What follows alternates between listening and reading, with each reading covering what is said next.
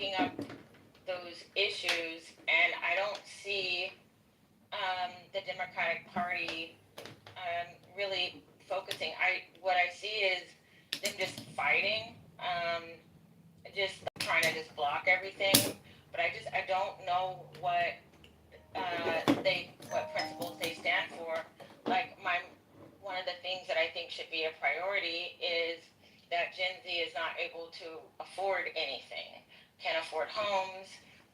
They can barely afford their rent to stay in apartments, and neither party, I think, is doing enough to address this problem, and it is pissing me off because that's a cornerstone. If you can own something here and you have skin in the game, you're not so mad at everybody. Think about it. Really?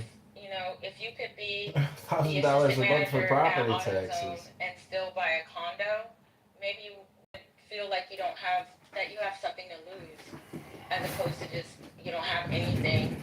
And if you can have something that you own, then you can feel and you have a decent salary, then you might feel more free to find a partner and get married and have children. Like, I really think the source of all of it is just that people are not able to have the things that they have seen other generations have, and it makes them feel really hopeless.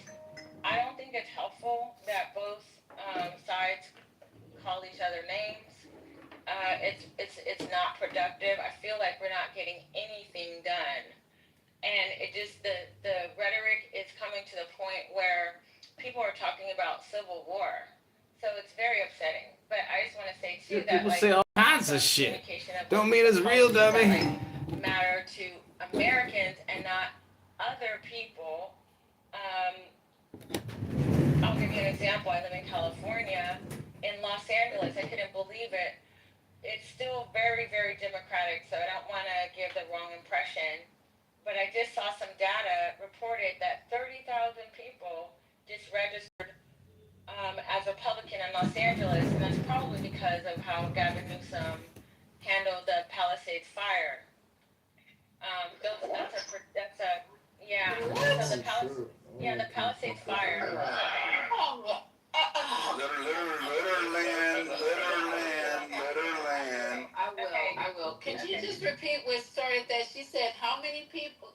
30,000. She said 30,000 left, and she thinks it's attributed to 30,000 left California? No. Registered, left the Democratic Party and became Republican. And she thinks it's attributed to the way Newsom handled the Palisade fires and the recovery process and the way that the homes and the I know what she's referencing, but go ahead. This is interesting. This is what I like, and I say this respectively. I want to say that this is what I Respectfully, don't like. motherfucker. Like, you don't even know what I said, and you're so ready to jump on me. And this is not me being a victim. This is just me pointing out behavior that I see. No, I'm not ready to jump on you. I was ready for you to repeat what you said because I'm definitely looking it up. Okay, yeah. That's why I yeah. jumped in. You also have to forgive Lisa because she's in love with Gavin Newsom, so don't. That's her baby daddy. The man that destroyed That has California. nothing to do with what's going on here right The now. man that destroyed California. That's her He baby daddy. did not destroy us. I love Gavin Newsom, and Gavin Newsom's gonna save us, Lisa. Oh my God. Okay, I want her to complete this because I'm looking it up. I'm looking it up. Go ahead, ma'am. Yeah. So I just and what I'm also seeing, I also tracked the party affiliations and people switching. They're switching in the surrounding Southern California counties where I live. So I live in Riverside County, that just abuts San Diego. San Diego is really like the only county that Republicans haven't seen significant gains in California. And the reason why I bring it up, even though it's relatively small, people who registered Republican in Los Angeles were 30,000, and only 4,000 people registered Democrat at the same window period of time. So I think that that's a really strong indicator that Democrats are not really delivering. I think that they are ignoring things that are happening in their own backyard, and I think people are just getting tired of people saying that they don't see what they see with their own eyes. And I live in California. people who were adjacent to the Palisades fire, and it was really handled very terribly. And a lot of people. What aspects do you think were handled terribly? I know what the pushback was here. I just want to hear which ones you highlight. They didn't have available water. That a lot of the tanks. Well, the tanks were empty when the fire happened. So that was one.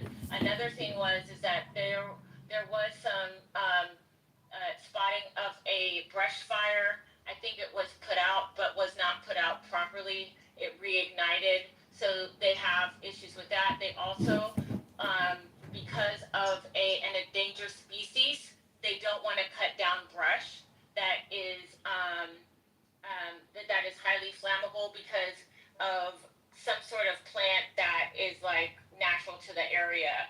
And so there's a lot of overgrown brush that environmentalists have blocked from getting cleared, so it makes everybody in danger of fire who lives in that area. And then finally, so like it's not a problem for me. I just want to preface this.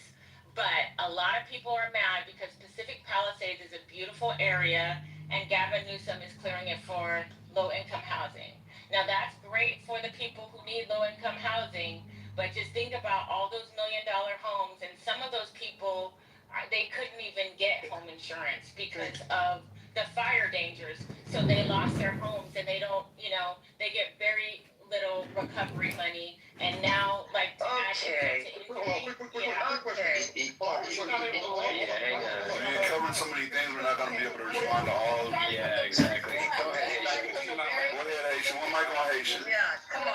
Wow. I looked it up about how the shift, and there's nothing. I have found nothing. So can you please put the link of the people who are switching to Republican in California? You said 30,000. I'll try Because to. I'm going through here right now. Lisa, can I make a comment? Haitian wanted to go. Haitian wanted to go. Lisa, can I make a comment? The only thing I see is the Latino. We gotta have one mic on Haitian. What do we do? One mic on Haitian. Hold on, that wasn't finished. Oh, you wasn't finished, Lisa? The only thing I see is political.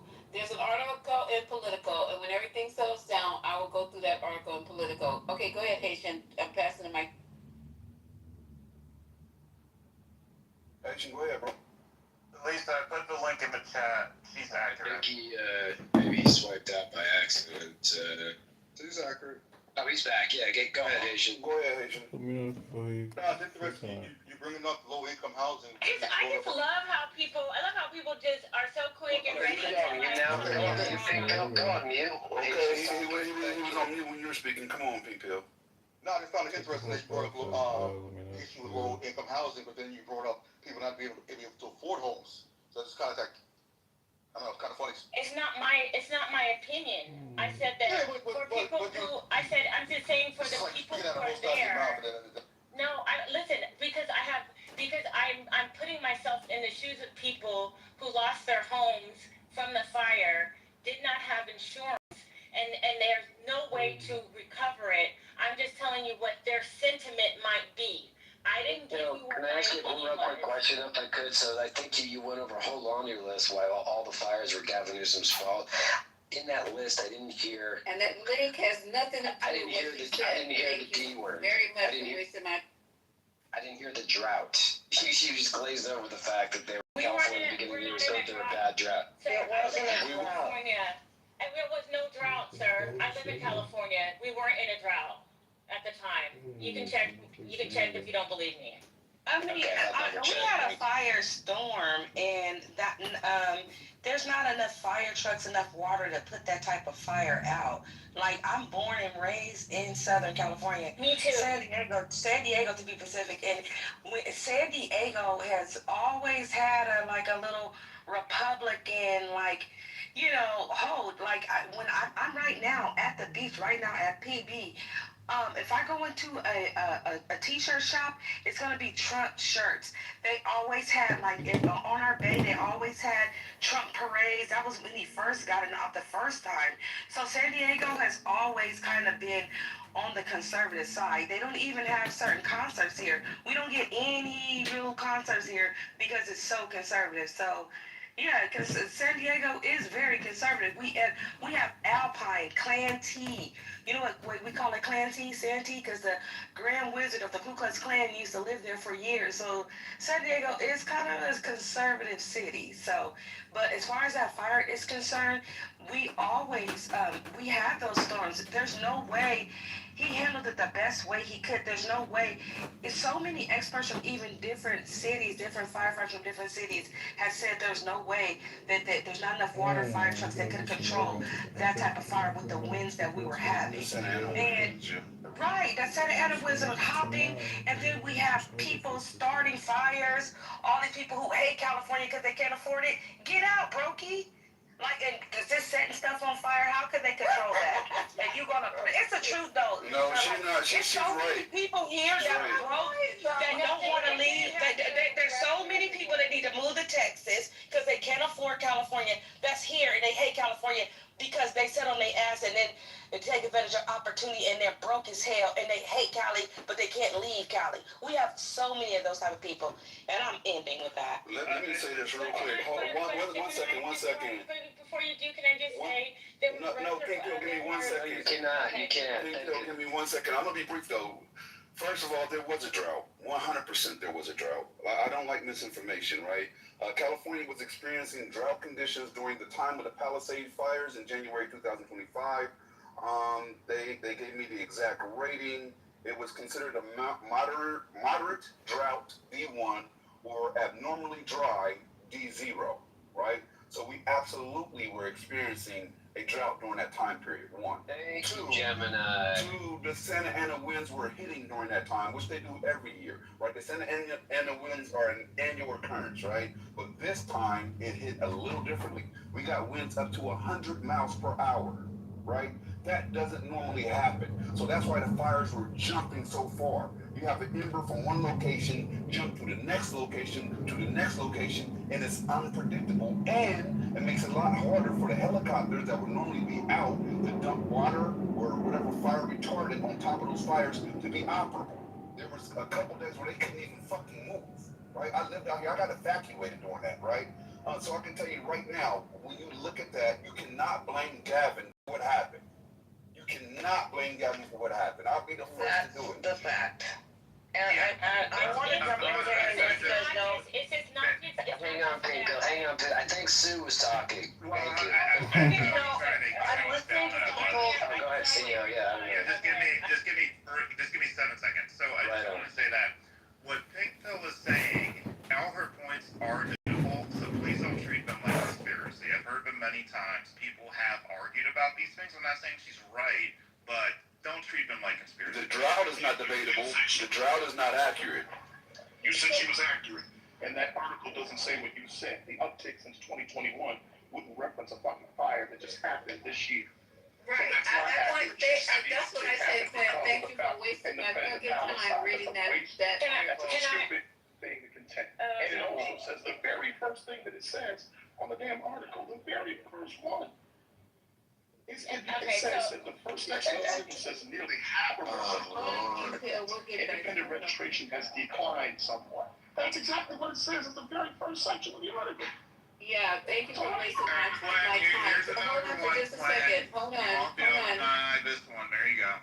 Okay, well, I read it. The data I point guess right I don't now think is we brand don't read. new. It's a data point that's very clear. Okay, well, whatever. Okay, so let me tell you No, guys it's a an real article. secret about California for all the Californians who live there. California is not Oregon. It is not Seattle. Greetings. It is not a green state. Southern California is a fucking desert. I went to a place they call San Jose yesterday. It is so fucking dry out there. I thought, good Lord. One side were the fields where they were planting shit. I don't know what kind of crops they were planting. And the other side was brittle, dry, the natural part that hadn't been farmed or touched or whatever. The hillsides where those windmilly things are, all those hills, all that grassland in California is fucking dry. It is not a green state. When is the last time it's rained in Southern California? Quickly. It just can't rained even last think week. about it. It wasn't a rain. It was a sprinkle. It was That not was a rain. It sprinkle. was a We don't get no, sprinkle. we don't We get no don't get rain out rain. here. You're absolutely right. I'm in LA traffic right now. You're It's right. sunny It's as a hell. sprinkle. You're right, Lisa. It's a desert. Lisa, you damn right. You are right. Everyone knows that. That's from here. I'm literally in LA traffic right now. It ain't no rain. It is not raining. What you call rain. We're talking about rain. The kind of rain they have in Seattle, the kind of rain they have in Washington State and Oregon. You guys don't get that kind of rain. The type that can be measured in The inches. fucking desert, okay? That's why there should not even be allowed to have lawns and shit in California where y'all niggas get out there and have these green ass fucking lawns back and front. Not too much on the green lawns. You done went too far. You done went too far. Come on, be I'll honest. pay Jose a lot. You know what? What are you It's doing? not the line. It's the brush. And you wasting all that drinkable water. I pay Jose good money to keep my shit green. What are you It's really doing? not. It's not the lines. It's the line. It's the brush. And you know, people would like. I mean, Pink Pill was talking about them not cutting down stuff. People, because you know, in your backyard, you'll be looking at a canyon, and it's just nothing but a canyon. If it has plants and bushes and animals and people like that. Oh, a squirrel. Oh, I see a deer. But they gotta cut that down because that's a risk for fire. Those homeowners will protest that because they don't want to look at empty canyon in their backyard. It doesn't look pretty. They'll protest even getting that brush. Like they only this certain amount of inches from my home. I want the wildlife. You're killing the animals, but it's really the scenic, you know, because it would look crazy, like you said. We shouldn't. It's because it's a desert. We shouldn't have green grass. We shouldn't have all this brush. And what would that make us look like? Arizona? No, they want to look like pretty California, and they will fucking go and they'll go against cutting down the brush because they don't want their house to look like that. They don't want the scenery in their backyard when they're looking into the canyon to look like that. So you're right. That's what it is. Also, That's why to live in California, you guys need to go back and look at the history of California. Because when my parents decided to relocate to retire in Manhattan Beach, I started studying California, even though I had an auntie who's already lived there for just about all her adult life. Okay, and now she's in her late 60s, 70s. The history of California, when they started with Hollywood Land instead of Hollywood, and the drive to bring people west into California, they marketed California as a place where you go to get better, right? I'm gonna get that whole thing about that guy, that XY. Have you guys seen that place XYZ something?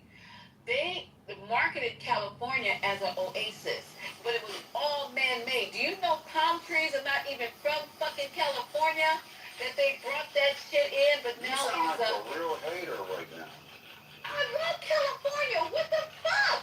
I You're just telling us not to water our grass and all, like, But what? she's right. This is how Orange Mouth got its name. California geographically was not made for the way it's being They listed Southern California as the end of the Owens Valley. That guy That was Owens Mouth. had to build that. I thought Owens Mouth must have been a hell of a oral all the supporter. way down from Orange Valley just to bring water into California. And then that shit broke. And then the water is not even really sourced in California. It's coming from the reservoirs. From fucking Oregon and Washington State. It never made it to California. Oh, y'all got it. Listen, I will give you this. I'm gonna be real brief. I will give you To this. get in there too, Gemini, but go ahead. I'll yield to her right now, but I will say this, Lisa. We have to like, if we get these notices that tells us like on Tuesdays and Thursdays this summer we're not allowed to use our water, or you're not allowed to use your water after 5 o'clock, and you can report your neighbor if you see them and they'll get fined. I still do it anyway. I'll pay the fine because my shit ain't gonna go brown. But at the end of the day, we do have water shortages, and it's very severe, and we get these notices all the time, right? So when somebody says it's not a drought and they live down here, I'm like, how? There's no way you live down here, because we get this in the mailbox every day. Okay, Gemini, what I'm trying to say is I did Sorry, cross-check Pink Pill, maybe you didn't hear me before. Pink Pill Sue was waiting. You can go after her. And Thank what you. I Go want ahead, to Sue. say to all of this bantering back and forth, what's not being said is that Caruso, who wanted to be the mayor, who lives in Brentwood, has a private fire department that put out the fire on his property in the Palisades and didn't save anything else around his property, did nothing for the community, has a private fire department in Brentwood for himself and for the residents of Brentwood that pay for that. But this is the person that wants to be able to tell us how to recover from these fires, because he's going to come in and put in manufactured homes and help people who cannot afford to rebuild. So I want to first put it out there for those of you that think you're going to tell those of us that live here how the fire is affecting us and how the rebuilding efforts are happening and how the monies are being allocated, who's getting it, who's not, where the insurance is happening, where it's not. I'm here to let you know we're living it. So before you go ahead and say what the decisions are that are being made, speak to those that live it on a daily basis.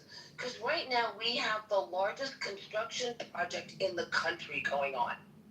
Right here, under my nose and Gemini's nose, the largest flippin' construction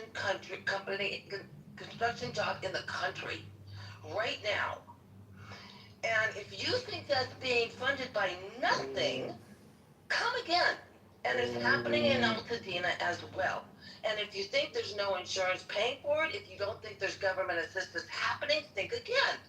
So I want to say, Pinko, before you start spewing what you're spewing, get your facts together. I too am right here in LA County. Now I agree, we've had a water drought for many years. It didn't start yesterday. It started 20 years ago, 30 years ago, and Lisa was spot on. Southern California was sold as the end of the gold rush, and this is where the water was going to end. And if you come to the San Fernando Valley, there are streets that run right through here. One is called Owens Mouth, and it got its name by the people that founded it, and they said that it was going to be the end of the Owens Valley. The water never made it here, ever. So all of this stuff is out there, but what I don't appreciate is false information from people that live in other counties trying to tell us the way in which things are being managed here. Okay, real quick. So, because I double checked at the beginning of the year, I double checked with my references. By early 2024, California was largely drought free. Last year we didn't have rain. So prior to that, we had been in a very long drought. We'd gotten a lot of rain, and we had officially gotten out of the drought. So I will cede that point.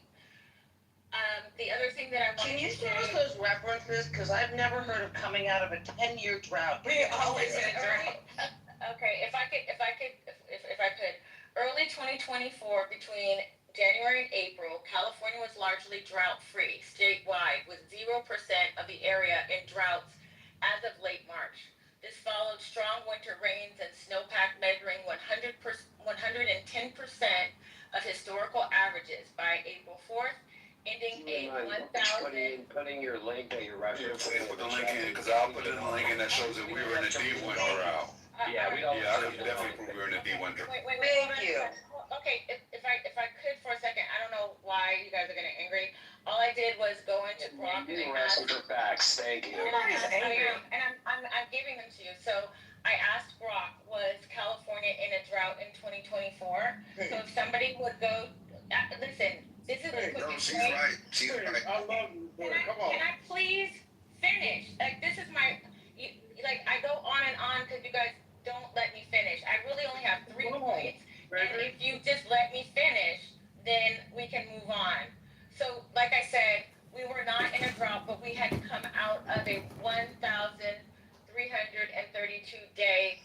Yes, correct. And so that is correct. That is a fact. Okay, if I could just finish. I'm gonna help In you out. 2024. For God's sakes, let her finish, please. Thank you. Let her finish and then help, because she's actually right. Go ahead. Okay, so by mid-2024, conditions remained mostly normal to abnormally dry in isolated areas. By late 2024, a slow start to the rainy season led to drought expansion. By November 14th, it was abnormally dry. So you guys are right in that at the time of the fire, there was a drought. But in general, by 2024, we were all celebrating because of the long drought. We had more snowpack and our lakes had filled up. We were very happy about that. I also, just FYI, I was born in Los Angeles. I was raised in Lancaster, California, and now I live in Temecula, California. The other thing that I wanted to say in regards to what happened in the fires, was not there. And I'm very sorry for the people who experienced frustrations with going through that. I don't want to talk to I don't want to talk to you guys like you're just like you just don't matter, like you're just like fodder for a debate. I am sorry for what you're going through.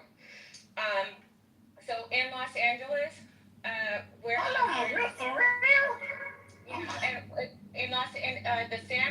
the Santa Ynez Reservoir in Pacific Palisades, with a capacity of 117 million gallons, was reportedly empty at the time, and that's according to CBS News 2. It was under repair. We knew about that. Okay, so, and then finally, in regards to Republican people registering for Republican in California counties, I just wanted to say, so for between February 24 and February 25, GOP registrants, because California has to report, it doesn't have to report, like, I don't think in real time, but they do have to report. So GOP registrants as of February 2025, in Los Angeles County, I was wrong. They had a net gain of 83,552 new registered Republicans. In Orange County, 38,101. San Diego, 31,875. Thank you, Bill. 30 seconds, please. Thank you. Okay, Riverside, 33,709. And these are all California. This is from California elections data. San Bernardino, 30,000. Sacramento, 15,000. Santa Clara, 12,000. So thank you. Killed y'all ass. I want you to be clear though. Like you got to be real clear on this, right? Yes, there has been an uptake in Republicans in Los Angeles County. However, when you look at the grand scheme, right, 30,000 compared to how many people is there? Right, how many people, and compared to how many actual Democrats. This is predominantly a Democratic county. When I say predominantly, I mean like 80%. So maybe y'all. Hey Jasmine, yes, I'd love to speak with you. Hope you're having a pleasant evening.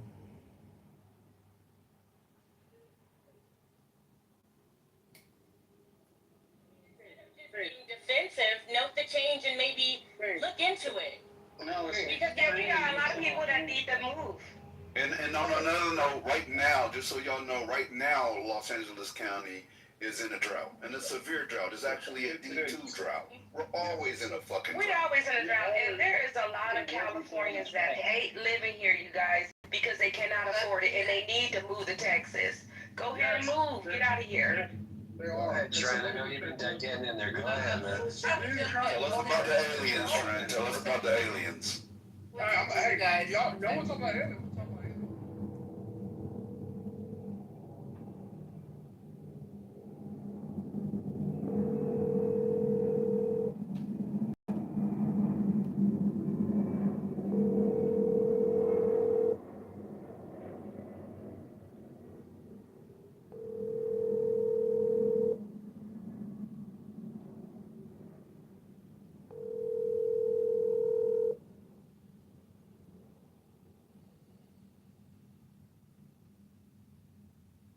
Please leave your message for 773-517-5431. Hey Jasmine, it's John. You texted me, you said you wanted me to speak, so I'm speaking. Call me back or text me. Hope you're having a good night. Bye. That my mother had with no fucking insurance. Y'all just go to And Texas. then driving off and pulling away. where the losers are. Right, go to Texas, Arizona. Get the fuck out. I'm in badass LA traffic right now. If y'all don't get the fuck out so I can drive. Crazy. I almost got sideways away from my girlfriend's car. Y'all need to get the fuck up out of California. Get out. It's so hard. Get the fuck out. Leave. Listen, Gemini and Elisa, I'm at the beach looking at the water. I'm in LA traffic and this looks like a parking lot on the freeway right now. Where are you at, Trent?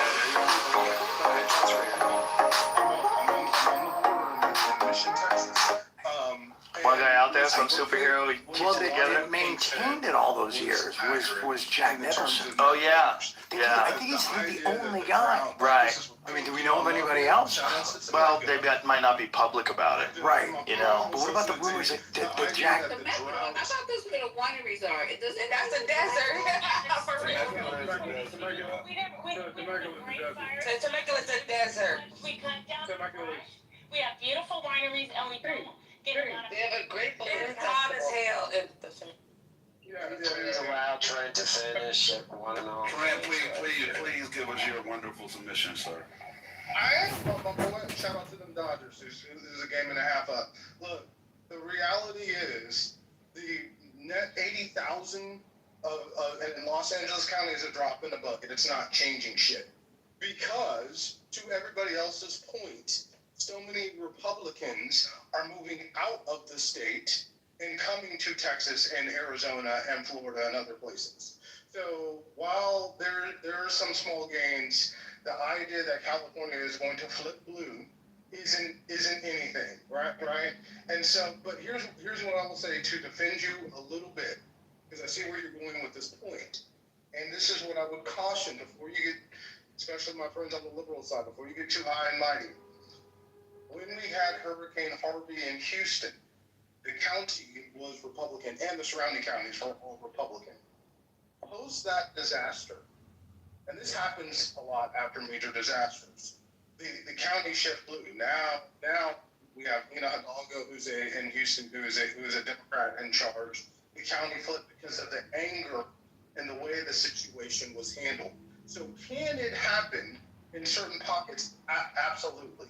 The entire state, highly unlikely. All I wanted to say, and let Sue talk shit. She knows more about California than most of y'all. Take care. Did he just leave again? That's why I be ready to throw his ass off the stage. Me and Sam doing that next time just so he can't do that shit.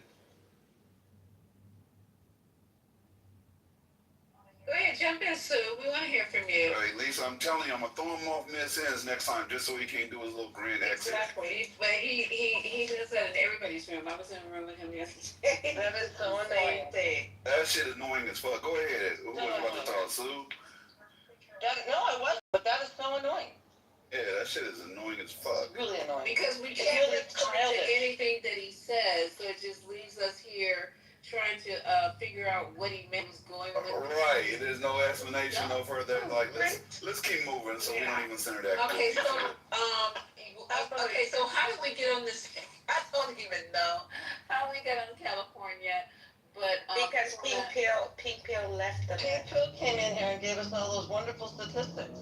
Yeah, she left the left. Do y'all know how many people is in LA County, just for a reference? Oh, millions. 9 million, almost 10 million. 9.6 million people. 30,000 is not shit. Right. Okay, so let's try to recenter ourselves here. I was trying to remember how we even got there. It's just really weird. I'm just blanked out completely. Okay. Can somebody bring up Aram? Sure, Aram. Let me see. All right, so they're talking about shutting down the government. I think we have another till the 30th, I believe. And the conversation that Don Lemon was having with Cory Booker. Can somebody mod your honor? I'm driving. Can somebody mod your honor? Yeah. You, please. Yeah, I didn't see you guys. I'm sorry. Hold on. No, I left, but I got to shit. Okay, so there you go. So Cory Booker was saying that they won't even talk about, they won't even have discussions with the left. So I don't know how you guys feel about the government shutting down and the benefits or branches of it. We can talk about Could that you if give you us some want. details on that, please, if you don't mind? Oh, I can read through this clip because it's very interesting. Okay, And okay. I'll tell you guys to listen because it was very interesting what Don Lemon and Cory Booker were talking about. Cory Booker's gained a lot of weight. I don't know what's going on with him, but anyway. Hold on. That's because he's engaged and I'm happy. saying same thing. I'm gay. Yep, he's engaged and happy. Wow. Well, he needs to get a little bit fatter. Oh, shit. I'm sorry. Hold on. Let me find it. He's just a little bit too plump for me. I agree. All right. So we were listening to. There we are. He gained that weight when he didn't pee for 3 days. That was funny, right? When he stood up there and we don't. Let me give Cory back his credit. Let me put my crown on Cory. It takes a lot to sit up there and talk that long. Man, with an adult diaper on. Go ahead, bro. Damn. Hey, hold on, y'all. It's coming. YouTube, Cory, Don Lemon. Here we go. Hold on. And it's just a hot mess. And then we were going to go and listen to the critique that they had.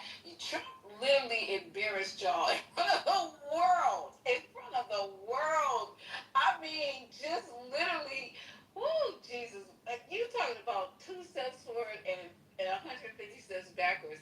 He literally embarrassed us in front of the world. We have lost credibility all over the world with that shit at the UN, that speech he gave. He said the world never respected the United States more. We've never been in a better economy. Never had better pricing than right now. So don't do that. And then I got this article that I was reading yesterday, how the CEOs are even scared to speak up about how horrible the economy is. They're scared. Literally saying words like fear. Okay, here it is. Let me turn it up.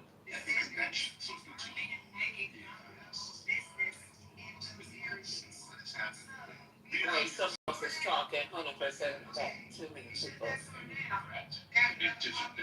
Oh, wait, hold on. Wait, I gotta put that on hold. My understanding is that the president agreed to a meeting with Democratic leaders and then canceled it. Yeah, suddenly. Are we gonna shut down? Look, how do you... There's no way to get this bill done. They control the House, the Senate, and the White House. But the only way to get to the Senate is by getting at least 7 Democratic votes. I'm not going to give my vote away without them doing something in terms of negotiation or compromise. And what the Democrats asking for is do something about the tens of millions of Americans who are seeing their costs go up, their health care become more expensive, who are losing their health care. So maybe because of the things that you've done. Donald Trump has been in office for 9 months. America is poorer. And America is sicker or has less access to health care. So I've never seen like this. The other side won't even talk or engage with us, even though there's only one way to get this done is together. So for Donald Trump to cancel a meeting, for the Speaker of the House of Representatives to dismiss the House, to send them out on recess until after the shutdown date is just stunning to me. And it shows me that they want to drive our country into a government shutdown. What's the point? What is the point? I don't understand. I mean, they have succeeded in bullying their way, stealing power. We see case after case going up to the Supreme Court because Donald Trump is being an authoritarian executive. He doesn't believe he's president. It seems like he's trying to be all the constitutional power to himself. This is the process. You have both sides of the both Article 1 and Article 2 branch have to do it together. But he seems to want to do it his way or no way. And that's what the problem is. He's got to be willing to negotiate. I'm glad you mentioned Article 1. I saw Hillary Clinton on the morning show this morning discussing that. It was a very interesting conversation. She said everyone should get pins that says Article 1 and see as the Republicans wear it. You know what I mean? Yeah. Well, I mean, look, I'll be honest. I have private conversations with Republican colleagues sometimes where they point out that what they're seeing the executive do is not right. I've heard comments about the tariffs and the pain they're causing. I've seen them comment about excess not being qualified, or you signal out, put out on a commercial app battle plan, but not in public. They won't say it. But that's the point. They're not doing it in public. They're not calling hearings. They're not doing the job of checks and balances or oversight of the executive. And so if you're basically saying Article 1 will do nothing to check the presidency, you are literally undermining our constitutional framework and turning him in de facto into more powerful, demagogic, authoritarian leader. And so I know this. Jefferson said it so powerfully around the founding of our country. When the people are afraid of their government, there is tyranny. When the government is afraid of the people, there's liberty. Well, what happens when senators are more afraid of their government, their president, than they are of the people they represent? Yeah. That's the problem we have right now. Yeah. The Affordable Care Act, the tax credits, I think that is a sticking point. Democrats want that in there, and Republicans are saying no. Is that the main sticking point or a major sticking point? I'll be honest with you. I'm not giving my vote away for free. Do something on health care. There's a lot going on here. These looming Medicaid cuts that they conveniently pushed out till right beyond the elections. Well, those are going to hurt millions of Americans. You made other cuts to health care before you even get to the Affordable Care Act. Will you restore those? Will you the Affordable Care Act? There's a lot of things that could be on the table, but we aren't even at the table. Donald Trump is refusing to sit down with us at a negotiating table. The leaders of the House and Senate are refusing to sit down with us. That's the thing that's surprising me. I've been here for 13 years, and when we do budgets, we do them in a bipartisan fashion. We have passed 3 bipartisan budget bills out of the Senate. They haven't gone anywhere else. But we know that we have the wherewithal to do bipartisan budgets. The American people should not see their government shut down. But this president and the Speaker of the House, by their actions this past week, seem determined to do just that. Okay, so what do you guys think so far? They're not even trying to talk to the Democrats. So what do you guys think? So, I have a thought related to this UN appearance, and I think it connects back to this story with the not meeting with them. So there was a story that came out in the Times. Trump strikes radically different tones in public and in private. So we all know what he said, at the United Nations, and he talked so tough, blah, blah, blah. But it says, in the decades since Trump burst onto the political scene, world leaders have gotten used to the two versions of the American president. There's the public one who shows up in speeches, social media, and the private in-person one who's often conflict-averse, eager to accommodate in one-on-one or smaller conversations. So, wait, let me get to this quote of what he said. Okay. Hold on. One European diplomat with a seat at the Security Council said that colleagues were trying to engage with Mr. Trump on points where they spotted willingness to address various threats. They lined up afterward to secure one-on-one meetings with him. In the speech, he talked about, I've negotiated so many peace deals. So when he met with the UN Secretary General, what the Secretary General told him was, you've selected peace as a central objective, and you've been going north and south, east and west, in all possible situations, getting or trying to get ceasefires, alleviating tensions, making peace agreements, or building blocks of peace agreements. So then he comes out of the meeting and he says, I may disagree with it sometimes, but I'm also so behind it, talking about behind the UN. And he came out saying, forever, the Ukraine has to give up land for peace. And then he came out of the UN saying, actually, no, they shouldn't give up any land and we have to respect their sovereignty. And so, when they met with different leaders, like one of the leaders was saying, Trump is absolutely right, we're on it. Okay, and then, he met with... Oh, and then in Kamala Harris's book, she talks about when she called him after he got shot in the ear, she called him to check on him. And in the book she says, he told her, you've done a great job, you really have. My only problem is it makes it very hard for me to be angry at you. It's like, what am I going to do? How do I say bad things about you now? And she wrote in her book about this, he's a con man, he's really good at it. I readied myself for a phone conversation with Mr. Hyde, but Dr. Jekyll picked up and said. So anyway, my point in saying this is like all these world leaders had figured out, and then they applauded like his crazy UN speech. So these world leaders have all figured out, you've got to cozy up to his ego, tell him what he wants to hear. Oh, yes, Mr. Trump. Absolutely, Mr. Trump. And that's how you kind of butter him up. And then if he feels like he's getting the respect he deserves, you can work with him, right? Whereas if you take a tougher approach, now he thinks you've disrespected him and you can't get anything out of him. But just to bring it back to what the topic, the difficulty here is that that's fine for world leaders, maybe even people in his own party. But the Democrats, like, by virtue of their job, they're literally the opposition party. They don't have the option to go out there and say, actually, Mr. Trump this, and he does care, and he's great. So they can't play that game. So therefore, with his fucking ego, like, they can't get anything from him because they can't play this game that other people are playing.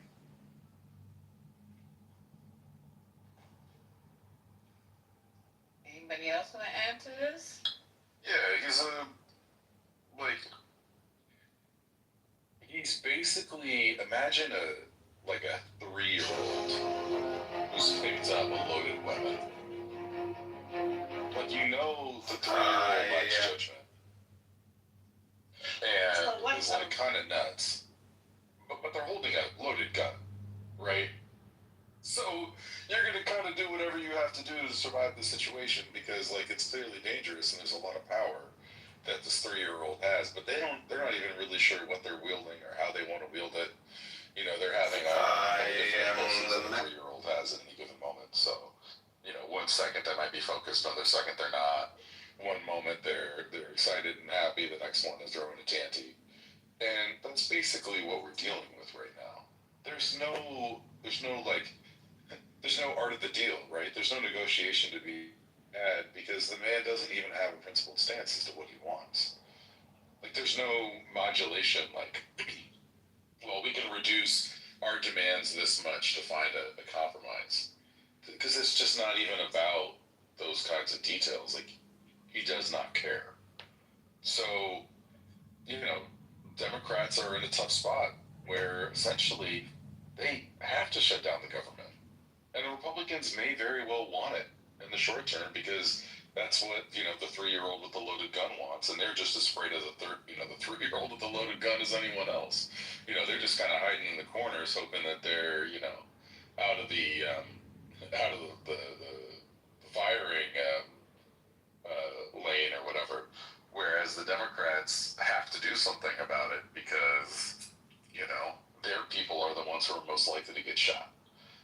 And so, I think the government probably is going to shut down because I don't see any other off-ramp that could possibly happen. And the idea of the Democrats just capitulating for the second time, mind you, why would they do that?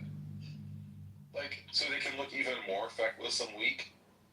It looked terrible the last time. And the other thing is the worst thing about last time, right, actually wasn't that they decided to not shut down the government. The worst thing that they did last time was they had no strategy until it was 48 hours before that Schumer started to shift his opinion from, oh, we're never going to give in, to, hey, everyone, we really got to give in. And so instead of the story being about the Republicans and, their intransigence and their malfeasance and all this shit, it became about Schumer being punk and this, Democrats in disarray argument. And once again, we're moving towards this moment, and there isn't clear messaging about what should happen.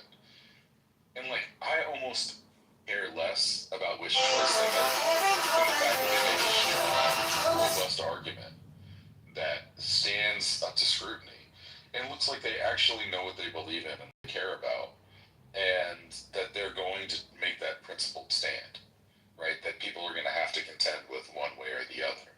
And it just feels like they endlessly surprise themselves by being in the middle. And it's crazy.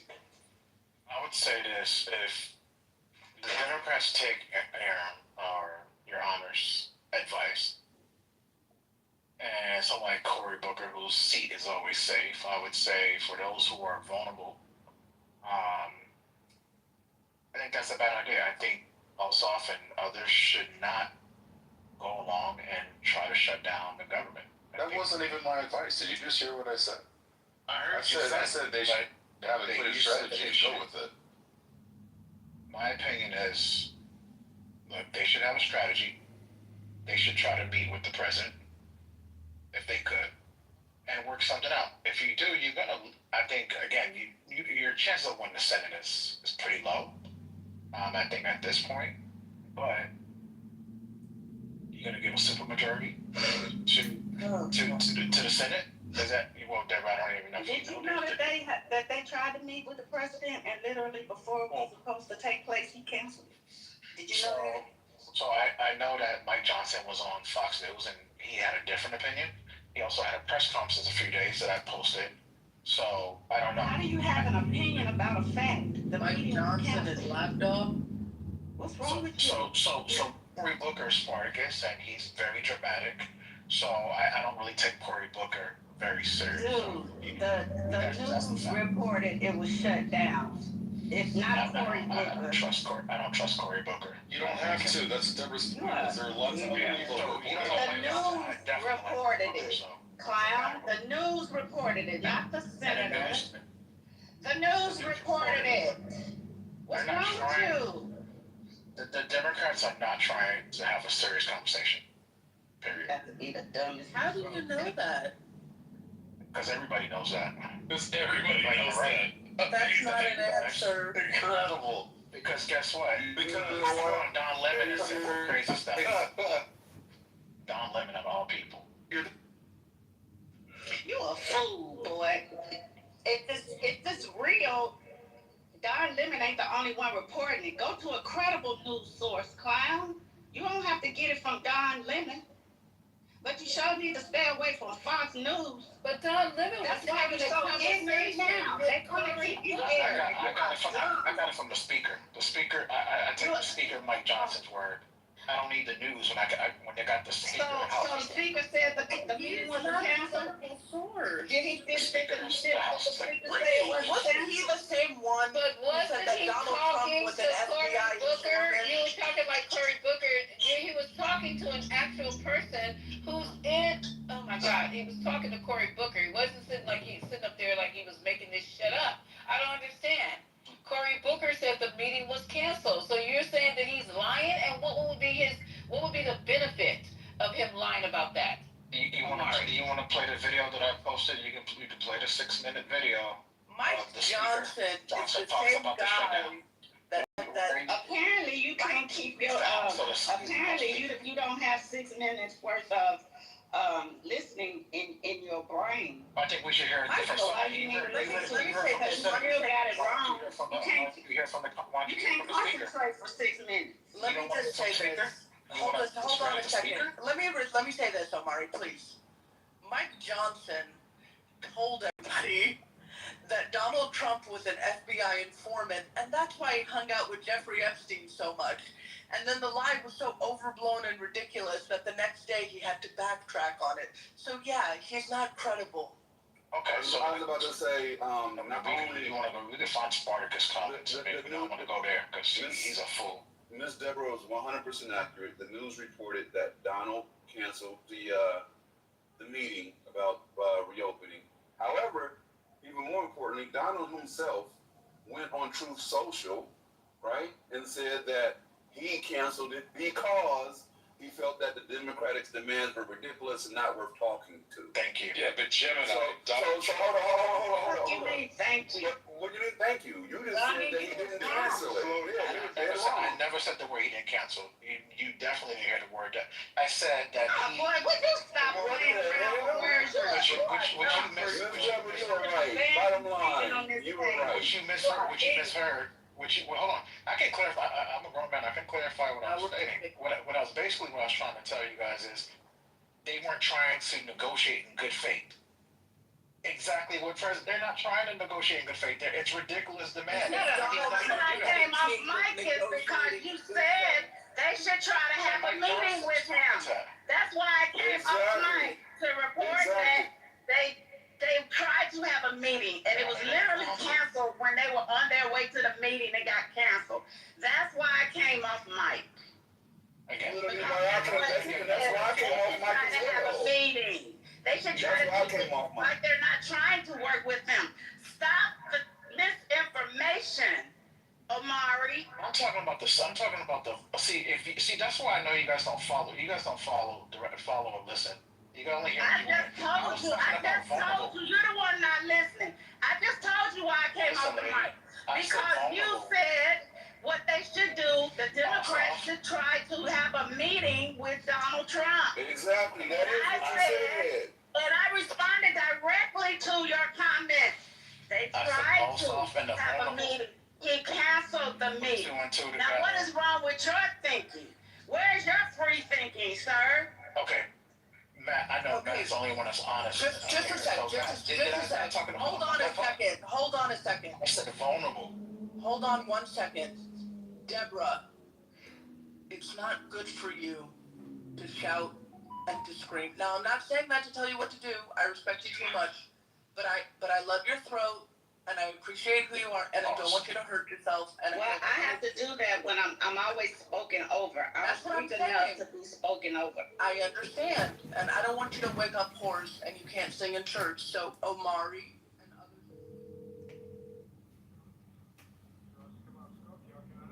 Hey, I just placed an order, and I actually meant to place it at the Milwaukee location.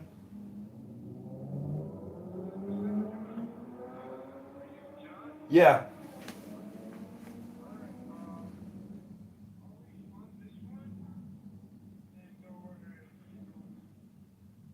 Okay, I apologize about that. Thanks.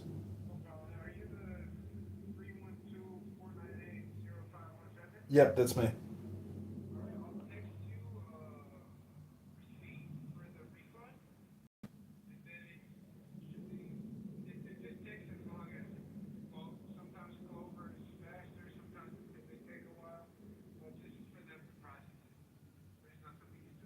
I understand. I trust you. I appreciate it. Love your food. Thanks so much. Okay, thanks. Bye. Right now, you absolutely said they should try to have a meeting. Well, sometimes I don't put my words together correctly. Say So what? can I redo it like Scrabble? So what I was trying to say, Deborah, is I was talking about the vulnerable ones, so because maybe I might have jumped into like multiple conversations, and that might have thrown me off, and I apologize if that was the case. I wasn't thrown off. I responded to what you said. So don't tell me maybe that's your hold on, you're continuing to gaslight me. I didn't misunderstand what you said. I responded to what you said. I did not. You say, okay, before I stop talking, you're gonna say, okay, didn't misunderstand what I said. If you're not gonna say that, then I'm gonna keep saying, come up here and say whatever you want to say, and then it's supposed to be true. You're not gonna gaslight me and say, because you could have just went on and kept talking. But when you say, I misunderstood what you said, or I didn't understand, you're a fucking lie, and I'm not gonna let you get away with it, sir. You're not getting away with it. That's fair. That's fair. I'll take that. That's a good call out and good feedback. I appreciate that. What I would say is I was talking about the vulnerable Democrats, not the ones that have safe seats. And if it didn't come off that way, then okay. And then you keep going from there. Don't interject. So Deborah, you misunderstood what I said. You're right. No, I didn't. You're right. I'll take that back. Don't ever do it to me again. I'm sorry, Miss Deborah. I hear you. Loud and clear. Noted. Is that fair? Roxy. Yes, sir. That's fair. Thank you. Maybe something else I'll say just in relation to the shutdown, because a question that I had was, why was the prospect of a shutdown so unacceptable to, Chuck Schumer and others in the first few months of his presidency, and now it's a more viable option?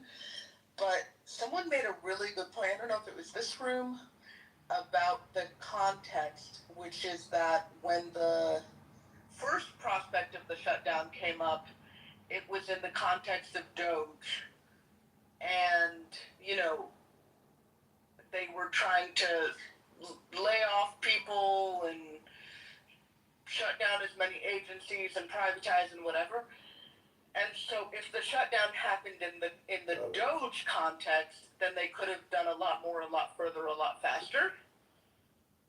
But now the Doge program has been scaled back and it's been absorbed into broader administrative, restructuring and whatever. And so because the heat has come down a little bit on the pressure that Doge was posing, it's a little less scary, the prospect of a government shutdown. Well, Do people agree with that? well, the problem is that they already did most of what was there to be done anyway. Like, all the NIH grants that they were going to be able to cancel, like, they did it. You know what I mean? Like, they sabotaged the government in so many ways. Like, basically anything they didn't like is sabotaged. So, what are you going to sabotage it more? I mean, I guess it's possible, but a shutdown government or a not shutdown government isn't going to, like, make the Department of Education functional. Right. Like, it's already dysfunctional. So, my take on this is, personally, right? And again, I stand on what I said before. The best thing the Democrats can do is have a clear strategy, message it well, and stand on it. Whether they're going to shut it down or keep it open, strong strategy is absolutely the way. That I will go with either one, just be strong on it. I'm a full-time reader, and I'm finishing the end of a Rihanna today. I'm going to bring you guys along with this. It's called a rattlesnake break. That looks like a rattle on the end of a rattlesnake. I'm going to pull these strings out of the plastic bag. They've been in there overnight after having been soaked in a little bit of water, and that just makes them pliable and easy to work with. I'm going to straighten these strings out here with my arm. Now I'm going to take my knife, I'm going to take one of these strings and make a slit like the people in that that were string. laid off, All the other have been strings hauled are going back to go in through that hole. because the See, I'm taking my departments are hole like here, and I'm just non-functioning. widening that And hole so out so that I basically can they fit just each got of these like strings paid leave. individually Do through you know that one anything about hole. that, Your Honor? Just gonna keep stacking them in I here, saw that one on top of the too. other, on top of the There's other. actually an You're article gonna on see it. how this If starts you to don't take know, shape speak here on in it. just a second. This is It'll the be last fine, one but that's gonna go through this hole. I'm gonna use my articles pliers on here it. just for Look the at convenience of everyone's pulling it taking through. on it. Then I'm gonna Okay, yes, pull all these down one at a time. I'm seeing this from the AP. Trump administration rehires hundreds of federal employees If you're laid a off small by content Doge. creator, And this was a story from September 24. Yeah, today. The General Services Administration has given the employees who manage government workspaces until the end of the week to accept or decline reinstatement, according to internal memo obtained by the AP. if you're a small Those who accept must report for duty October 6th. After what amounts to a 7-month paid vacation, during which the GSA in some cases racked up high costs, not belong to taxpayers, to stay in dozens of properties whose leases, if had lawyers for termination, are allowed to expire. Ultimately, the outcome was the agency was left broken or understaffed. Said a former official, they didn't have people they needed to carry out basic functions. So much for efficiency. 7 months paid. Did they get their full salary? Paid vacation is inefficient. That's very efficient. What's Good. up? It's a good use of the it's a good use of the tax dollars. Oh my God, Matt Cool's department. That's the only one that I high five on that one.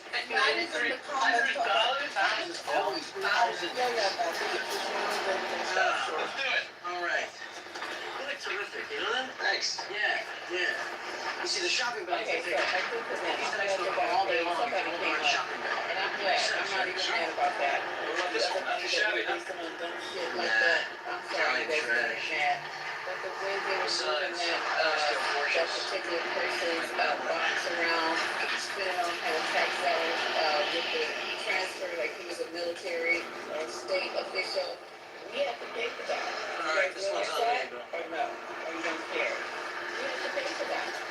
So, and they're not gonna tell us how much it actually costs to, be moving certain people around, with all those extra security. Never mind, you don't know what I'm talking about, I'm gonna get deeper into it, but that's taxpayers' money. I put a link in the chat, please, for anybody who wants to get that. That's an expensive box. Yeah, but not even, you know what I'm saying? My guess. Child, we should be voting on that. And that was a statue, and it was a holiday, and everything else. And some schools are putting it in chapters when they're not even being asked for it, and having those chapters in their schools. So it is being pushed on you. You have to vote on shit that's important. I would never want to tell a school that you have to have a chapter such as that there because the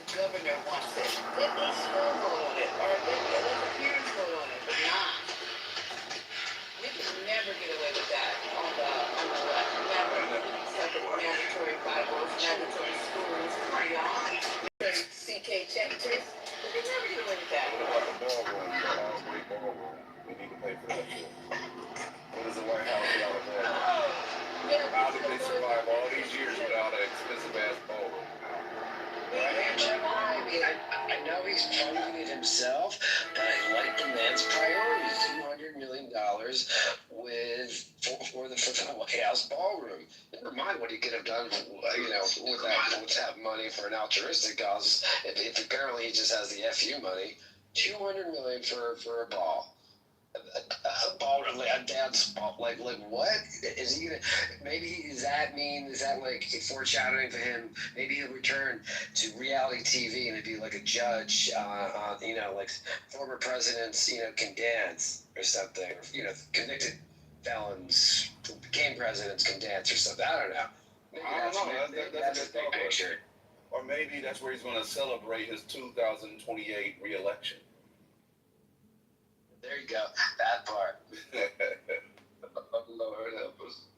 Oh God, this is scary. Okay, so do you guys want to listen to this Dr. Carr review the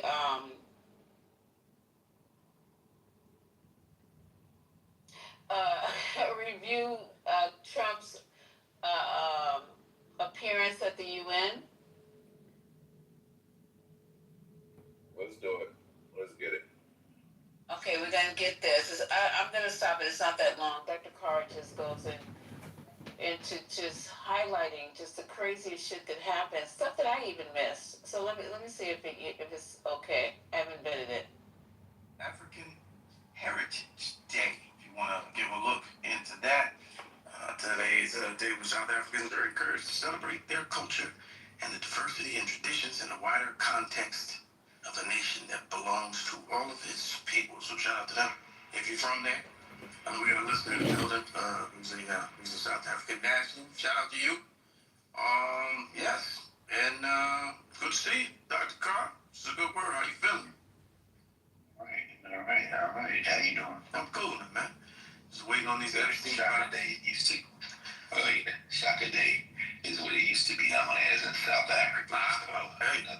South Africa is a wonderful example of how African people having overcome native minority rule have, rather than exact revenge, overwhelmed white nationalism with a sense of our common humanity. Their national holidays often reach into their memory and restore some sense of collective memory. So, like you said today, Heritage Day, drawing from Shaka Day, which is, of course, the Zulu people, one of the Nguni language speaking groups with the Zulu and the Swana and the Xhosa there, and so that brings them in.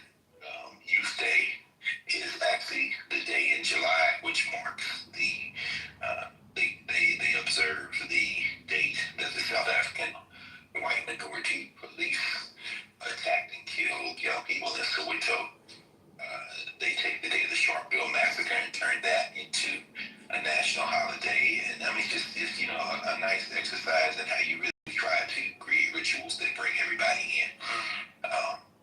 Their anthem, of course, because the Ukulele Africa is a hymn, an original hymn that was turned into a resistance song, and they integrated it into their national anthem, which they kept a stanza from the Afrikaner language speakers, which makes it a kind of unwieldy anthem as far as I'm concerned, but it is a gesture that speaks to the attempt to build something different.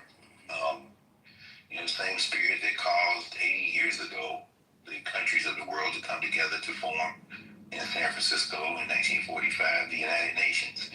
That was one animating spirit. Of course, the main animating spirit for the West was trying to build a structure that could keep them in charge for another few years, and that has worked for them too, at least in a general sense. But I must say, not only happy 80th birthday to the United Nations. Shout out to Bozo. Yeah.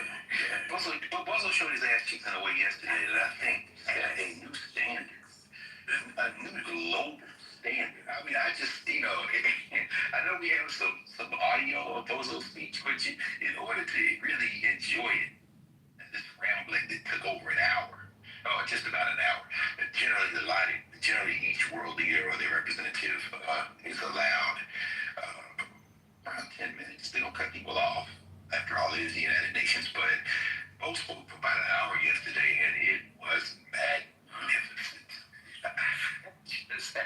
fact, this morning, overnight, Jonathan Lemire and Missy Ryan writing in the Atlantic, the first sentence in the article Trump did, the United Nations to mock him now, is the world laughed at Donald Trump. Do you think he noticed? Do you think he notices when the world laughed? Here's the thing, and we were talking about this just before we went live. I think we are closer than ever to the 25th Amendment, and I'm not saying that because any of Trump's lackeys. I mean, looking at little Marco yesterday at the United Nations, his face more and more a mask. As he certainly knows that the history books will certainly write him down as a purebred lackey. But in real time, he will live, it seems to me, to see his utter humiliation, not only on the global stage, but on the domestic stage as well. He won't ever be president, Marco. But I think he's oblivious. Yeah. I think it's very. I mean, he's more and more sitting in the White House when he does have meetings. He doesn't have many meetings. He's never had many meetings, but he has fewer than ever now. He can't walk in a straight line. He is clearly just unwell. He appears unwell anyway. Yeah. And this move against Jimmy Kimmel with his.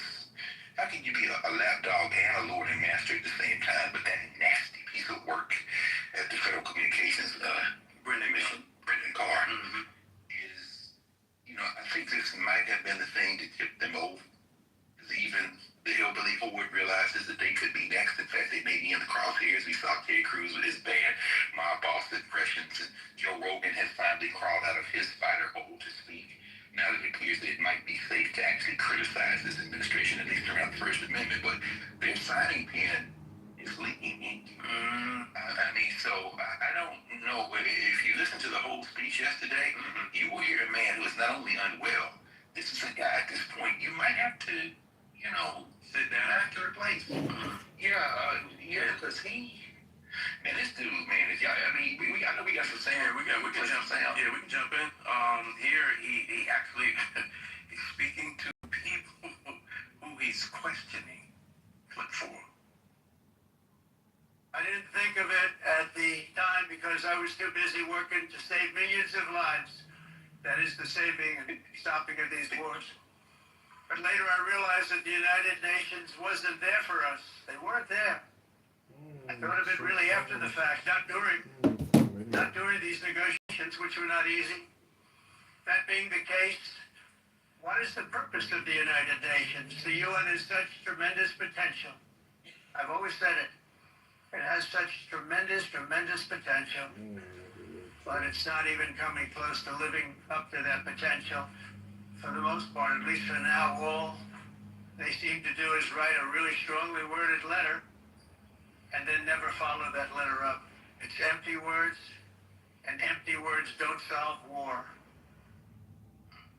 Yeah, that was perhaps one of, if not the most coherent.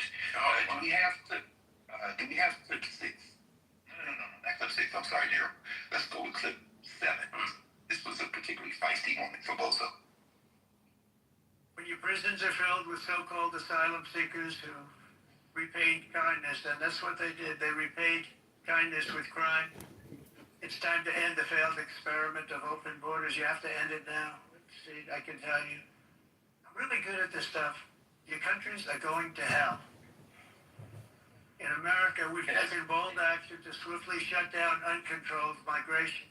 Once we started detaining and deporting everyone who crossed the border and removing illegal aliens from the United States, they simply stopped coming. They're not coming anymore. We're getting a lot of credit, but they're not coming anymore. Yeah, Bo is off the chain. Yeah, he definitely told these people, all these sitting prime ministers and former, your country's been going to hell. But I love this line. It's really something that probably should be, it'll probably be on t-shirts or some, maybe even White House t-shirts. I'm really good at this stuff. Bozo said, in this ramble, Bozo said he stopped 7 wars. I mean, you can see people literally grimacing, and then there's he said his millions of lives. His poll numbers are the highest they've ever been. They're actually the lowest. They're going down. And by the way, parenthetically, about 32% of those eligible to vote in the United States of America voted for Donald Trump. 62% of those who were eligible to vote actually participated in the election. So y'all can stop talking about the Republicans won and said the majority. Yeah, third of the people who could vote voted for MAGA. Okay, so you have to stop that.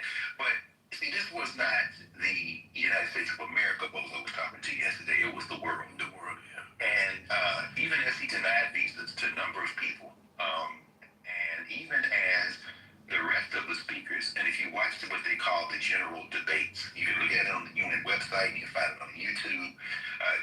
Protocol, kind of informal protocol suggests that Brazil speak first.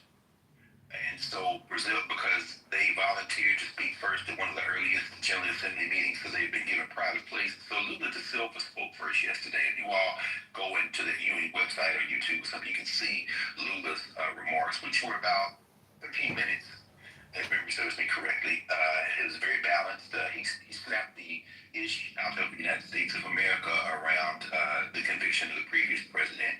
He talked about trade and trying to use things. He stood up for Venezuela. So y'all out here patrolling and you can't deny you stop the drug trade. And then Bo came, because typically the host nation will speak second.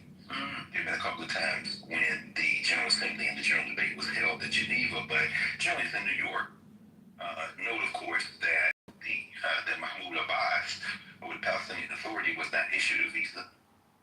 So he was not able to speak in person. He won't be able to speak in person. But of course, they had a 2-day summit prior to the opening of the General Assembly and the General Debate this week, at which France, England, a couple other countries recognized the Palestinian state. Is not stopping the international killer, Netanyahu, who's continuing to wage war against Israeli Defense Forces. But it's pretty clear now that the entire world, as Dr. King might say, the whole world, is against Israel and the United States on this issue of slaughter.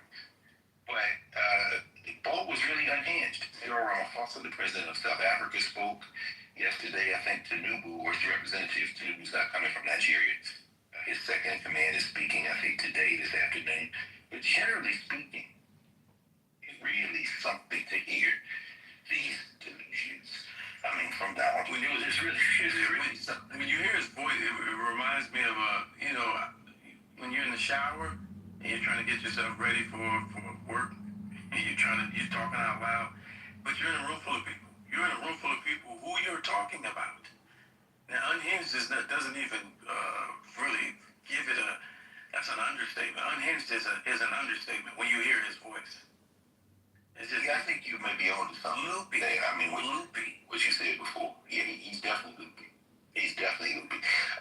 And I hesitate to say this, but I'll say it anyway, only because you never know in a climate like this when the dawn breaks. But as we are students of history, it could very well be, if the species survives, that we will look back and say we have reached perhaps the breaking point for Bozo and his crew, which is why they've been acting so much more desperately. The attempted removal of Jimmy Kimmel, which if everyone remembers who listens to Urban View Mornings, we talked about last year when ABC bent the knee and made that completely indefensible concession of giving him those millions, which he brought up this week, when they should have gone to court and broken his legal back. Well, moving against Kimmel, which of course is Project 2025 through and through, the nasty piece of work Brendan Carr's wet dream. This may have been the overreach that causes the fever to break. Yeah. Because because there are people who were with him who aren't with this, and by this I mean the overreach on free speech, or what they think is so-called free speech. And so they're like, wait a minute, like you said, if you come for him, then who's safe on either side? And so even when on any side, I'm afraid of this duopoly, as a binary. They're crazy, and they've been crazy, and they've never had a majority of the people, and that's the F up, because the longer this remained an issue for Disney, they're not out of the woods yet. Their stock dropped. People canceling Hulu and Disney Plus. So they had a major campaign this weekend for people canceling ad instructions and everything, and I think that hemorrhage of subscriptions leaving had a lot to do with their decision to try to attempt to rectify or reconcile by inviting them back. But what they still didn't fix was the partnerships with Nexstar and Sinclair, who said, well, just because he's pimping in many of our markets, and one of the markets being here. So he came back last night, and it wasn't even shown here in the DC area, in the DC market. Did you watch the whole monologue? I did not. I didn't get a chance to. Okay, I watched it, and his writers did a superb job. One of the things he addressed is very interesting. At the very end of the monologue, he said, well, Disney has a statement that they'd like me to read. He reaches into his pocket for a folded piece of paper, which may or may not have had anything on it. It was for effect or anything. And then he read instructions for rejoining Disney Plus and Hulu to the laughter of the crowd. He did mention that among the places that Nexstar and what's the other one? Sinclair have said they're not going to run the show. Where his wife's hometown, I think she's from St. Louis, his mother-in-law, he apologized. He said, I guess you'll have to go to YouTube. As of the time we went to air this morning at 7 a.m. on the East Coast of the United States, there were over 5 million views on YouTube. And then he went on to, I mean, it was a master class. Really was the defense of the First Amendment. I thought the cameo appearance of Robert De Niro in the role of Brendan Barr was hilarious. He brought in him to be the new mob boss appointed at the FCC. This is after he slapped the ish out of Brendan Carr. Maybe we have a clip on that. Maybe we'll play that in a second. But directly to your point as it relates to Nexstar and Sinclair, the white nationalists, and I just want to pause here and lift them up and thank them for revealing to people who may not have been paying attention. And by the way, Bob Reif on his Instagram, not his Instagram, we kind of thing on his Substack, goes under a headline, "The Sleeping Giant is Awakening." I think may have it right when he says that he's been a professor and an academic and a policymaker for over 60 years, and he's saying this may be the moment when people start paying attention. But I want to thank Nexstar. I'm sorry, I want to thank, I keep messing them up because they're the same in my mind. Sinclair, and what's the other one? Nexstar and Sinclair is the two. Nexstar and Sinclair. I'd like to thank them because they're overreach. Their white nationalists overreach. People like John Oliver have been on them for years. You know, we've seen that commercial where they all say the same thing in their editorials. Well, you know, you've reached your limit, my friend. And while people won't cancel the local affiliates, I think your attempt to quadruple down on this imaginary white silent majority, one that is clearly not expressed in electoral politics, and maybe later in the show we'll talk about the Arizona seat that the Democrats retained overnight in an election, special election out there. Now the margin is down to 2 in the federal legislature in terms of the MAGA Muppets' ability to block legislation if all the Democrats vote the same way. But you know, they won't play their hands. And there is, after all, there are many other options other than watching your local television network. Yeah, that's true. And I think, as Kimmel said last night, the president, after playing the clip of Bozo saying his numbers are terrible, Kimmel replied, not tonight. Yeah, no, so, all right, we got my friend. Let's play clip 10. I mean, think about it. If Ted Cruz can't speak freely, then he can't cast spells on the Smurfs. Even though I don't agree with many of those people on most subjects, some of the things they say even make me want to throw up. It takes courage for them to speak out against this administration, and they did, and they deserve credit for it. And the telling the followers that our government cannot be allowed to control what we do and do not say on television, and that we have to stand up to it. His writers. Oh, okay, I thought it was. Yeah, his writers did. It was very interesting. I mean, he thanked obviously the people who stood for him first, of course, Colbert and them, you know, and then he thanked a broader range of people, and then he thanked the people he with. He name checked Candace Owens. He name checked. It was very interesting to see. And then, of course, he thanked the general public. Basically, what Kimmel's writers did last night, was curate an army through the proxy of the First Amendment to slam these guys. This is the thing where I think the Project 25 crowd, the religious ideologues, he name checked, of course, the Ron Rooster over at the Pentagon, who talks about Pete Hegseth, who is now telling people not to answer reporter questions about general information, not even declassified or unclassified information, not to give them information. Basically, what he did last night was curate people in a way to create a situation where you're revealing these people for exactly who they are. A collection of bigots, religious ideologues, and lustful billionaires.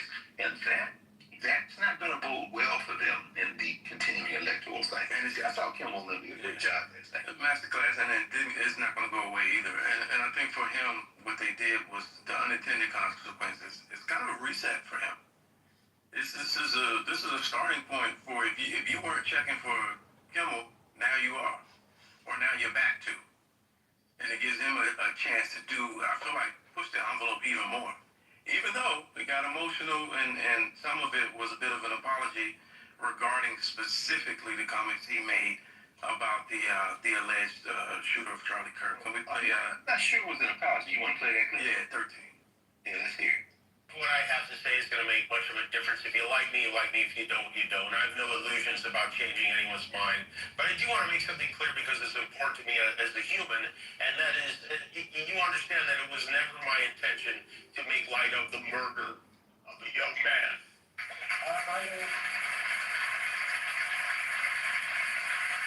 don't think there's anything funny about it. I posted a message on Instagram of the day he was killed, sending love to his family and asking for compassion, and I meant it, and I still do. Nor was it my intention to blame any specific group for the actions of what it was obviously a deeply disturbed individual. That was really the opposite of the point I was trying to make, but I understand that to some that felt either ill-timed or unclear, or maybe both. And for those who think I did point the finger, I get why you're upset. If the situation was reversed, there's a good chance I'd have felt the same way. Exactly. I didn't hear an apology. Well, the tone was very apologetic, yes. I heard a clarification.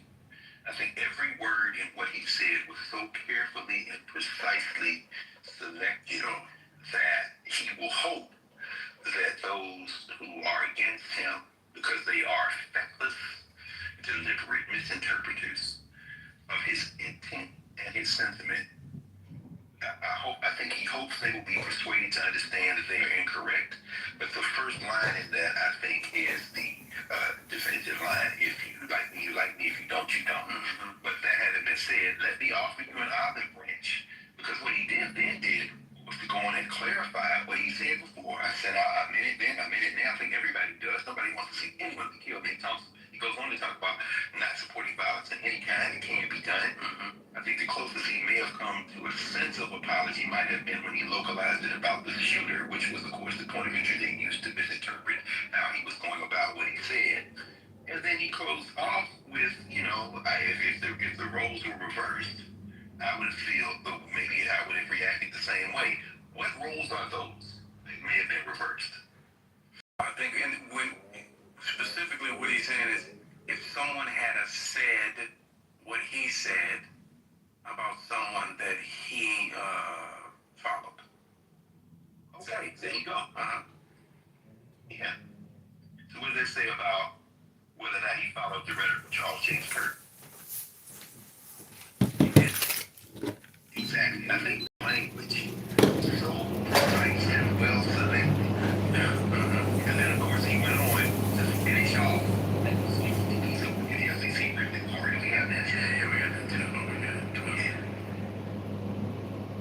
Here's some of this sounded crazy.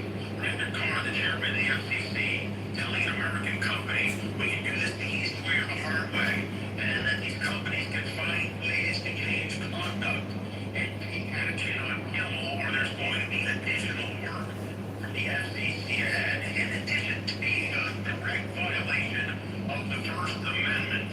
It's not a particularly intelligent threat to make it public.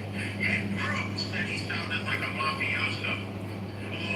If you want to hear a boss make a threat like that, you have to hide a microphone in a deli and park outside in a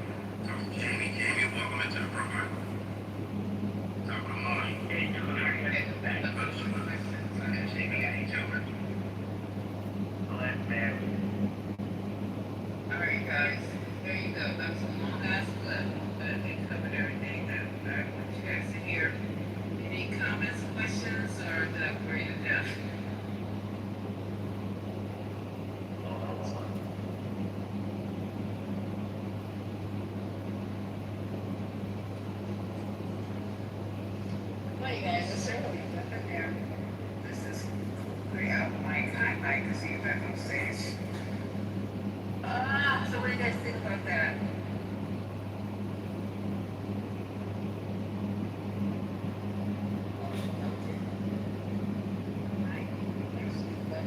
No, I just said I have nothing to say to it.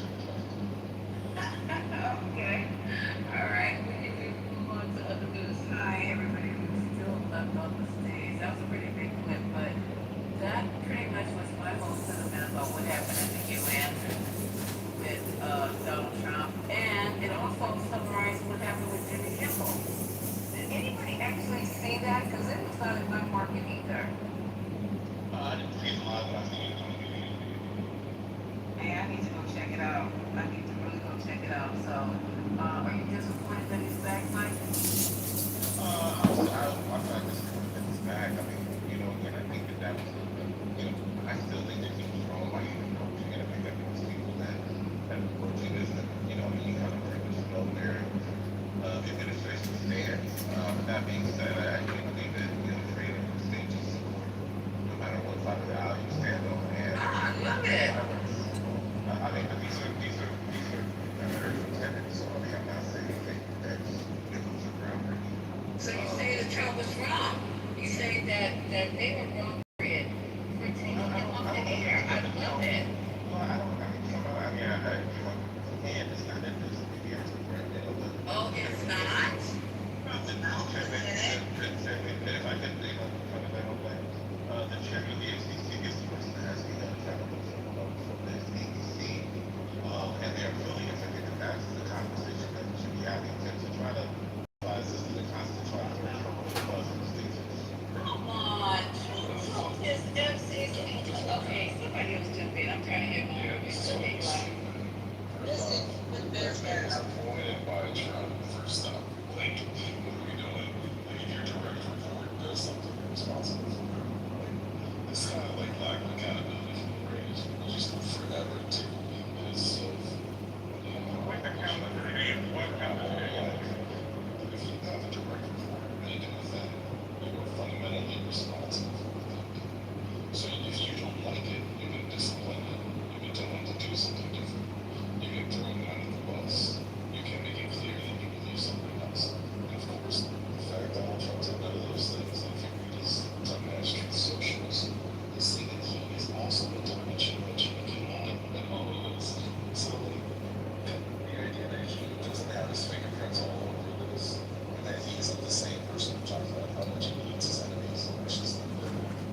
He said that, I think, 48 hours ago, 96 hours ago. It's not that long. This man is what he's doing. The whole people that can violate the First Amendment in this way, like, they're in the administration of the Iranians. That's what's going on here.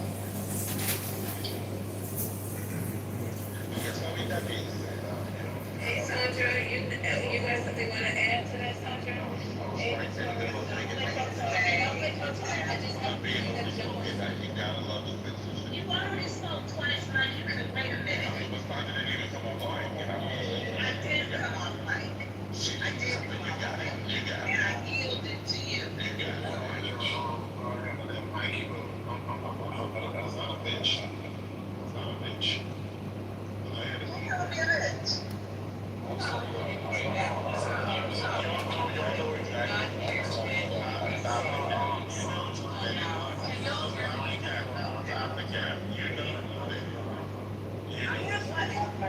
This administration does whatever they want to do. They can say all the horrible things they want. Nobody on the other side says anything even hinting at some shit. They lose their fucking minds. They are so full of shit. Like I said, it's time for us to burn this shit down. Y'all need to get the torches out. Can I say something? Can I speak? I'm ready for some violence. Actually, yes, Mike, I'm ready for some violence. I'm ready. I'm ready. No, Y'all be ready. I'm ready. Malik is off. I love it. You can hear me, right? No, I'm not. Please, Mike, I'd like to speak.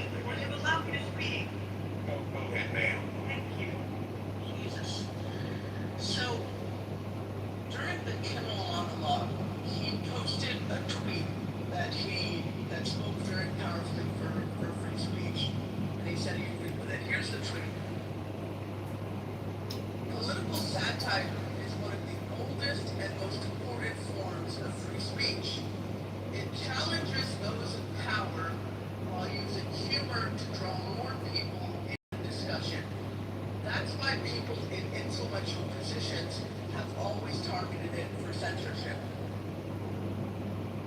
So that tweet is actually from Brendan Carr. He tweeted that in 2022 when Biden was president and he was the FCC chair. Now, what possibly could account for such an abrupt about turn of face from Brendan Carr, from saying political satire is an important form of speech, and that's why he's targeted for censorship, and it must be protected, to saying we can do this the easy way or the hard way? What could it possibly be? I mean, I know it's not Trump's fault, so what could it be?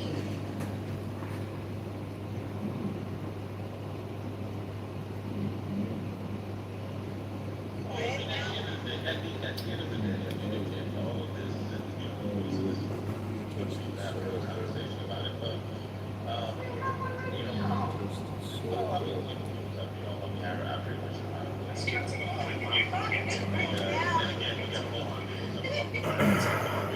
Okay, no, back up, y'all, because, I always, Mike, no, y'all, go ahead, Mike, the floor is yours, and everybody, we're gonna talk about this, we're not gonna have people saying because, I accidentally cut you off, I apologize, everybody gets 30, wait, hold up, Jeff, I got this, everybody gets 30 seconds,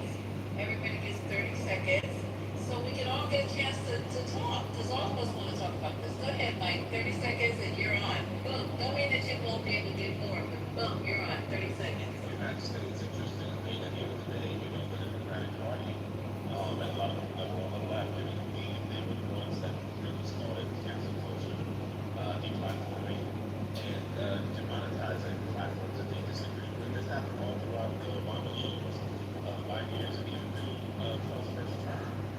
And now that President Trump is the president, now that he has a certain level of influence, I don't necessarily agree with it.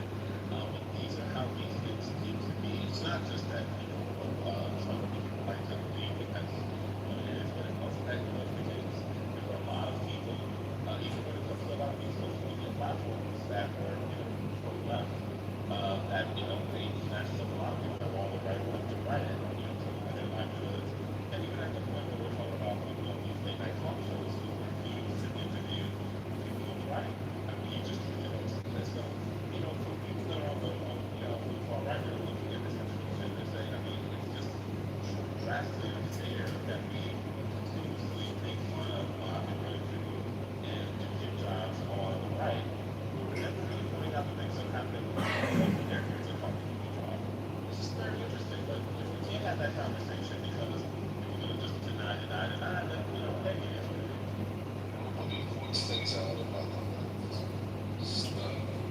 Okay. Stunningly stupid. I think the conversation stand, so there you go. I think your points. So my response to that is fairly weak or wrong. That there's been calls for deplatforming from the left, particularly when you're getting into arenas of dehumanizing people or hate speech. But let's not, you know, split the atom. I agree with you.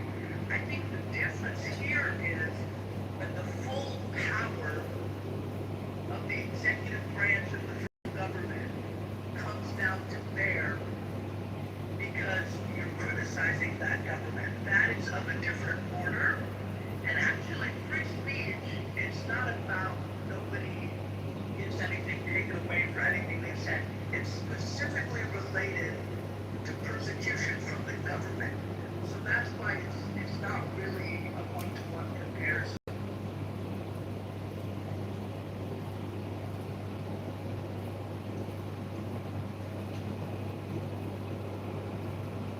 Okay. Mike? Ready? Gloria? I think that Really be quiet though, okay. No, I think that's an interesting point, and I can receive that. But however, again, I want to ask the Democrats, and this is totally, what makes you think it's going to happen? And this is a thing that I think is very interesting, and I think that, you know, again,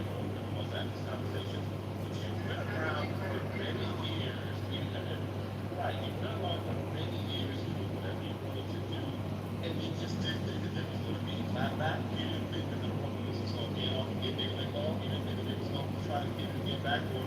You know, again, all of the years of being the platform now, anybody can be shows, you know, the continuous ways in which you went against them and you go against your own. What did you think was that? This is just I know it hurts, but hey, it is what it is. Well, it's really I'm already talking about the I understand why the dumbass is talking about it. You don't even talk about it. You're a dumbass. The stunning stupidity of this, first off, cancel culture in the U.S. as old as fucking Salem witch trials. Like, it predates the country. Like, this is a thing that's been going on forever. McCarthyism is a form of cancel culture, right? Like this goes on and on and on. There was all kinds of stuff going on with all the bullshit with, the rise of the right, the conservative right that started in the 70s, following civil rights, and continued on from there with, all kinds of people like Jerry Falwell constantly calling for people to be deplatformed and so on and so forth. Like, this is not something that is new at all. And frankly, at the end of the day, these are people saying, I don't believe this person should have a platform, which is a totally reasonable thing to say. I don't think Richard Spencer should have a platform. I don't think Charlie Kirk's best bud, Jack Posobiec, should be platforming white nationalists all the time and then palling it up with the rest of TP USA. I think it's weird. I think it's weird that Turning Point USA had both Jack Posobiec, who palled around with these virulent white nationalists, and also Candace Owens at the same time. What a weird place that is. Weird! These people have been given a platform since they're part of certain normal society. I disagree with that. Do I think, I'm going to go out of my way to try to cancel them? No. But I don't think they should have a platform at all. Absolutely not. That's not a big deal. There's people on the right who think that, people who are too left-wing, shouldn't have a platform either. Okay, fine, whatever. Okay, we disagree. See who wins. Particularly in today's media environment, it doesn't even matter anyway, because there's so few shared platforms at this point, it doesn't even matter regardless. But this idea, once again, of the Republicans shirking the whole responsibility, because it's like, oh, we're not acting it properly, all we're doing is responding to the other side, is the most childish, dumb shit I've ever heard. Like, I see 8-year-olds and 6-year-olds have these kinds of fights. Well, I'm not responsible, he hit me first. What do you say to kids when they do that? That doesn't matter. You're responsible for yourself and your own reactions. This is child shit. This is like literally stuff that you should have learned well by 4th or 5th grade. And they're out here trying to act like that's an actual political approach right now. It is embarrassing. It can be childish, and again, I think we need to move the mics around. But I don't think that it can't be childish, because again, it's when it serves your best interest, and when most of the media, especially on a national level, is left leaning. And again, you're not inviting people on the right. Once upon a time there was a point where that was happening, but it ended, especially with the emergence of Trump. Then all of a sudden, then it's childish when that party decides when they have power that they're going to squeeze it. They're going to squeeze it to you the same way that you guys stuck it to them. And see, but again, if we're not willing to have that conversation, and we don't want to be fair and balanced, and when you want to just invite all of your political friends, but none of your political detractors, that's where the censorship, that's where the cancel culture, that's where the deplatforming, and ultimately that's where the lack of freedom of speech sort of, comes into play. And so I just don't understand how people are convincing themselves that you can kind of go along and do all of that, and that you don't expect your political detractors, especially once they have power, to not respond in any way, shape, or form. Not that I would say that I agree with it, but what did you expect when you set that narrative? I don't agree with it, but I'm here to defend it vehemently. I'm not defending it. You can't compare. Man, wait, no, I'm not defending it. No. Well, Please, I don't want you to lie. I don't want you to lie on me. Well, then you can respond when I'm finished. Yeah. Right, but don't put it out with lies. Why are we talking You lies? can respond when I'm done. Okay, well, don't lie. No. Come on, Mike, be fair, because I allowed you to speak. But she's lying. I don't like when people start lying. So you're not defending their behavior. Done. But when she's done, I mean, really, because I want to jump in too, but I'm going to allow. Go ahead. Okay, I'll keep it brief. No, you don't have to keep it brief, because he's supposed to go in here. Okay, thank you. The thing is you cannot compare the behavior of a talk show host a late night talk show host to the behavior of the President of the United States and his lackeys, there are different orders of responsibility there. So the comparison didn't work. If you want to make the comparison of, well, the left did it, then you should be talking about how the Obama administration went after Fox News. But oh, wait, that didn't happen.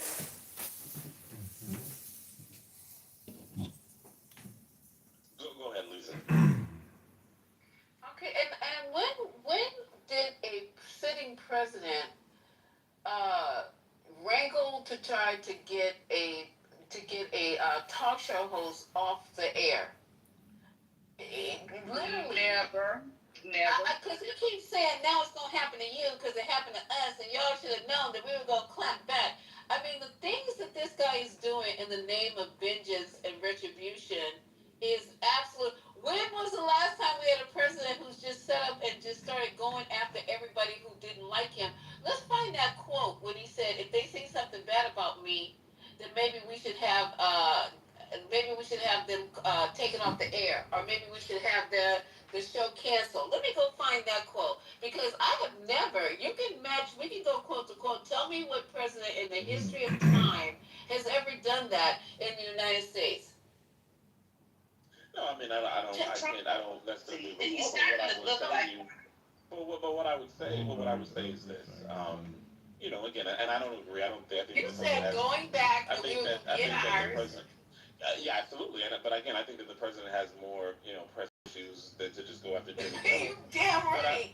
But what I will say is that, again, when you have multiple people on one particular side of the aisle that are experiencing a certain level of comfort as far as being on these talk shows, the way that they're covered, the way that they're spoken to, the way that they're invited, and you have the other side, again, the reaction beyond just what Donald Trump is doing, but even just, again, with the many people that sharing those same sentiments and ideas, I just don't know why people are surprised. You can't play it unfair one day and then you want it fair for you the other day. And I think that people that are on the left, they sort of have a problem with that. Yeah, you provided no example. You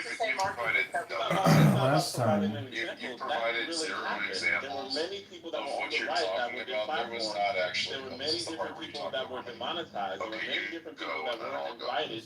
There were many people that weren't many people that were not invited and still are not invited to these shows. Not invited. It's just again, that is a form of censorship. That is a form of censorship. Kids are private. I want to be invited. Oh my God!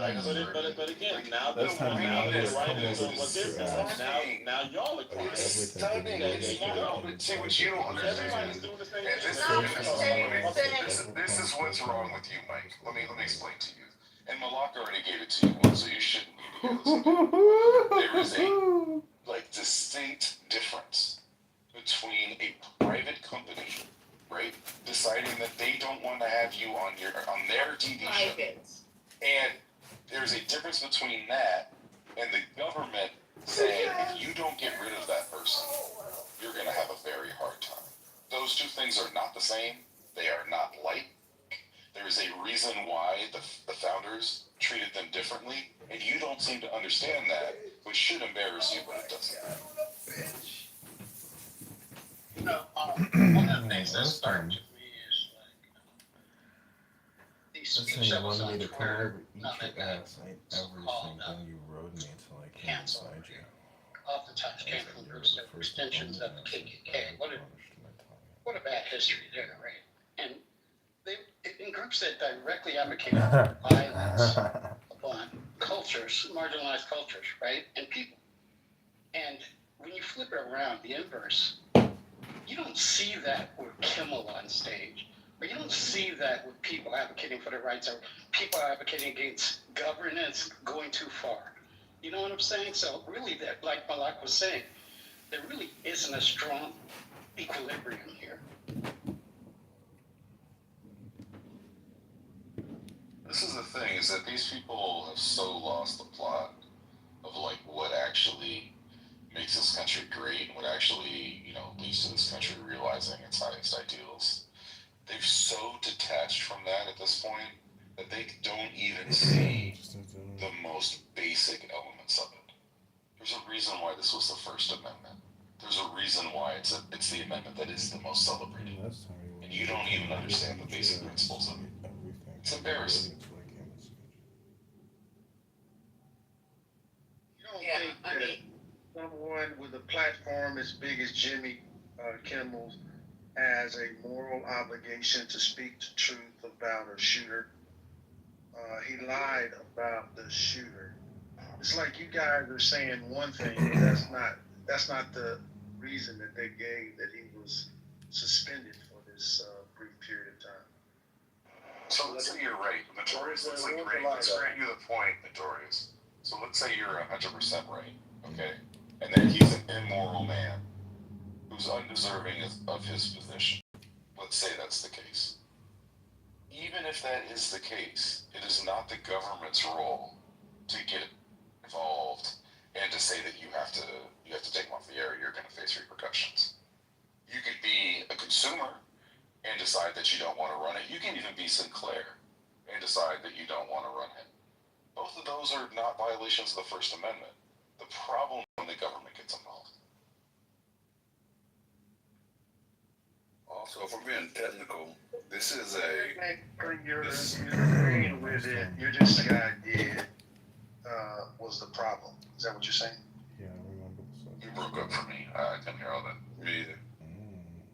I said, so you're agreeing with what I said, but the guy that gave the interview and kind of gave him a warning, you saying that's the problem.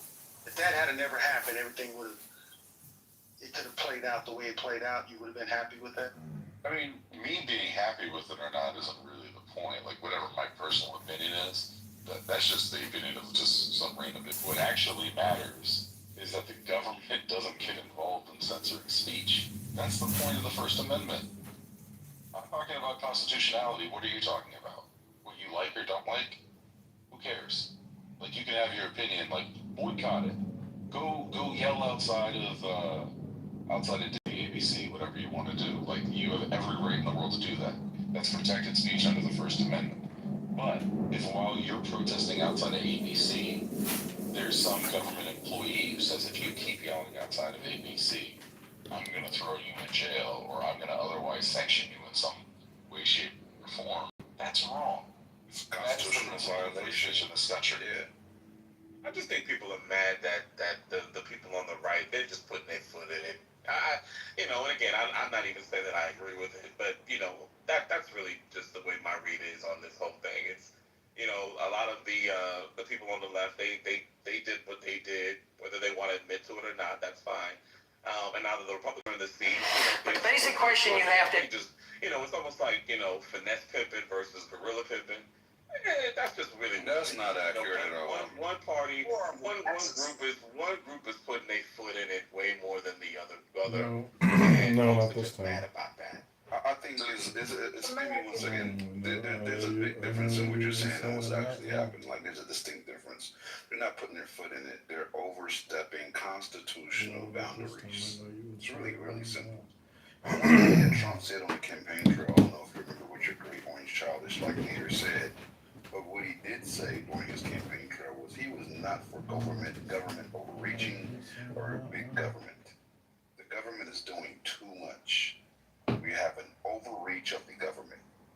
Yet, when he gets into office, he's putting people in place and backing them as they do the exact thing he campaigned against, right? So there's a lack of integrity in the way that they're moving, right? Oh, I agree. And to take it a step further, Notorious says something along the lines of he has a moral obligation. He's not the news. He's a late night entertainment host. I don't know if you understand the entertainment portion, but that's very relevant to the conversation, which means he has the right to give his opinion. His political opinion can be biased. He is not a newscaster. Wait, did you just say? So his political opinion can be biased. Now, he might have to check. It is. I hate that person, right? You have the right to say that. Right, he has a right to say that. That's the First Amendment. But that's not wild. If the wild to me lets me know that you don't understand that the First Amendment right still applies to a late night is age 32, verse 24. Sit up Book here of and the try law. to This strip is a away people's meditation. rights. She Take it wouldn't each like breath it if of the somebody day. stripped away your Live rights and all this other kind of stuff. I times. told her, dude, one time, if you're throwing rocks at her glass house, she wouldn't want me to throw rocks at yours. Go sit down somewhere. And these Republicans, they need to sit down somewhere, and I hope they have the same energy when the tables are flipped on you. Remember, y'all keep talking about tables flipped. The good Lord says things will catch up to you, including the ugly. So when you continue to be ugly, eventually ugly will hit you in the face like the door swings on the way out. At the end of the day, you can't do this kind of stuff and sit here and do this, man. It is, trying to hold people to a moral standard that y'all don't live up to either. You got a president that talks about inappropriate stuff, touching women in inappropriate areas and all that other kind of stuff. Y'all can't sit up here and hold a moral compass that you're not walking. I'm going to say that one more time. You can't sit here and hold a moral compass that your party is not walking. That is really embarrassing, and a pastor once said that. That's embarrassing. Y'all got to get that right before y'all sit up here and chunk rocks at other people. Fix it. So, Gemini, Where have you been for 10 So, Gemini, This is already. Just jump back and Mike. Can you just let what Ashton shared? Can we just let that breathe for a second? Yeah, so Gemini, you're saying that it's okay for a platform to be biased? Is that what you're saying? I just want to make sure it's clear. There are a lot of biased platforms. Now, he has to comply with his private company and in the contract that he signed with this private company and by the regulations set forth there, right? Those are the only regulations that he has to abide by. Other than that, First Amendment applies. Which is why they brought him back, because he did not violate his contract. And that's why they were worried about the lawsuit, because they know legally they had no standing. So they had to concede, as you should in this moment. I mean, let me hop in here for 1 second, please, Your Honor. Let me hop in here real quick for 1 second. This has already also been discussed in Neer versus Missouri and in New York Times Co. versus, I believe, what was that? Hold on, I have it right here. No, I'm sorry, I'm thinking of Moody v. Net Choice. I don't know why I was thinking New York Times. Both have been decided 2 times, really 5 times to be exact, by the Supreme Court. The government cannot intervene inside of any type of news, publication, or any forms of media to suppress or get rid of anything that they disagree with or find harmful. It's already been ruled as a direct violation of the First Amendment and to the freedoms of press and to the media. So, I mean, fuck the moral standing. The government quite literally cannot intervene. Yeah, and also just around this question of That through your big head. there would be oh my God, Ashton, like the idea that we'd be shocked that there's bias in media. Bias is inherent. Like, I don't know if we understand this. Like, just the editorials that you make about what you include or don't include is a form of bias. The way you talk about something has bias to it. Now, if you're trying to present something as just pure reporting and you're not aspiring to some level of objectivity, you can be judged for that, for being a bad reporter or a bad journalist or something like that. Like, fair enough, like, that's okay. But of course there's bias. I don't think Fox News should be taken off the air because they've got a clear bias, or that MSNBC or whatever it's called now should be taken off the air because there's clear bias. That bias is okay. And I think in an ideal world, they're honest about the bias, which frankly, both of those channels are honest about their bias. So, like, why are you surprised that there would be bias in media? Thank you, Your Honor. But let's say this real quick, right? ABC is regulated. They're regulated by the FCC, right? And this is the ways they're regulated by the FCC. If it comes to indecency, obscenity, equal time rules as far as political candidates during debates, during elections, and fairness in advertising, right? But not editorial content. What the FCC does not regulate legally is bias or opinions. So legally, when they started to threaten based on an opinion, they were outside of what they're legally capable of doing.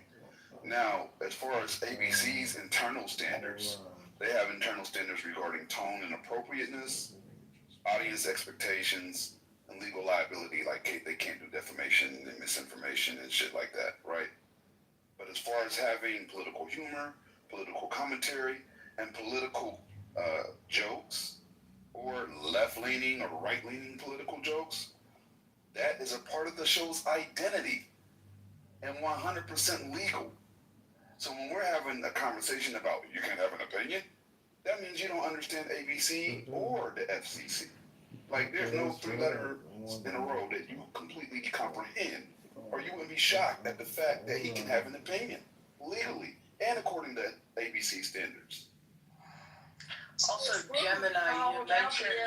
Do you remember that and said that the FCC was essentially stepping over its bounds? Ted Cruz called that out here on the news. That is embarrassing when a Republican is saying that the FCC is overreaching and overbearing. That is embarrassing. Republicans, y'all got to fix that when you got Republicans sitting up here and saying that you're doing bad. Y'all voted for this man. So when you have the blowback that you do, now you understand lawsuits matter. And I'm glad that Jimmy Kimmel, I'm glad that they're back on the air, because you shouldn't be ripped off the air simply because of what you say based on an opinion. We're not in Dubai or Qatar or someplace where it like that. So we got to make sure that people have the right to stay on the air and speak their opinion. He didn't threaten to kill, I didn't harm nobody or nothing like that. And as long as that kind of stuff is within the bounds of his contract, those kinds of things, and he's following his contract like that gentleman said, ain't nothing wrong with that. But y'all got to stop trying to cancel people and take them off the air for what they say. This is America, and y'all better know that. People have rights under the Constitution, and hopefully folks understand that too. Republicans, fix it. Why don't you fix the shit that you did? Go ahead. Can I speak, please, and then I'll pass it to you. I hear somebody trying to get in there. Malak, I let them always bow down to the mods. Malak, go ahead, sister. Okay, you don't need to bow down, but I appreciate that. And then I'll pass it to Amari. And Jay, did you want to speak as well? Oh no, I've already said the Supreme Court cases that would rule over this. I mean, this whole conversation is about him being taken off the air. It's stupid based on the Supreme Court cases. Okay, got you. So Gemini mentioned the equal time rule. We talked about this in the room the other night. Some of you might remember. The equal time rule, so the things people are mentioning, well, you keep inviting people from the left. Why don't you invite people from the right? The equal time rule does not apply to entertainment programming. So as a late night show, it's an entertainment program. The equal time rule doesn't apply to it. As for the timing of, what he said about Charlie Kirk or whatever, Trump tweeted when the announcement was made in the summer about Stephen Colbert. I guess he wasn't tweeting because he's off that site now. But anyway, posted. When the announcement was made about Stephen Colbert and Trump was celebrating, like, yes, I hate Colbert, this is amazing. I don't know if these were his exact words, but basically the sentiment. He said, quote, Jimmy Kimmel is next, unquote, obviously months and months before anything ever happened or was said about Charlie Kirk. He also said, they played a clip and he said it to the cameras, he said these late night shows or these shows, all they do is hit Trump. That's all they do. You can't do that. Well, obviously you can do that, and that's exactly what late night shows do. If you remember a little story called Monica Lewinsky, they hit Clinton a lot. They hit every president. Remember how they called Bush stupid every single day? Clinton hit Monica. They hit all of these people. That is what late night shows do. So it's just to show that. Okay, thanks, Mike. It's just to show that. That's bad context. That's all. Okay. In terms of the context, it's not simply about the comments about Charlie Kirk. He's been gunning for this show. And then when they announced the suspension, he said, this is great. Jimmy Fallon, Seth Meyers, you're next. So this is his thing. He wants to go after all of these guys. Omari, the only reason why I said that was I think Omari wanted to speak. I'm just trying to respond to that. Mike, I'm not Omari was next. Let's come after that, right? Right, I know. Omari was next. Come on, mute up. Mute up. Go ahead, Omari. Mike, if if you want to be put in front of people in the line, maybe you shouldn't say that I'm babbling in the chat. Go ahead. No, what we'll do is this. Lisa's gonna put her Cash App up, and if you want to skip the line, you have to hit her Cash App, and then you can go ahead. Lisa don't have no Cash App. People, Man, foot down the throat. I really don't. I can use somebody else's Cash App though, and I'm also putting Cash App up if you want to knock people down off the stage and all that kind of shit like that. Don't do that, Lisa. This ain't This is not homeboy's room. It'll be a $5 to shoot and a $10 recovery paid directly to the owner. Stop blocking my coins, Amari. This ain't dark side. Please don't go there, please. Off the stage. There's a $5 to shoot fee and a $10 recovery fee paid directly to Lisa. I've been I'll get in the queue after Amari. Lisa does plus users, VIP, get mod badges. Oh, definitely plus members. Yeah, I'll get in the queue after Amari because I want to respond. You gotta pay to be a plus member of this room, so you have to pay a fee directly to Lisa. Then you're considered a actual 420 plus member. There's a difference. Okay, go ahead, Amari. All right, so there's a couple of points I was taking notes on because I don't want to be rude. Ashton, one, what you're seeing right now is something that was going on a decade ago almost. So I think possibly, Ted Cruz, the senator that you mentioned, has talked about the Russian collusion hoax. I think you might want to go back and listen to his videos.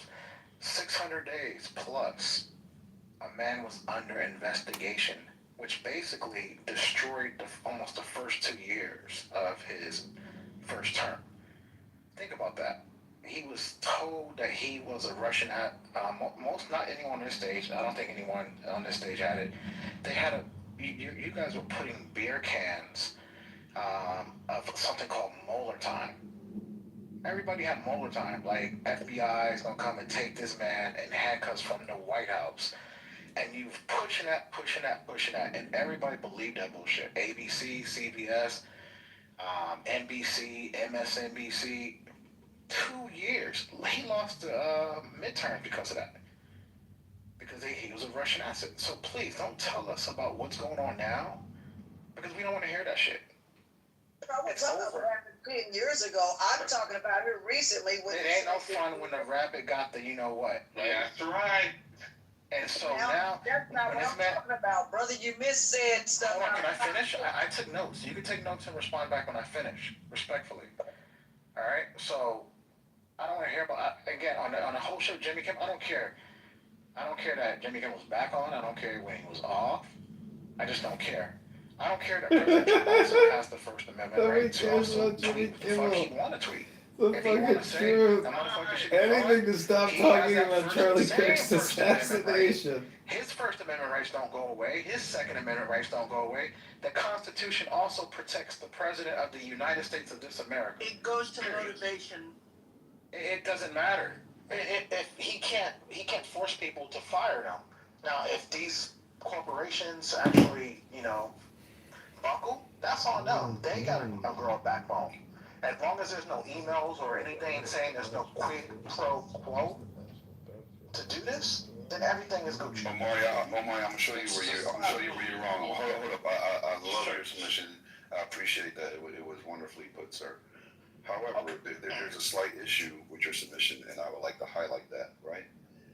When you have the president that instates someone as the head of the FCC, and then he says it, and then they start carrying his bidding, going against what's legal, right? When they start trying to imply we're going to either fine or sanction or punish you if you allow this man to express his opinion, that is 100% illegal. That is no longer, the president has free speech, and so does the head of the FCC. No, he's wielding his position, not the president, but the head of the FCC. The president is indirectly. The FCC is doing it directly, and that is technically illegal. It's not my opinion, it's just a fact. Can I get in the queue? Let's just say you're right. That's a fact.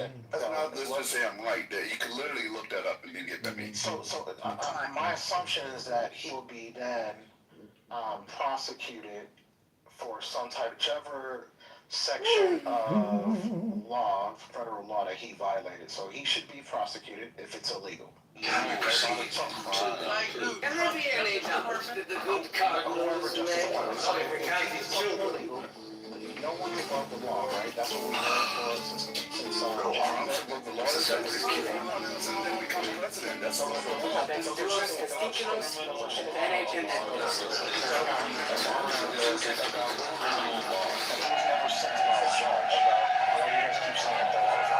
He's ornamented with 3 crowns. You are father of kings and monarchs. Yeah, 34 convictions.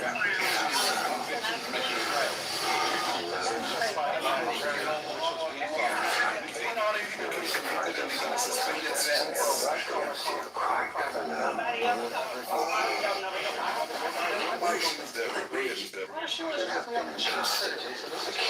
Ain't nobody cussing.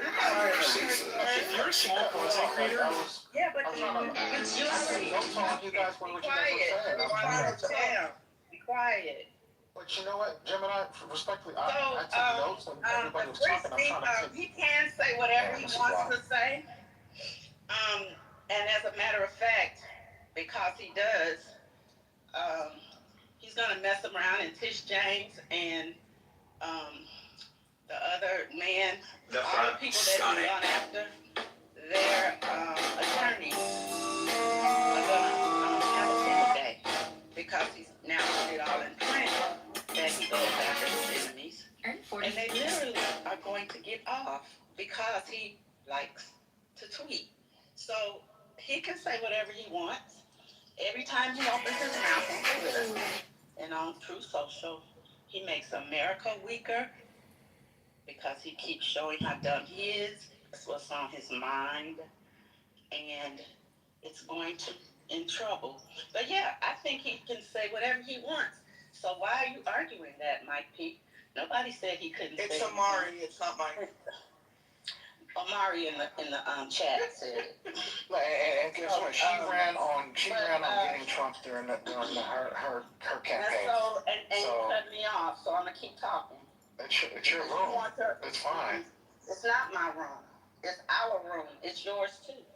But you know, when you're saying that he never got he didn't get convicted. The judge did convict him, but I mean didn't sentence him, but he was convicted. That's what we said. So your points don't even make sense. Sometimes you could just be quiet. Yeah, he dropped it because he knew that shit was gonna get overturned by the Supreme Court, just like the other bullshit they try to bring out. Not the cat. Why don't you guys be honest? Why can't you call balls or strikes this time around? You know that was a trucked up, no pun intended, case. It's just literally free space. It's just literally She campaigned on getting him. Alvin Bragg campaigned on getting him. We gonna take down Donald Trump. Like, how do you campaign on and not say that's illegal? A law enforcer campaigned on prosecuting a criminal. Wow.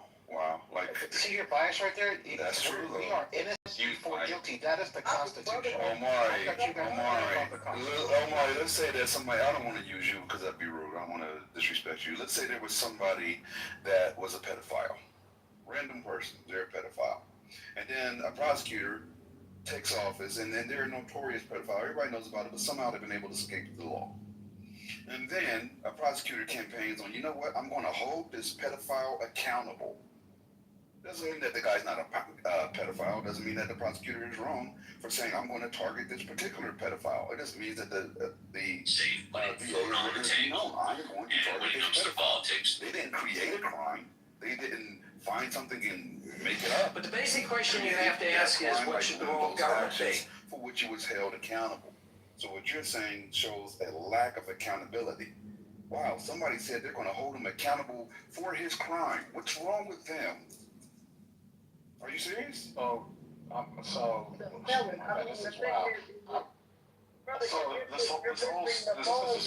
a really strong. I mean, I don't even know why you guys bring this up. This is a strategy by Omari in the first place, because what we were actually talking about. I responded to Ashton. And when the government violates free speech, what doesn't happen is like the government official doesn't go to prison. That's not what happens. Like what what happens is that there's a ruling by a judge that says that this person's free speech rights or whatever constitutional right has been violated, and they say to the person who's violating those rights that you need to stop violating those rights. And in some cases, there's some kind of action that then happens above and beyond that, right? It can potentially be remuneration, right? They may get some money. They may get their job back. There's different things that can happen when your rights are violated. What doesn't happen is someone goes to prison. Like, for example, there was one of the ways that that Biden tried to, provide student loan relief. It went through the courts. It was decided in multiple directions, and ultimately decided that one of the ways that he had tried to provide student loan relief was actually illegal, and so he needed to not do that. And he didn't go to prison just because he was wrong. And he actually tried to do it again, even after they said it. You guys need basic civics to just understand how the law works. And you keep talking and then you shift it to something completely different. Now we're talking about the 30. Because you made a statement and then you didn't even justify your statement, and he still tried to do it after the Supreme Court. And let's just did something different, Omari. Yeah, he did something different. Sprinkles on shit. That's what he did. So that's what you think. That's your opinion. So let's just hold on. Let's put a ball on shit. And the thing that you're doing is you're pretending like the law isn't complicated. So it is often complicated. However, that's not complicated. What isn't? The Supreme Court said you can't do it. And he tried to redo it again. Do you know that he won in lower court, Omari? The Supreme Court said you cannot. Do you know that he won? Do you know that he won in lower court? The Supreme Court. I know what the Supreme Court said. Okay, but it's the lower court. Let's put a ball in this. We're at the rail. Stop. No, you're going to stop for a second. Okay, go ahead and finish what you're going to say. If the lower court ruled one way and a higher court rules another way, that's almost the definition of it being complicated. If judges who are trained in the law, who are literally in their positions to adjudicate, disagree, then there is complexity. What there is not complexity in is the government shutting down speech. It's cut and dried. There's no question about it. There's no gray area here. This is a gross violation of free speech. And the idea that you're dancing on this just either shows A, that you're ignorant, or B, you're disingenuous. Okay, you went back to free speech. I'm going to put a ball on this. You guys have been on that for a while. It's A. Me too. When you start with the idea. Everyone's been on that. And guess what? You haven't beat the man. You haven't beat him. You haven't beat us. You haven't beat him. We beat you. We have to, hold on, let me finish. I'm going to put a ball on there. I'm going to let Jay go. We beat you 2 out of the 3 elections. We took out Biden in June of 2024. Destroyed him, got him off the debate, got him the fuck out of there, right? Then we beat you in November. So this stupid guy, this guy you call dumb and all this other shit, he beat you guys. Yep. You guys can't, and it's over. Let me ask your argument is Mike is right. It doesn't matter. You're an authoritarian piece of shit. We have destroyed you. And this is why you can't be tolerated. This is why you can't win elections, because you don't know anything about what voters really care about. And there's a chance you might not win. When you say we, I assume you're including yourself and Trump. Is that right? Anyone who voted for Trump beat the people who didn't vote for Trump. We beat you guys fair and square. 77 million of us destroyed you. And it wasn't close. Like Kamala keeps saying it was close. It wasn't close. You're so funny. And they don't want to talk about that lie too. She keeps lying. It was the closest. Yeah, 1%. 1% is pretty close. Y'all try to get that because after the election, y'all didn't check the numbers no more. Yeah. Y'all didn't check after all the numbers were counted because y'all dumb. It took California 3 months to count their votes. The total number of Not votes. one swing state. The way the Electoral College works is important here.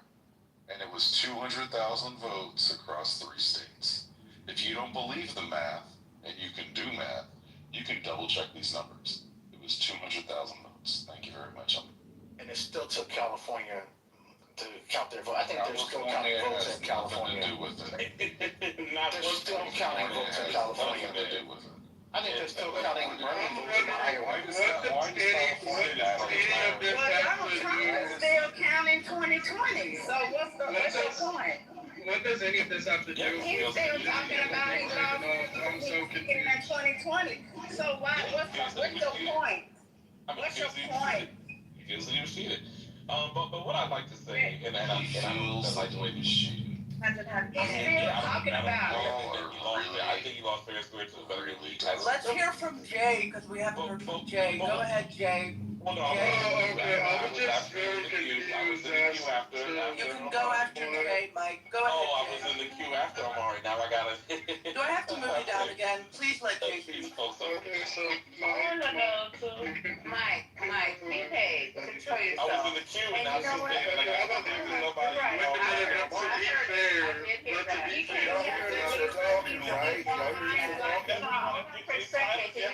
Y'all hear Lisa talking? You guys just give me a second. I just came up with a novel idea. And I know that some of you guys are gonna push back on it. But I think we need one MAGA as a mod. You guys agree or disagree? No. No. They'll boom the room, Lisa, no, someone will roll your Yeah, they'll open your room, Hey, Lisa, you know what you just said? Lisa, one mic, the equivalent of what you just said is I think at some point the clowns need to run the circus. Like, no. No, Lisa, I would even Even though you said Lisa, it's just that I want to prioritize voices. Amari. It's just that I want to prioritize people who don't speak a lot. That's No, all. the queue was the queue, right? No. Yes, the queue was. Listen, Mike was waiting for a fat ass minute. Let Mike go, then I'll go after him. Okay, fine. Jay's deciding to be generous, so we'll hear from Mike. I think people will be fine. Let me go, because fuck that. Yeah, basically what it is, I would love to be able to just respond to Malak real fast. And again, there's no issues with him at all. But when you spoke about, I know, just mute it up, because I can't do the feedback. Yeah, can somebody tell her to mute up, please? Let Carter take him out. What did you just say, man? Mike, just go, pal. Come on, bro. You think this is my friend? It has to be a level of decorum. Why is you She's not bothering you. Mike either go or don't. Like, she's not bothering you. Y'all be muting my mic when I'm off my stuff. I don't Play the game. Hey, you about to get dropped. You just say something. I just got muted, but y'all couldn't hear me. Okay, go ahead. Who's next? Okay, Brooklyn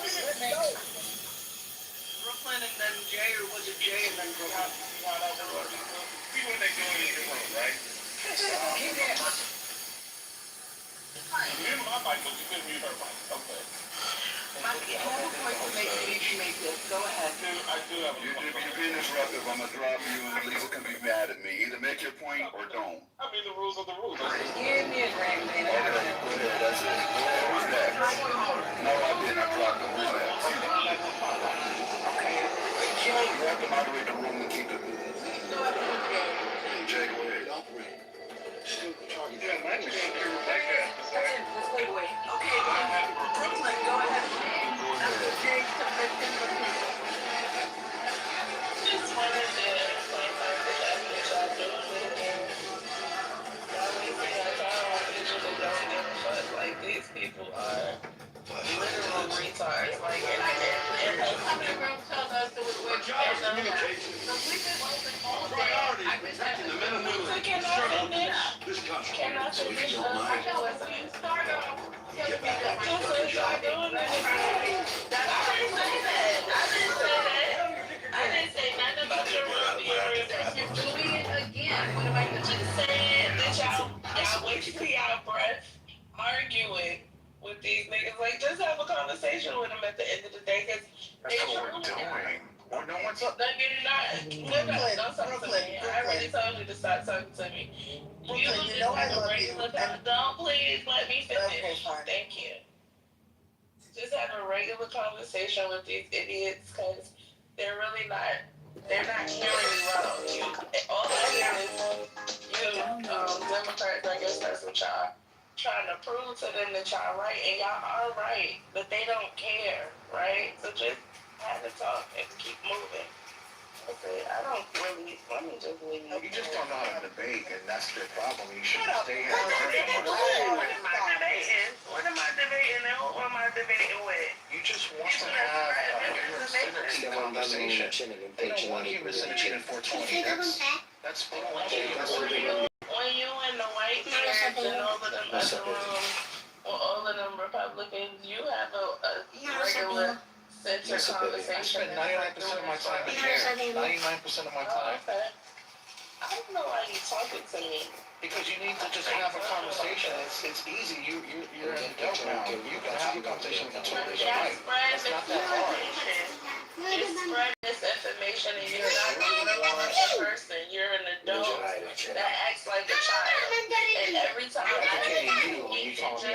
not educated in anything. Omari, stay on mute. Pink pill is wrong. I got this, Y'all You're gonna don't let them She needs to learn. She needs to understand that. That's how when y'all come up here, all you niggas is struggling and y'all on here to make yourselves feel better like y'all winning something and y'all not. Y'all never won anything in y'all lives.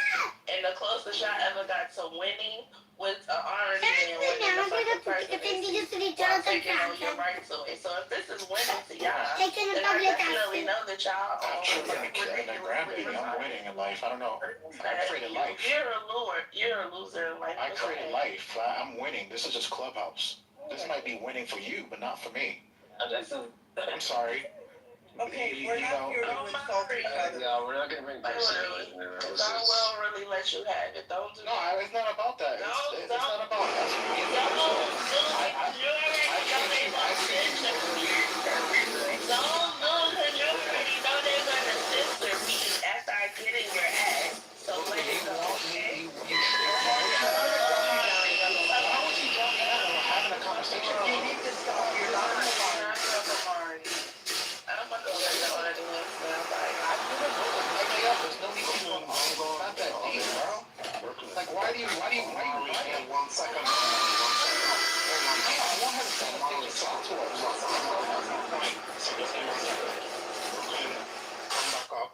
Finish saying what you're saying. Omar, you can not too much. Yeah, for sure. She come back. I'll give her the mic, and then I just want to continue. I like Brooklyn a lot. Yeah. She comes back like this. I'm on mute, but I know I was talking. Okay, you know what? Let me just do this for you guys, okay? I love all you guys to death. I really do. I really, really do. And I give you a lot of free reigns here. But there's certain people that I do not want to watch. And Amari is one of them. Oh, well, what? He spends a lot of time in here. He contributes to the room very well. Amari can talk to the entire fucking shift. And I appreciate him contributing to the room as that other voice. Without him being in this room to push back, there's a lot of dead air. So and you guys don't understand that. And until you contribute as much as Amari and Deborah and all the people who are always, and Gemini, and all the people who are always off mic making this room what it is, step back. It's crazy. Mari doesn't do anything wrong. He is the most gentle MAGA that I've ever met. Okay? He's not annoying like Manfinity. He doesn't hate me like Notorious. I mean, just, why you guys want to pick on Amari? He's antagonizing Brooklyn. No, Okay, he was not. antagonizing. Antagonizing? Have you guys heard antagonizing? When people come on stage and call me a bitch and talk about my vagina and talk about my kids? That's what I call antagonizing. I would call that worse than antagonizing. Well, I'm just saying. So Amari's done none of that. He just has a different opinion. Okay. So I'm good. I mean, I don't know if you guys are not good with. I'm pretty good. Brooklyn, I sent you in light. You don't want to come back up, Brooklyn. Okay, so on that note, I know that I'm not done talking. Okay, I'm sorry. Mike, we got Matt on the stage now. We got you. We got Amari. We got Notorious. Let's just have this conversation. It's getting late. So let's just have it. I was enjoying the hell out of it. I got people over here listening to you guys. We're enjoying it. Yes, indeed. So I wanted to respond to what Malak had said some time ago. I mean, we got a little bit disengaged by all that battle. Shout out to Mark, because he's way more patient than I am. But when Malak brought up the whole thing, because we were talking about Jimmy Kimmel, and again, I don't agree with him being taken off the air, just for the record. But the difference in this country, when you bring up Bill Clinton and his improprieties and how they was spoken about on late night TV, and also with Bush, the country was in a different time. It was a different tone, it was a different energy. It was a lot more balanced. If you did something, no matter who did it, they fried you up. And we're cool with that. What has happened with the emergence of Donald Trump is that it has tilted dramatically to the point now where you can hardly talk about he's the Democrats. constantly Wait, doing no. things. It has tilted, and we can see that it's tilted. There were many more Republicans that were being invited, people conservatives back in those days that you spoke to, that were invited on those shows, that were allowed to speak, that were allowed to promote their books, that were allowed to, pontificate and say all sorts of things. It was just a different time. It was way more balanced. Today it is not. And that has a lot to do with I don't the remember emergence of Newt Donald Trump. Gingrich. If I could just. And so when you do things like that, and when people are seeing this, and they're seeing the disproportionate way in which one side is being served versus the other side is being attacked. But one side is able to be accepted versus the other side isn't necessarily. Or one side is being, kind of, you're handling with kid gloves, but the other side you're going extra in. Again, I don't have a problem with anybody going extra in on Donald Trump, it's fine. But when you're not doing that to the other side, you gotta be, at some point, you can't be strike hard. You're not God. Like, you can't believe that your side is so right, so progressive, and so Master excellence that you just get to do whatever you want there to is do. a light And then when they start before doing thine things, eyes, then all of a O sudden prophet. with the whole lot. A light That's the problem. undesired. Which Yes, show? it's Who most was undesired. not invited to go on a I show? lifted in What thy show heart, was you talking about? and the Because you kisses could of say the that all day stars long. rain You have hard no upon clue of thy what you just body. said. None whatsoever. Thou art exhausted with an unctuous fullness of the inspiration. We see a lot of The inspiration is seated in death. All records and the wrath of hope, and the caress of hell's own worm. You have never given Thou art overcome. any evidence We to are upon any thee. submission that Out you of make. light, You giving just me talk of I your would mouth. tell my prophet and be Yeah, drunk okay, so then thereof. put something in the damn book. He Give shall us not one. harm Give us thee. one. Behold, An example, do it. it is a lie. There was Holy you might have an himself. example, but Mike don't have Exposure of one. innocence is Mike a don't have lie. one. Be strong, man. Yeah, Just enjoy all things with sense and rapture. Fear not that any God shall deny thee. For this, Because they're I am alone. There is no God, but I am. Behold, his great mystery. When I also make friends with the about hermits. when Republicans and Democrats all go on these little podcast interview shows to like promote themselves, promote their books, promote their works. It's a very completely different time from then. Even Democrats between 2000 and And there is no God than me, and my Lord had it now. Therefore, I know thee by my name.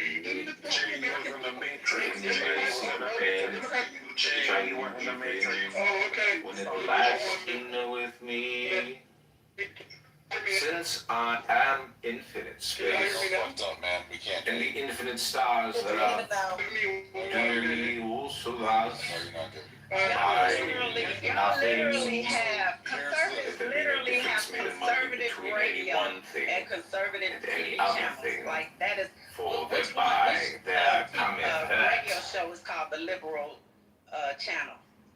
And also, So y'all have been doing this a whole way longer. Not to choose just one path for justice and transparency. Try to say, I mean, what do you say? Y'all can't even admit y'all can't even admit Donald Trump had 34 convictions. Oh, God. Especially you, Mike. You still ain't admitted that. So I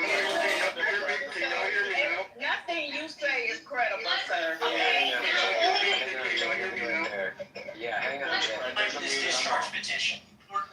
There's also the show Real Time with Bill Maher, if you're familiar with that popular late night program, which has had a number of conservatives on it. And just the other week had Ben Shapiro. That's one. Yes, indeed. That's one. Jay, all right, you still there? I think you're good. Alright, cool. Yeah. I do just want to say though, I feel like Mike is correct, but I feel like when you say conservatives, Mike, we're getting like conservatives back then in 2000. I would say actually 1998 and in 2016, between that time period, conservatives and Democrats of then would look at the conservatives and Democrats of today and say, "What the fuck are you doing?" Both parties have kind of gone a little bit too far to the left and too far to the right and can't agree on shit. So I can understand what you're saying when you mean that neither side can really do as much as they used to, can promote themselves as they used to. You are correct. But let's also not act like it's all the same party as they used to be. Both sides have gone too far, and both sides have not been right on many occasions. And to the guy, I forgot who it was earlier, said that Trump said, you're absolutely right, he did beat us. I mean, Trump did beat Democrats. He absolutely did. We weren't together. We weren't, however. And then hey, if we get our shit together, if you're repeat in the next presidential election. But we got some time. Hopefully we can do a little bit of a turnaround. And finally, Mike, you are also correct about the emergence of Donald Trump. It did change the political landscape as a whole, as you can see. And we can't say it's not. Hey, Jay, can I ask you a lot with what you said? Can I ask you one question though, Jay? Sure. 1 sec, please. True or false? Donald J. Trump's first president not only to be a convicted felon, but with 34 felonies. True or false? Yeah, he has 34 convictions. Mike, your name's not Jay. Go on mute. Sorry, go ahead, Jay. I'm not gonna. Yeah, he has 34 convictions. I mean, what's the issue here? Okay, but the issue is that it's easy for you to say, but Mike, for some reason, is allergic to reality. I just wanted to put it out there. You want to ask me the question? All right. He has 34 people. I've been waiting to go. Happy now? I'm waiting to go. I'm gonna go. I want to ask a question. I'm gonna go. Jay, it's just a disingenuous. That's all, Jay. Yeah, I want to ask my question real quick. So, If just I hold on a second, Butter. You're gonna go after me, and I'm gonna go right now. So I disagree with something that you said, Jay, and I think it's a really important distinction. I have no problem with fierce disagreement. I have no problem with Republicans or MAGA or whoever else having their own space where they have their own media, they only talk to their own people, or if they want to have a diverse set of opinions, I don't have a problem with that either. I think that's all fine. I absolutely believe in each and every person's right to be able to do those different things. I don't like OAN. I don't think it should be taken off the air, right? I don't like Fox News. I don't think it should be taken off the air, right? The going on now is that there wasn't an Obama or Biden push to take Fox News off the air, right? Or to take, say, Jesse Waters off the air. But there has been a Trump administration effort to go after late night hosts that he doesn't like. That is different in kind. And this idea that it's like, oh, well, now the shoe's on the other foot, or the rabbit has the gun, whatever other stupid ass phrase people are using, is nonsense. Because that actually isn't what's happening. And in the rare cases where there's been something where there's been some kind of malfeasance on the side of the Democrats, that's where there's been targeting, I'm against that. I don't think that that's good. It's very rarely happened though. What we're seeing now under Donald Trump is a wide-scale use of government to go after Trump's perceived enemies. And that is something that is different, it is new. It is not something that like George W. Bush did in the same way, or Clinton did in the same way, or Obama or Biden. It is uniquely, to the extent that we're seeing now, it is uniquely a Trump thing. And pretending that those two things are equal does a disservice to all of us, because they are not equal. But I never tried to make them seem equal, so I'm a little confused as to where you... That part, thank you.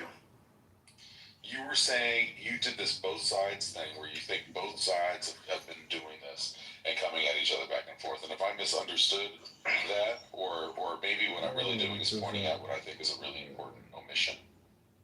Maybe that's what's going on here. I'm pointing out what I think is an extremely important omission.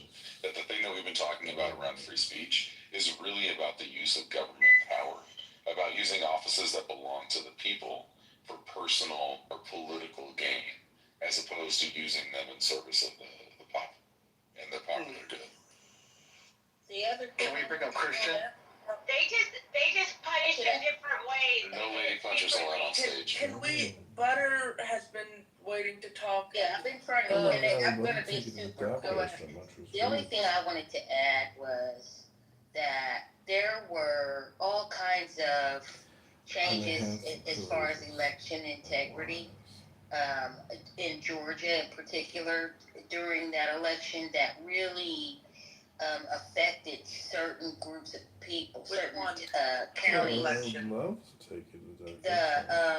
The primary election when Trump and well before that actually it was I think 2021 when they started the reforms in Georgia. They had some kind of a election integrity act, I believe it was called. Right, where they lost the state and then they tried to make it harder for everyone to vote. Go ahead. Exactly. So that's the only thing I wanted to add is that there was, I think, if you want to make changes like that, just so that you can make it difficult for people to vote or be confused about where they're going to vote now or make their polls so far away that it deters them from voting, I think you could say that's manipulative. That's all I want to say. Thanks, Butter. So I did a little research, and there have been a number of conservatives on these late night shows. Now, it's important to point out that the Bill Maher show, for example, which I named, that's an explicitly political show. Most of these shows are not explicitly political. The only really political part is the monologue. They joke about current events and politics. But after the monologue is finished, in terms of the guests, as I said, they mainly have actors, comedians, musicians. They don't have politicians a lot. Usually, in order to be a politician that can get on these shows, you have to have a very high profile, i.e. be quite famous. But that being said, they have had a number of conservative guests. They had Jimmy Kimmel in 2021 and 23, had Mike Lindell, the MyPillow CEO. They've had Orrin on The Daily Show. This is all in the past few years. Orrin Cass, conservative policy thinker. They've had Meghan McCain. They've had Ted Cruz, Liz Cheney, Adam Kinzinger. Now, I think part of the problem, by the way, in terms of the liberals, it's not like they've had that many more. They've had, like I said, big names, Bernie Sanders, Cory Booker, Tammy Duckworth, Joe Biden, Elizabeth Warren. But if you're using the same time period, it's not that many more politicians. But I think the difference between someone was saying MAGA and conservatives, it's not really the same thing. I think part of the problem is these network late night shows, they're within the mainstream. So first of all, not all the late night shows have guests like that, but of the ones they do, they're really, the network shows are very much in the mainstream. And a lot of the MAGA policy positions and the things that they say, they're very far outside of the mainstream. So they're trying to move, they want to move the mainstream, but it's in the process. They haven't fully moved it yet. So if you want to go so far outside of the mainstream in terms of the things that you back and the views that you have, yeah, you probably won't be brought up on mainstream media as much. That's all I wanted to say. I would say this again, and again, thank you, Lisa, for what you stated. It's frustrating because all we do, I know Mike does a little bit more trolling than most of us. I know TC comes on, he's Mike, you do have to chill just a little bit. But other than that, we all try to come in. I respect Brooklyn. I think she's smart. I think everybody here is smart. We have, like, for example, Aaron just said one thing, and then I posted an article where we know that they tried to stop Fox News. Don't hold on before you come off mic. We know that when Tucker Carlson got kicked off, he was laughing. He thought it was funny. So again, let's not act like Jimmy Kimmel has not been Kimmel. I did the B again, right? Sorry. Let's not act like he did not make fun when Tucker lost his job. Was that a result of the interference of the federal government? I don't know why Tucker got. I don't know why. I don't know. We make an argument and you don't respond to the argument. You ignore it. You call it a nothing burger, and then you just repeat yourself. I Wasn't called it a nothing burger. I did. But hold on, quick. Why? I mean, we're just talking. You named about 5 or 6 names. Right. When Bill O'Reilly got kicked off, people were excited. What I'm telling you is that there is parity. That is what I'm saying. It's nothing and if there's close a lack of to being representatives, equal. I'm explaining to you why. Now, if you want to disagree with that, go ahead. But if you're here to just insult me, well, I guess I have to take it because it's. I didn't insult you. I just said that whole thing. You said I'm battling, and I said nothing. You guys bring me out of this. I am over here doing my homework. Read my I name. never said that you were unintelligent. I never said that you weren't smart. I said that particular thing just didn't really, because again, at the end of the day, it doesn't usurp my point, which Yeah, is but stop there is a whining, disproportionate Talisa, amount of because we people grown in that here. are on You're the the only left one that and ain't are grown invited on in the here. platform. No, it wasn't versus him, the ones that Debbie. are on It the was right. Malik. The truth He is didn't say nothing about me. But I'm just saying. I'm not. I haven't even said nothing, and you guys are calling me out. I'm just over here sitting down doing what I gotta do. You guys are having a good time. We're in the room. Lisa, never get time to do your homework. Never get time to do your homework. But Malak, you just went over what I just said. You went straight to Mike, right? Let me respond to you, Amari. No. You can go. Can you go after her? What you said was Jimmy Kimmel when Tucker Carlson was taken off the air. Is that right? Yes, he did. Yes. So what I'm telling you is, you're saying, see, it's the same thing. It's not the same thing because that wasn't because of the federal government. If Jimmy Kimmel got bad ratings or there was a petition from the public to take him or under any other circumstance, and everyone on the right laughed about it, that would be one thing. That would be fine. I mean, maybe some of us wouldn't like it, but whatever. The difference is the government went after him. That is what you have to deal with. After an assassination, you're trying to talk about something where it's an assassin. A person got killed in front of millions of people. You're more upset about Jimmy Kimmel than you are than someone got assassinated. I'm not upset about Jimmy Kimmel. I'm concerned about the First Amendment. That is wild. That's about the because somebody got killed. Niggas die every day, B. That government doesn't care about assassinations because they were all popping jokes when the Minnesota's one got assassinated. They all popped jokes when they got assaulted. When they I don't know anyone from that was popping so don't jokes. give me that fake bullshit that we're also concerned about these. Oh no, but it was violent. It was an assassination now. Can you find where Tucker Carlson or will you find anyone else that went on TV or someone that went on TV like Gutzville or somebody? Mike Lee was. I'm talking about a TV person. I'm talking about a TV senator person. A big deal? Is a senator more or less important? Can we keep it equivalent to like Jimmy Kimmel? We're talking about a talk show host. This is fucking insane. You want to talk about a senator? We're talking about Jimmy Kimmel. Yeah, Why do you see how you move the goalposts? You do this all the time. You say I do this. You're talking about somebody with more power than Jimmy Kimmel. How dare you? We're talking about Jimmy Kimmel right now. This is literally someone of greater import. Like, what okay, we can go to politicians next, but can we? Actually, respond to what you said earlier about your supposed examples of things like that. Now, there's only one thing that you've said, which I think has merit, and I do think it has merit, which is the Obama administration potentially, I don't actually believe they ever went through with this, trying to exclude Fox News from some kind of like a pool. I don't think it's something that should be done. Like, I don't think that's a good thing. So that piece, I think, has some credence. That said, even that is actually not a violation of free speech. It's just a violation of good practice for a White House in terms of transparency. Like, it's not actually a free speech violation.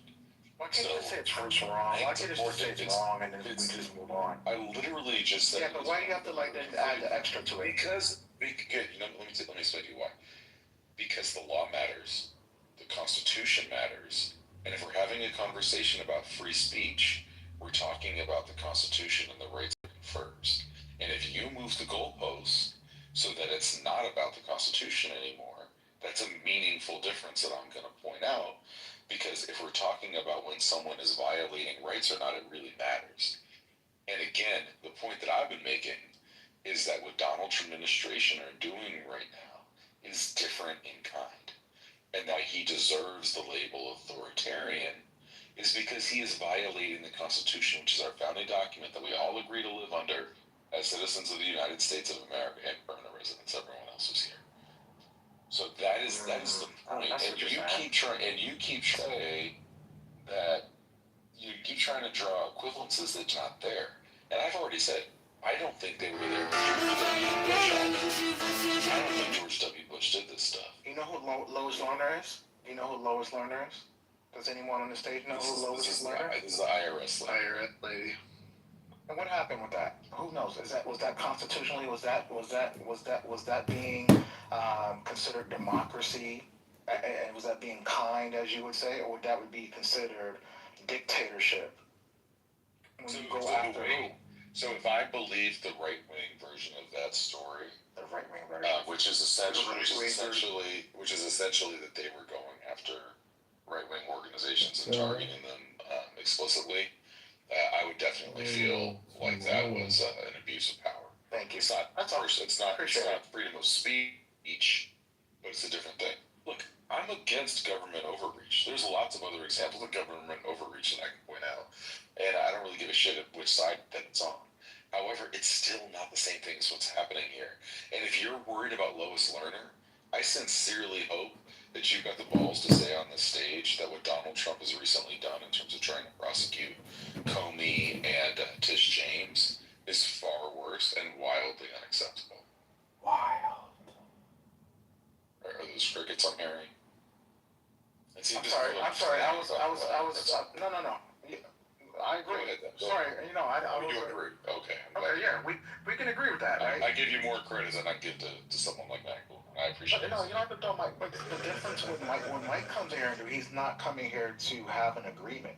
He's there to have that alternative fact side. So Mike is my alternative. Notorious is my alternative facts guy. I'm gonna be the one that's gonna be a little different. That's gonna see both sides. I'm gonna listen and I'm gonna make a decision. But if you just shit on Trump 24/7, if you just gonna shit on Trump and then don't look at anything historically and be like, you know what, this ain't. When you act like this is the first time some shit has happened, that to me, I think you're playing with our side. So Omari, the difference. So Omari, the problem with what you're saying is that there's a question of magnitude here, right? So the magnitude of what has happened in previous administrations, Republican and Democrat, is not even close to what is happening under this administration, and in particular, Trump 2, much worse than Trump 1. Trump 1 was bad. Trump 2 was a whole other thing. I disagree, and it's because Google just had to reinstate. I know this isn't having to do with comedians, but it does have to do with free speech. Google just went in front of the Senate and said that the Biden administration leaned on them hard to get rid of content creators that were talking about COVID in a way that they did not want to talk about it. They banned people. YouTube just welcomed. The question you have to ask is, what should the role of government be? The founders asked that question. That, in terms of money comes into is effect. huge. I would argue more huge than Kimmel, bigger than taxes. You actively work to suppress speech for years. And it arrives. And you guys just act like, look it up. It just happened yesterday. Just yesterday. Why do you guys act like you were born today and you don't remember what you did yesterday? Hold up. You can give your opinion without the personal attacks. Now, with that said, let me respond to this. We're not acting like we were born yesterday. You are by saying that. But in response to what you just, as far as what Biden did, I'm not familiar with that. I heard bits and pieces, and I don't agree with it. If he was suppressing voices in the interest of trying to further his cause or further his opinion or agenda, I don't agree with it on either side. So there you go. So that was about. But I don't know if it is or not. But I will say this: what about? We're talking about what is currently impacting the economy. the rights of You people took over the right Fed now that in have 2006. platforms right I now. have a Biden is silver not doing ounce that. here. Biden is simply And trying you took over to the take care of Fed himself. Right now, we have a current president that are doing things that are currently impacting us, which is why we're currently speaking about. If you could stay in the present instead of redirecting the conversation to Biden, which is what the typical Republican does, because they don't know how to actually verbalize what's happening now or contextualize what's happening now. But So you can't let that lie just lay there. Yeah, well, go for it. He was trying to stop misinformation. Right, but they're going to try to lean on Biden. Let's tell you what's going right now. What she say? Go ahead. What you saying, Deborah? It's not a lie. It's true. Yeah, it's not a lie. It's not a lie. Can we stay in the present tense? Stay on topic. Stay on topic. Stay on topic. Skipping paragraph is a Okay, I'm sorry. I jumped out the car. I forgot, and I wasn't on my Bluetooth. I'm just saying we ain't got. You go slide in the whip. But she can't just say that and we not respond to that. She's lying. Yes, they were just in court yesterday. You took over the Fed in 2006.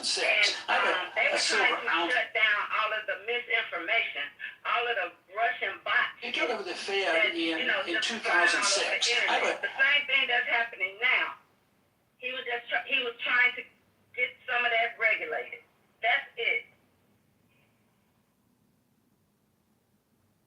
You took over the Fed in 2006. Go ahead, Janice. Thank you.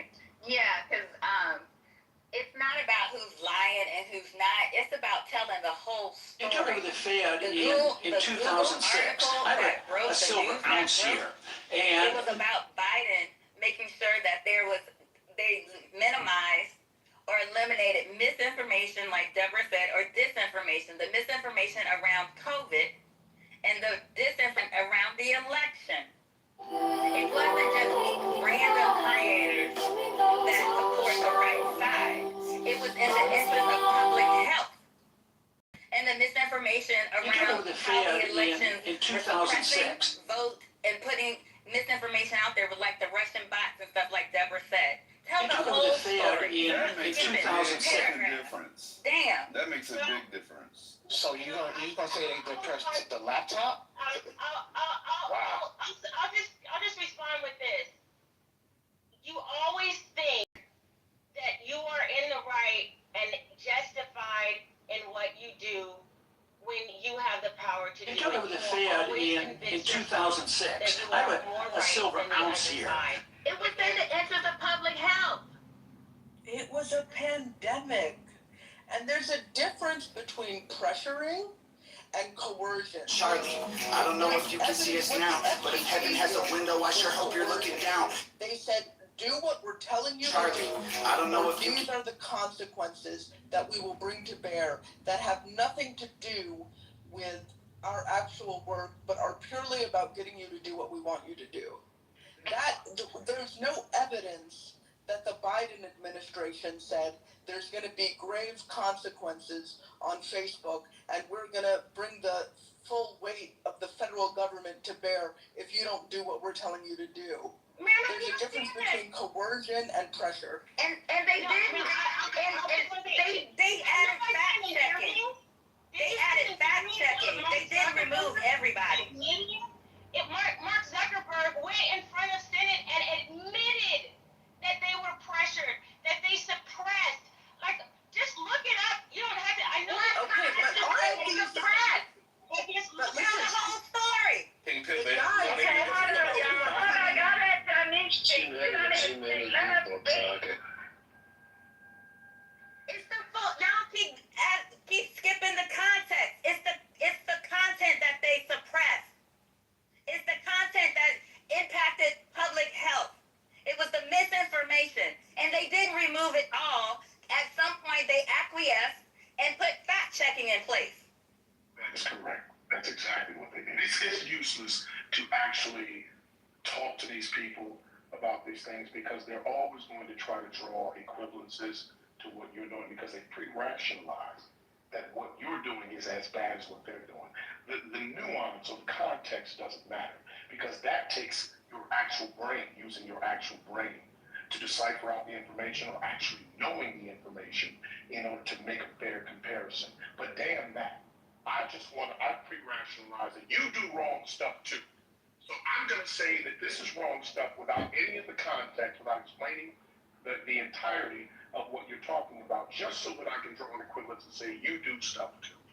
That is the simplicity of this degeneracy. Yeah, you never take. And there's something else that's important to point out here. There is a difference between having an or else attached to things and not having them attached to things. If a public health official calls you and says, we believe that, you're a vector for misinformation that's leading to the deaths of people or the potential deaths of people, we think you should take this down. That's very, very different than someone saying, you need to take this down or else you're going to face sanctions. That's what I said. There's some other business, oh my God, fucking A. It is different when the government wields its power to force you to be coercive. I have not seen any evidence that they have been coercive. If you have that evidence, that it's not just them saying, we think you should do this, but actually, if you don't do this, we're going to take X action, please provide that evidence. Oh my God, that's crazy what he just said. Can you believe he just said that? If they went into the city and said they would feel pressure, if they said they would feel pressure, pressure is not coercion. What are we doing? when the government tells you to do something, you do it. By the way, They didn't do that. these are all the these are all the same tech guys that we saw at the inauguration, kissing the ring, wanting to work with Trump, wanting to have the Trump administration smile upon them. So the fact that they're coming out now and saying something that is very helpful to Trump and aligned with the MAGA agenda, I have to question their motive.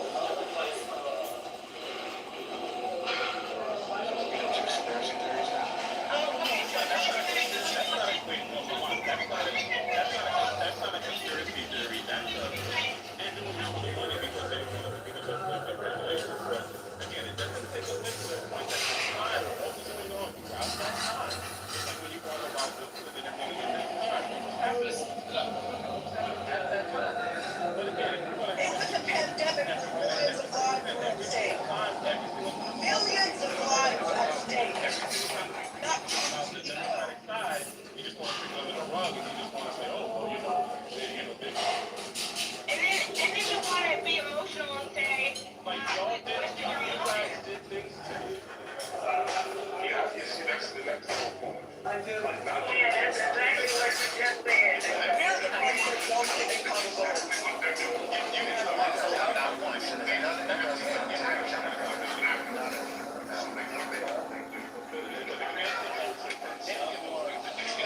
Let Quinn speak. Let Quinn speak. Malak, you guys said that one Mike on Quinn.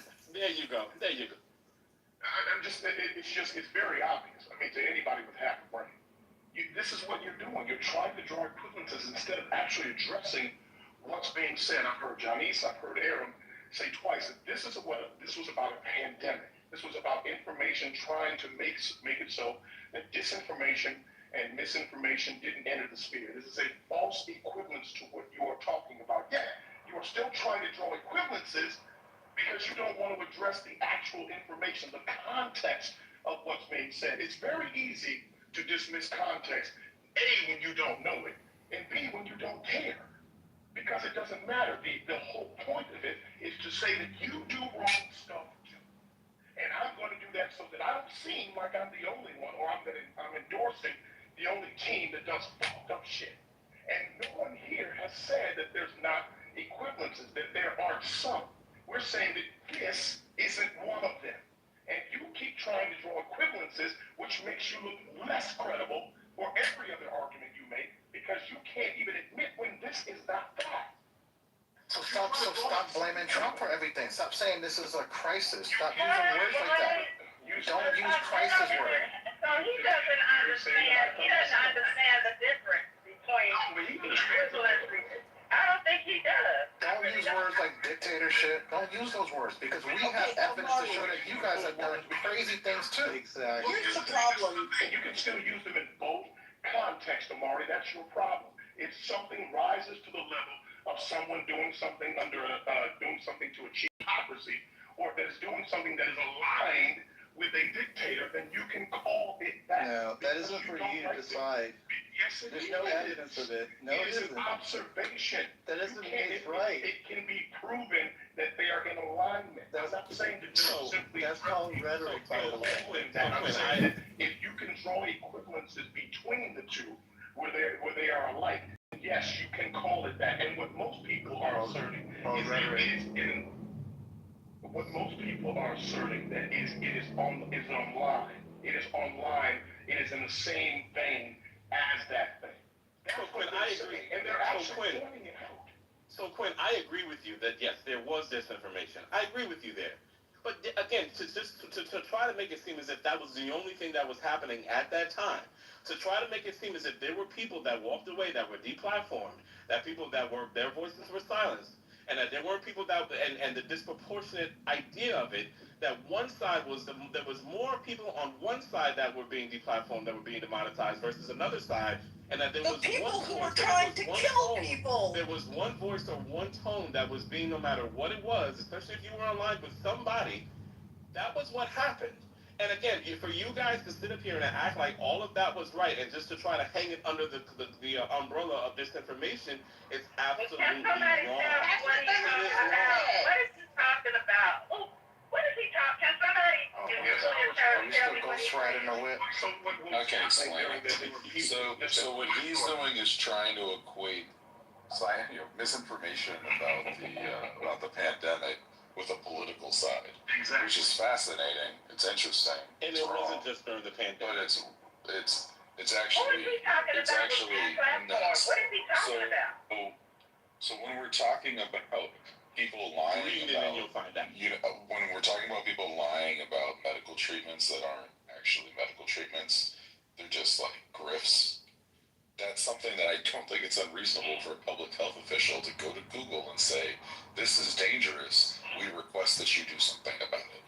In fact, I would encourage that, because part of what we see right now is a lot of people are following bullshit, grifty, pseudoscience around their health, and people are don't getting take Tylenol.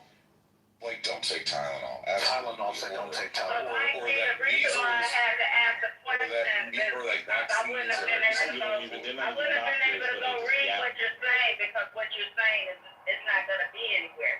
That's in your head. So that's why I asked what it was you were trying to say, because it's more misinformation, and I wouldn't know where to go find misinformation. I wanted to know what the truth is. So thank you very much. Herein lies the rub. You just did exactly what Aaron just said, and what I've been referencing, Amari. Tylenol did not say don't take Tylenol. Tylenol has never said that. They tweeted that out in 2017. Yes, they did. They said for pregnant people. You just said for pregnant people. Context matters. Every time you say something to a Democrat, they tell you no. It's crazy. Well, no one said don't take Tylenol if you're not pregnant, so that's a Captain Obvious. Donald Trump said it yesterday. What are you talking about? They were talking about pregnant women the whole time. That was the context. Don't forget about the context, Quinn. There was no There was context, sir. What are you talking about? He said blanketly, do not, and he said this over 35 times, do not take Tylenol. There was no contact. There was context. They had a whole team of people. What are you talking about? The whole conference was on that. It was about pregnant women. What's going on here? Like, why are you guys making stuff up? They're just crazy. Pink pill, was that what you said? You people know that there's none of what he's talking about is rooted in science. None of it is rooted in science. He's saying that You're hard to hear, Pink pill. Anybody ever know? Can anybody name any other president besides Trump that has stage to talk about medicine and what I mean, there the whole ACA passed, I don't know. Did you hear my question? But did you hear my question? Yeah, we heard it.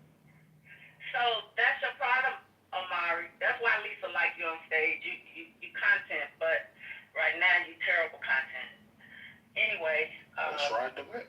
what I said, my question was, name another president besides Trump that has, acted in the stead of a doctor or an authority, although RFK is not one, but do what he did. Can you name another president who's done that? That's my question. I think probably Reagan and George Clinton through the AIDS era. They did that a lot. George Clinton? Okay, what did they say? Tell me what they, okay, so you name one. What did he say? Because I don't want, that's what y'all do. You can throw out any president. What did he say? Ma'am, go on mute and find what he said and come back and tell me, please. I'm driving. I can't do that right now. Yeah, I know you can't. So drive and be quiet. So you know what? I don't know. Yeah, be quiet though, because you don't have a real answer. I've literally been right the whole time, but okay, lady. But you literally need to be quiet and drive. Didn't you say that? Thank you. I don't know if you all are aware too, that RFK, the FDA. You took over the Fed in 2006. I have a silver ounce here. And That's for autism, and that company that produces it is owned by Dr. I. So we got on this conversation initially talking about Jimmy Kimmel and the First Amendment and how we're supposed to, be a democracy, not an authoritarian state, punishing people for what they say. So I just want to say one thing on that, which is that if you know about, I'm sure many of you know the story of our founding, which is that it was a bunch of English people who didn't want to be oppressed by the king. I mean, obviously I'm shortening it, but in short, they had all of these oppressive experiences under the King of England, and they decided they didn't want to be under a king anymore. They wanted to do something different. And one of the king can do, or maybe another word for a king is a dictator, can do, is throw people in jail, kill them, do whatever for the things that they say. So the problem with this Trump behavior and what's so scary about it, it's not just, oh my God, we're not going to get our favorite late night show or whatever. Like, if the consequences stopped at some of your favorite TV shows will have to be on you and they won't be on TV anymore. I honestly don't think that in and of itself, even though it's Congressman and blah, blah, I don't think that's that big of a deal. But the problem is that these dictators, they never stop. They don't stop at taking the TV show off the air. If you've ever heard the phrase, you give them an inch, they take a mile. And we can see what other authoritarians around the world have done when their citizens say things they don't like. They put them in jail. They detain them for awful conditions. These people go to jail for years. They don't get food. They can't see their family. And the other problem is that once they're allowed to do things like that, right? Once it's Yo,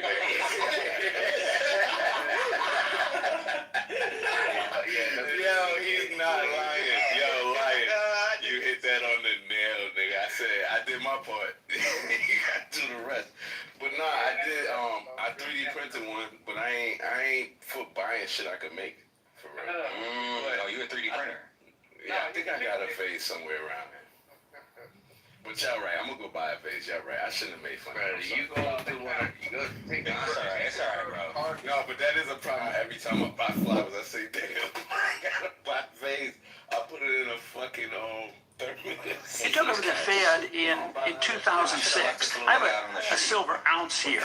And he took over the Fed in 2006. I got 2 cats and a Doberman. I ain't gonna lie, bro. Having cats in the house is unhygienic, bro. They stink, bro. But I ain't gonna lie, I can't talk. I can't talk, Eric. I had a fucking rabbit. No, I had an alligator when I was young. That's dope. Wait, rabbit is gay? Y'all want to see what my pig looks like? Oh, rabbit is gay, Trini? Yeah, I think that is kind of gay. Yeah, what you mean? Of Yeah, you got a rabbit. You guys are out of your fucking mind, bro. Name one hard nigga that has a rabbit. Fine.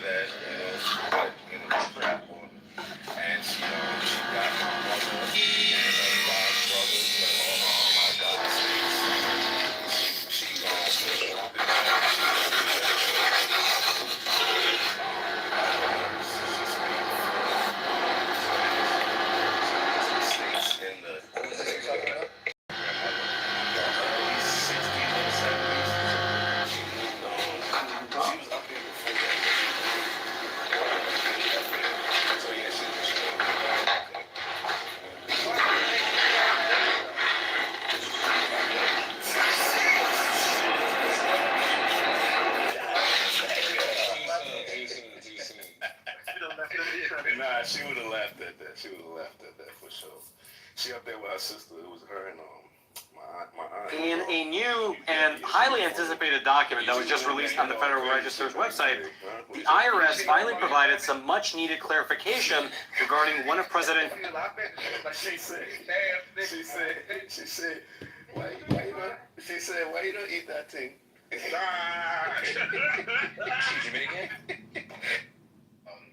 I can even say Charlie Kirk at one point until he cut her off, and then you had Brandon Tatum, you had Bryson, whatever his name is, Gray, whatever. The biggest fucking sample, clown. You brought Tatum. You ever respect Tatum? No, I don't like his wife. I think his wife is always trying to target black women. See, you don't know me. Well, you associated with them, bro. You associated with them. They invited me to one event. Let me tell you something. I saw the game for what it is, and then let me say something.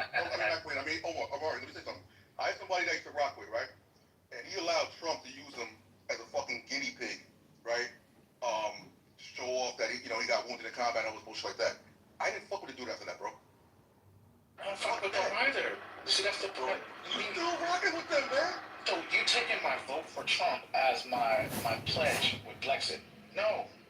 I not separate the two. You're not separating. Like I can vote. Like Mike will tell you, and others will tell you, we can vote for Trump and not support not one person in Brexit, not support TPUSA action. That's crazy, bro. You listen, like that's like me. That's like me. If you work for the CDC and you vote for Lexi wants to get like the move over the Trump. You know, you guys, please let him. I'm sorry. No, we're just talking back and forth. No, I'm gonna have a back and forth. I'm gonna let you guys have your back and forth. I really am gonna let you guys have your back and forth. I promise. Good. I would say this, Haitian. I would say, and I'm trying to find like how to type. Let's say for your side. Okay, I was supposed to be at the Congressional Black Caucus. Hold on, I know you're independent. I get it, but I'm gonna say for the Congressional Black Caucus, they had their convention this week. I was supposed to be there. I couldn't make it. If you could rock with them, but let's say you know what, but you're not gonna support Biden. I'm not gonna say, okay, you know, I'm not gonna hold that against you. You like the people in the Congressional Black Caucus. You like their message. I didn't like the message of Brexit, but I still supported the policies under President Trump. Brexit was not America first. They were on some other type of shit. And me, I could pick up on bullshit right away. I found out, like, I don't want to be part of this. So you can pick up on bullshit, but you still rocking with Trump all these years later? You don't like Trump. I don't like the policies of the Democratic parties. I don't like the policies of the Democratic Party. I don't like the way they have open borders. I don't like sanctuary cities. I don't like none of that. They don't have open borders. That's a lie. You can call it what you want to call it. Oh my God! What? You can call it what you ever want to call it. It's basically open borders. It's catch and release. Oh, we got some more maggots on stage. Y'all want to jump in? And we got Matt. We got Notorious. We got what happened to Pink Pill? Well, thankfully she left. We should all thank God for that. Maybe she was thrown out the room. You know how that goes. Nobody threw out the fucking room. That motherfucker. Wait, what Okay, guys, stop. Oh, what's that? Stop. Let me put your picture up. Let me put your picture. This is the No, hate that we're talking about. This is the hate that we're talking about. And the doc said, hate it. We're not gonna do that. I never told you you had rights to put my picture up. That's not this kind of room. Look, it's not. This is not this kind of room, you guys. We're just having a Okay, this is not this kind of room. We're just trying to have a conversation with other people who have different opinions than us, with different viewpoints than us. And once again, we're not here to change anybody's mind. We're just here to have a conversation. That's it. That's all we're here for. So if you want to, whatever you guys want to do as far as the way you think, the way you vote, that's your own private opinion. That's what you do in the privacy of the voting booth and in the privacy of your home. But when you're on the stage and we just want to discuss things and throw out some current events and discuss them, that's what we're here for. So, is there any other break? You guys done with your squabble? I have a question. Oh, go ahead. Can I just answer one thing? Haitian. No, we're good. But Haitian, do you respect the fact that I don't, like, do you respect that I don't, like, open? Like, that really bothers me. I'm done. I told you. I'm done. No, you're not. We're talking, you and I have a conversation. So, like, I told you the story, and when I told you guys a couple weeks ago, my wife and I, when she was, I know this with the when she was a police officer at USC on campus. Okay, I'm getting ready to close the room because if we're gonna have this problem, I just said very clearly, that's why you guys are not the only ones in the room, okay? Look down. There are other people in the room besides you guys. That's true. So, right, so what I'm saying to you is they came in here to listen to us have a discussion. That's what they came here for. So can we have the discussion? That's just it. He asked me a question. Hold on. He asked me a question. I just want to have a follow-up question for him because I think I answered his question. Okay, so Mari, somebody else. Okay, but I'm happy to ask a question. Okay, can someone answer my question? Can someone answer my one question? I'll answer the question, but you're misrepresenting facts. So it's not about facts. I'm talking about my own personal why I voted. So I need you to have a problem with that. I wouldn't. Do you respect that? We lost someone on New Year's Day. On New Year's Day, we lost a friend and his wife were driving home to a drunk driver. Okay. That changed us. So let me ask you a question, and just as substantive as a question you've asked, if a white person would have killed your friend, would that have led you to believe that would that have made you angry with all white people? No, but this person should have never been here. Well, what I'm saying is, with that, what difference does it make if they were here? And I understand the nuance, so I'm not being facetious. I'm saying that because this happened with an illegal immigrant, or supposedly illegal, and I'm going to take your word for that. If that happened, why does this mean that? Does this mean that this is the penchant of all illegal immigrants, or all immigrants in general? Of course not. I'm not going to paint that word, but that was that. You gotta understand that made us like angry. I completely understand that. I'm not just. I mean, they had a daughter, a 15-year-old daughter who had to go live with her aunt. Understood. And uncle. And so it was very personal to my wife. Again, Lisa, she graduated from USC. My wife was a USC police officer, campus police. So he was also a campus police officer.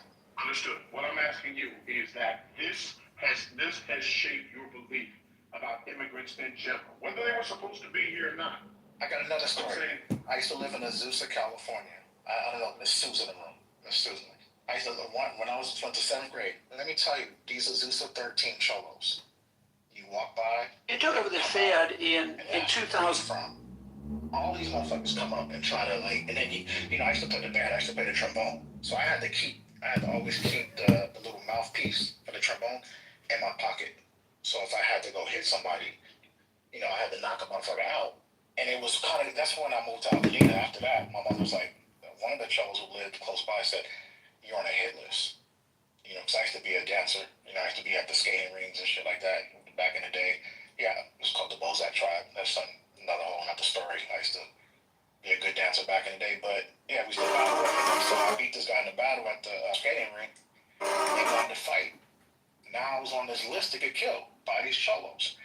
All that shit all adds up to me while we're sick of this shit. You know what I'm saying? Like, we're black people and here we're being targeted by these SX.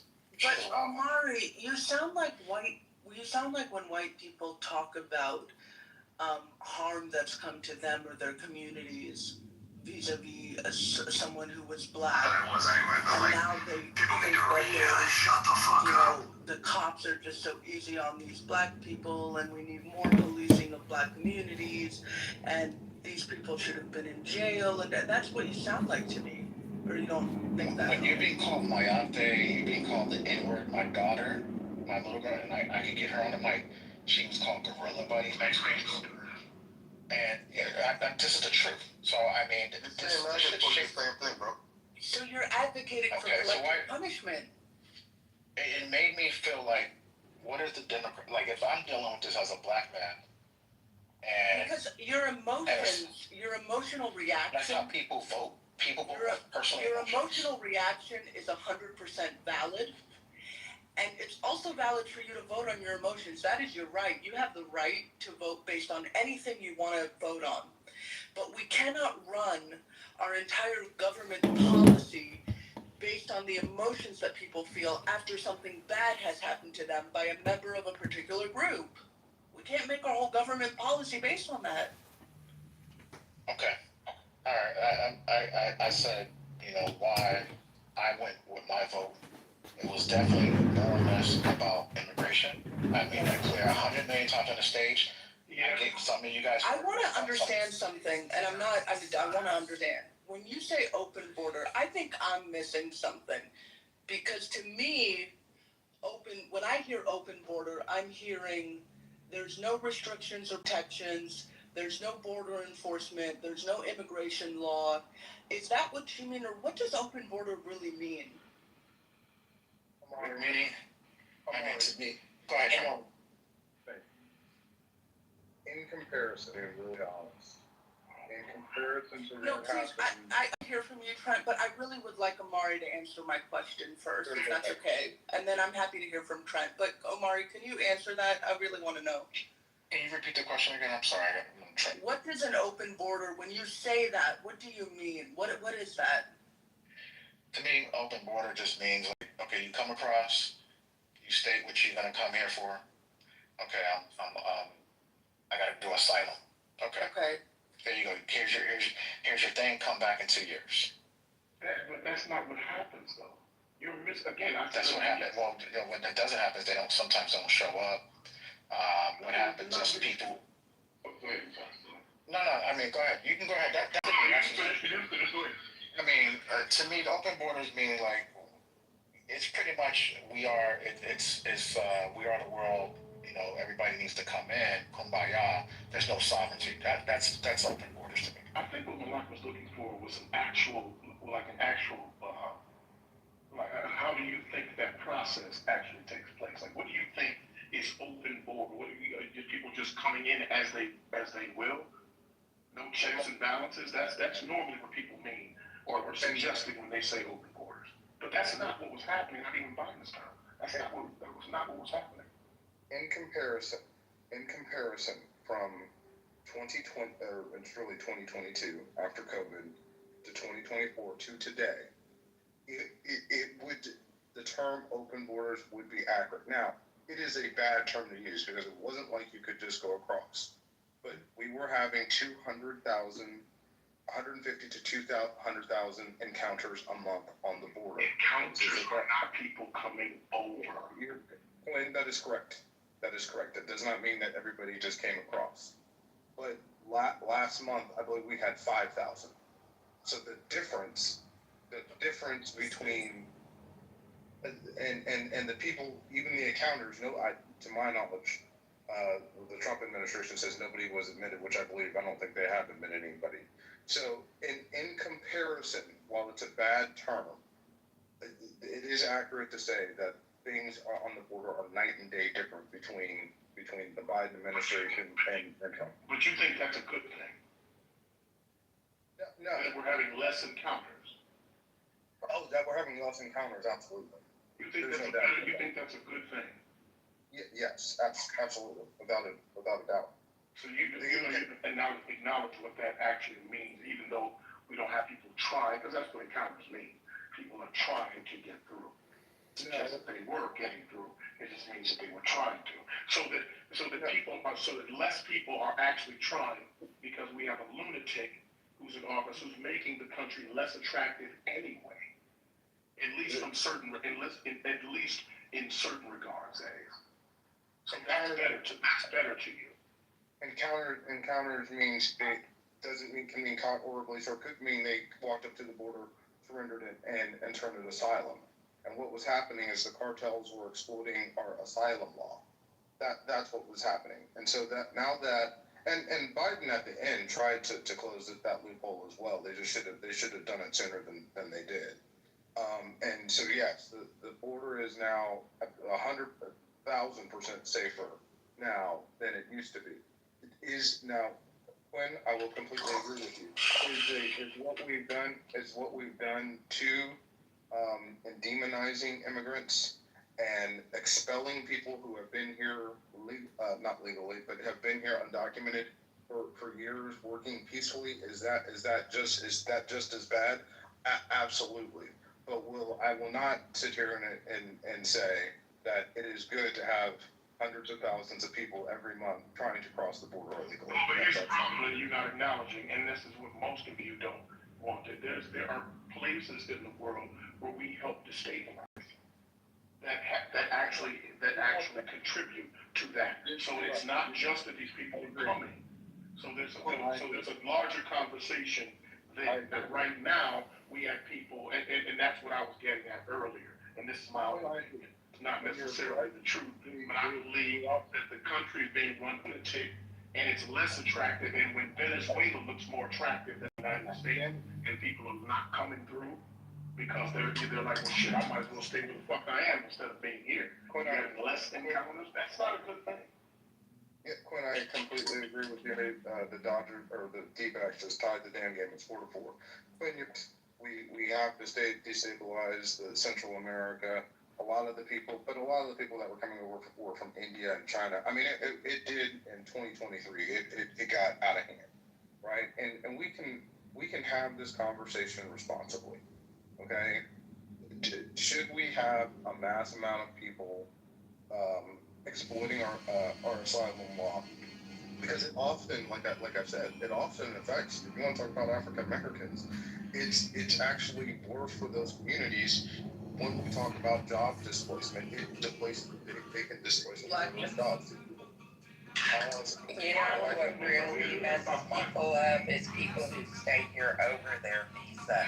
Those people are here more illegally than people that come over the border and claim amnesty. That's what contributes to our illegal population more. People coming in legally and overstaying. That's absolutely right. In an airplane, in their little white skin, and their little HBV one or whatever the fuck. So let's be honest. So Ramona, I actually think what they've done in closing the loophole on visas and moving that up, I think that's good too. Definitely good for white collar jobs. But we can have these conversations without calling each other names, without demonizing each other. I'm with you, Quinn. The way that Donald Trump and the administration has talked about immigrants and Hispanics, my wife is Hispanic, has been deplorable. I agree with you. But we can have this conversation responsibly and figure out a good solution instead of just attacking each other and saying that this is all good or this is all bad. Anyway, you guys have a good night. That's okay. Bye. You can't leave. You did it. The second that Trent left, DC is on stage. Did y'all coordinate that? Where's what's the name at? Where's Gemini? He's supposed to shoot in mid-sentence. Ramona, I thank you for bringing up that, because it wouldn't have come up had you not brought it up. It never does, but he ain't bothered to sit there. We just demonized the fucking That's why he left, though. He had to give himself a way out. He said, "Oh, get his shit off." I know. Yeah. No, he didn't have a comeback to what you said. Oh, no, he didn't. No, He just wanted to get his shit off always like runs somebody away was gonna off the believe stage. him. Shout out to Trent. TC, welcome to the stage. I'm trying to figure out what the fuck did Trent do. I mean, I'm so confused with these people, man. Y'all are confused. That's true. No, what Trent does is he comes on, he states what he said, and then he drops the mic like he's Barack Obama at the White House. You gotta stop doing that, man. That's wrong. That's wrong. A lot of people wait in line. Is he wearing his beige suit? Y'all know what's You know what's crazy? I'm in Vegas for a conference, right? I'm in my hotel is on the Strip, and I'm not going to any casinos. I'm not going to any shows for myself. Like it's a business trip, and I've decided I'm just gonna go visit. I'm not gonna go check out any hotels or casinos or shows or anything like that. Just gonna go back to my hotel room. Productive and constructive. That's how you gotta do it, man. Congratulations. Good job, TC. Good job. What's his name? I'm scared. What's his name has a residency in Vegas. Yeah, apparently Eddie, what's his name? Griffin is he's doing a stand-up show. Oh, I love Eddie Griffin. You should go check him out. He's pretty funny. Why did Eddie go MAGA? When did Eddie Griffin go so MAGA? Remember he went MAGA during this year? Like, that was weird. I didn't know he went MAGA. MAGA, Lisa. It went bad. Oh, I didn't know that. I have to check. Get some clips from him. But you should enjoy Vegas. You're there for business. At least one show. Healthy there.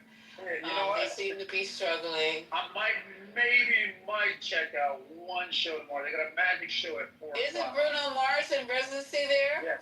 Yes, Chris Brown. That would be a good Bruno. Now come on now. I would go check out at least one of those shows. That's it, Bruno.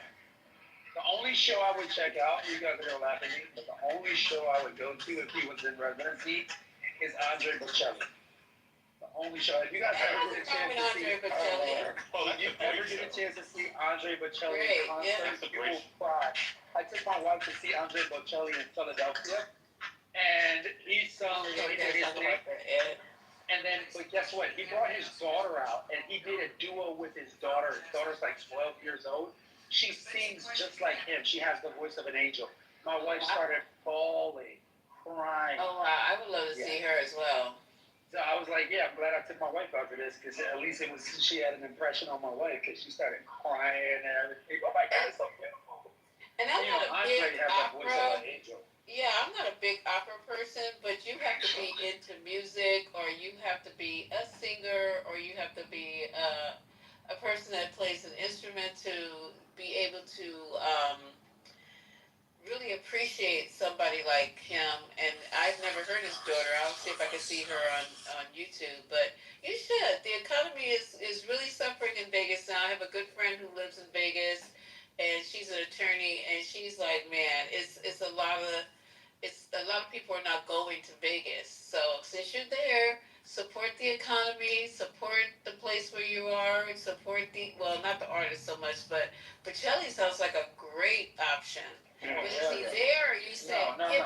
he's not. He's in New York, actually. I think he's in New York tonight, actually. Really? I think he's playing. Okay. Oh, he sucks. Pop Rock is better. But listen, Bocelli's good. Bocelli's good. TC. Guys. I think he's in the Matrix. I was gonna tell him if there's someone playing at the Sphere, he should catch one of those shows. I hear they're awesome. Yeah, definitely. Ooh, and then Harry Potter show at the Sphere.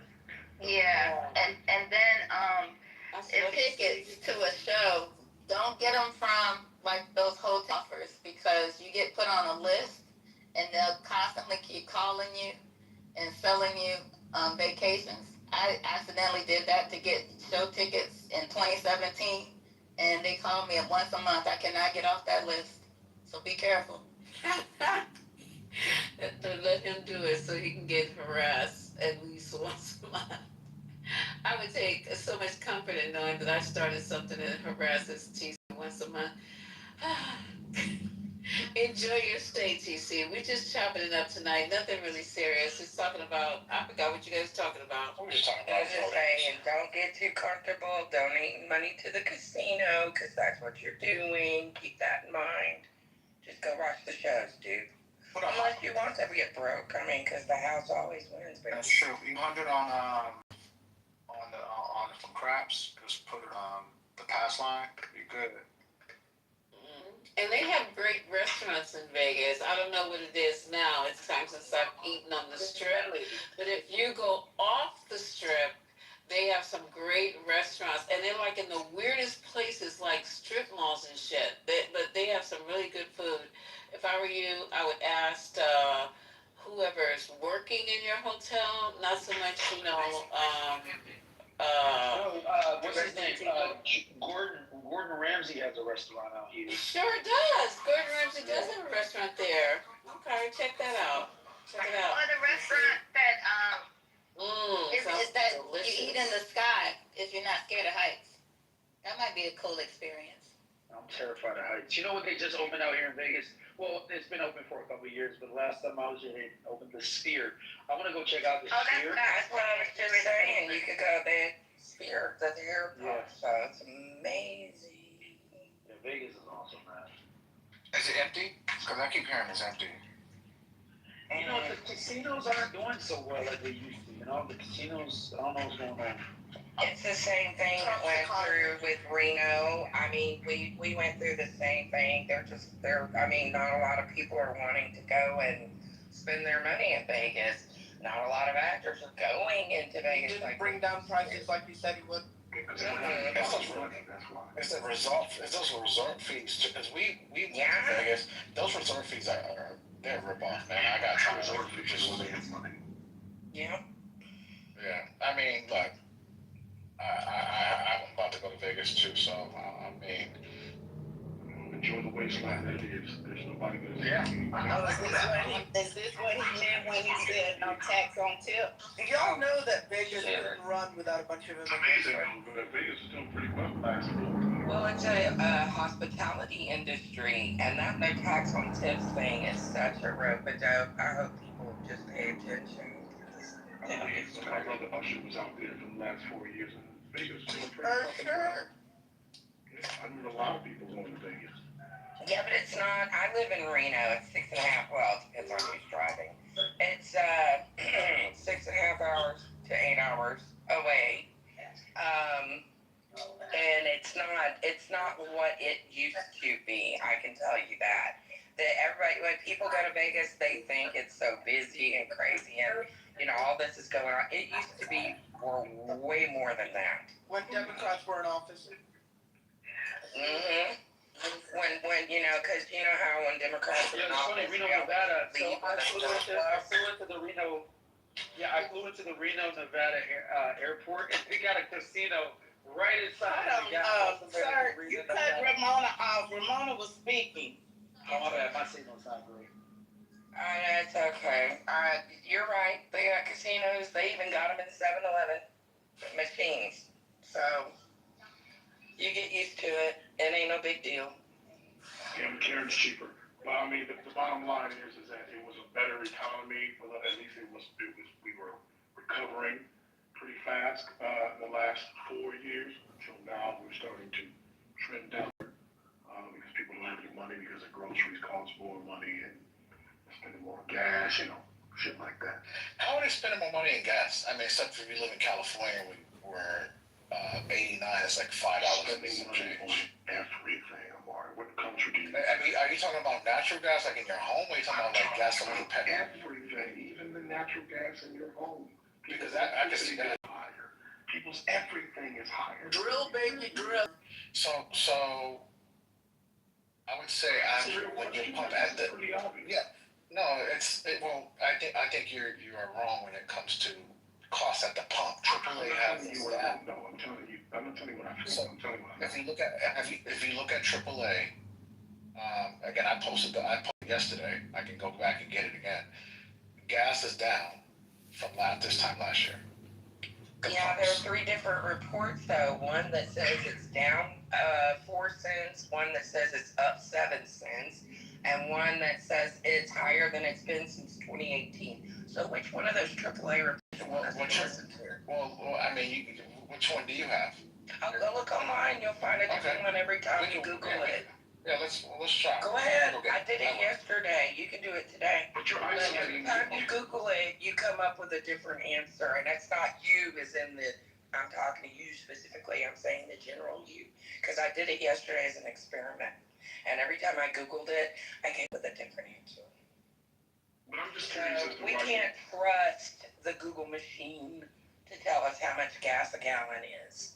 Sometimes you got to talk to other people and ask them how much they paid at the pump. Because you're going to get a different answer every time you Google it, baby. I'm just saying. Go ahead, baby. Google it, baby. Google it, baby. Google it, baby. Because you're going to get a different answer. That was good. It actually says the deviation was 5 cents since last year, so it's fluctuating. And it always fluctuates. That's the point. But I'm saying that it is higher. It's higher. It's been higher in the last,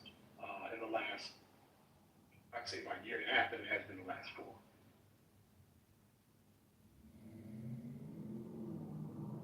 It always baffles me in this shit, but it always baffles me. Ramona always has so much good information. I know Ramona's blind, so Ramona, how do you get your do you read papers, or you get your information from NPR? You're funny, I'm blind. What is this paper shit you speak of? You know what I mean, like Braille or whatever. So I don't read Braille. Jesus. You just keep getting dumber every time you say something. So. Ramona's funny. She got you. Damn, son. I've been knowing Ramona for 3 years, 4 years. I've been on this app since August of 2019, and I've been using your Jaws Jack since then. So go ahead. We were on the same side for a year and a half, so I feel like I should. Yeah, it's when you were booty clapping for Biden, but you switched. Yeah, I switched. Not booty. You used to booty clap for Biden, TC? We're friends. Ramona and I used to tag team. Oh my God. No, listen, let me tell you. Ramona and I used to tag team when the Trumpers used to come in the room. We would tag team. Yeah, but you fucked it up. And Giraffe, me, Ramona, Giraffe, we would hold it down, man. Alexandra, we would hold it down. Juice and everything. I'm just saying. Who red pilled you then? TC, who red pilled you? Man, listen, again, I just had a premonition when I started to see how people were being treated for having opinions that I shared.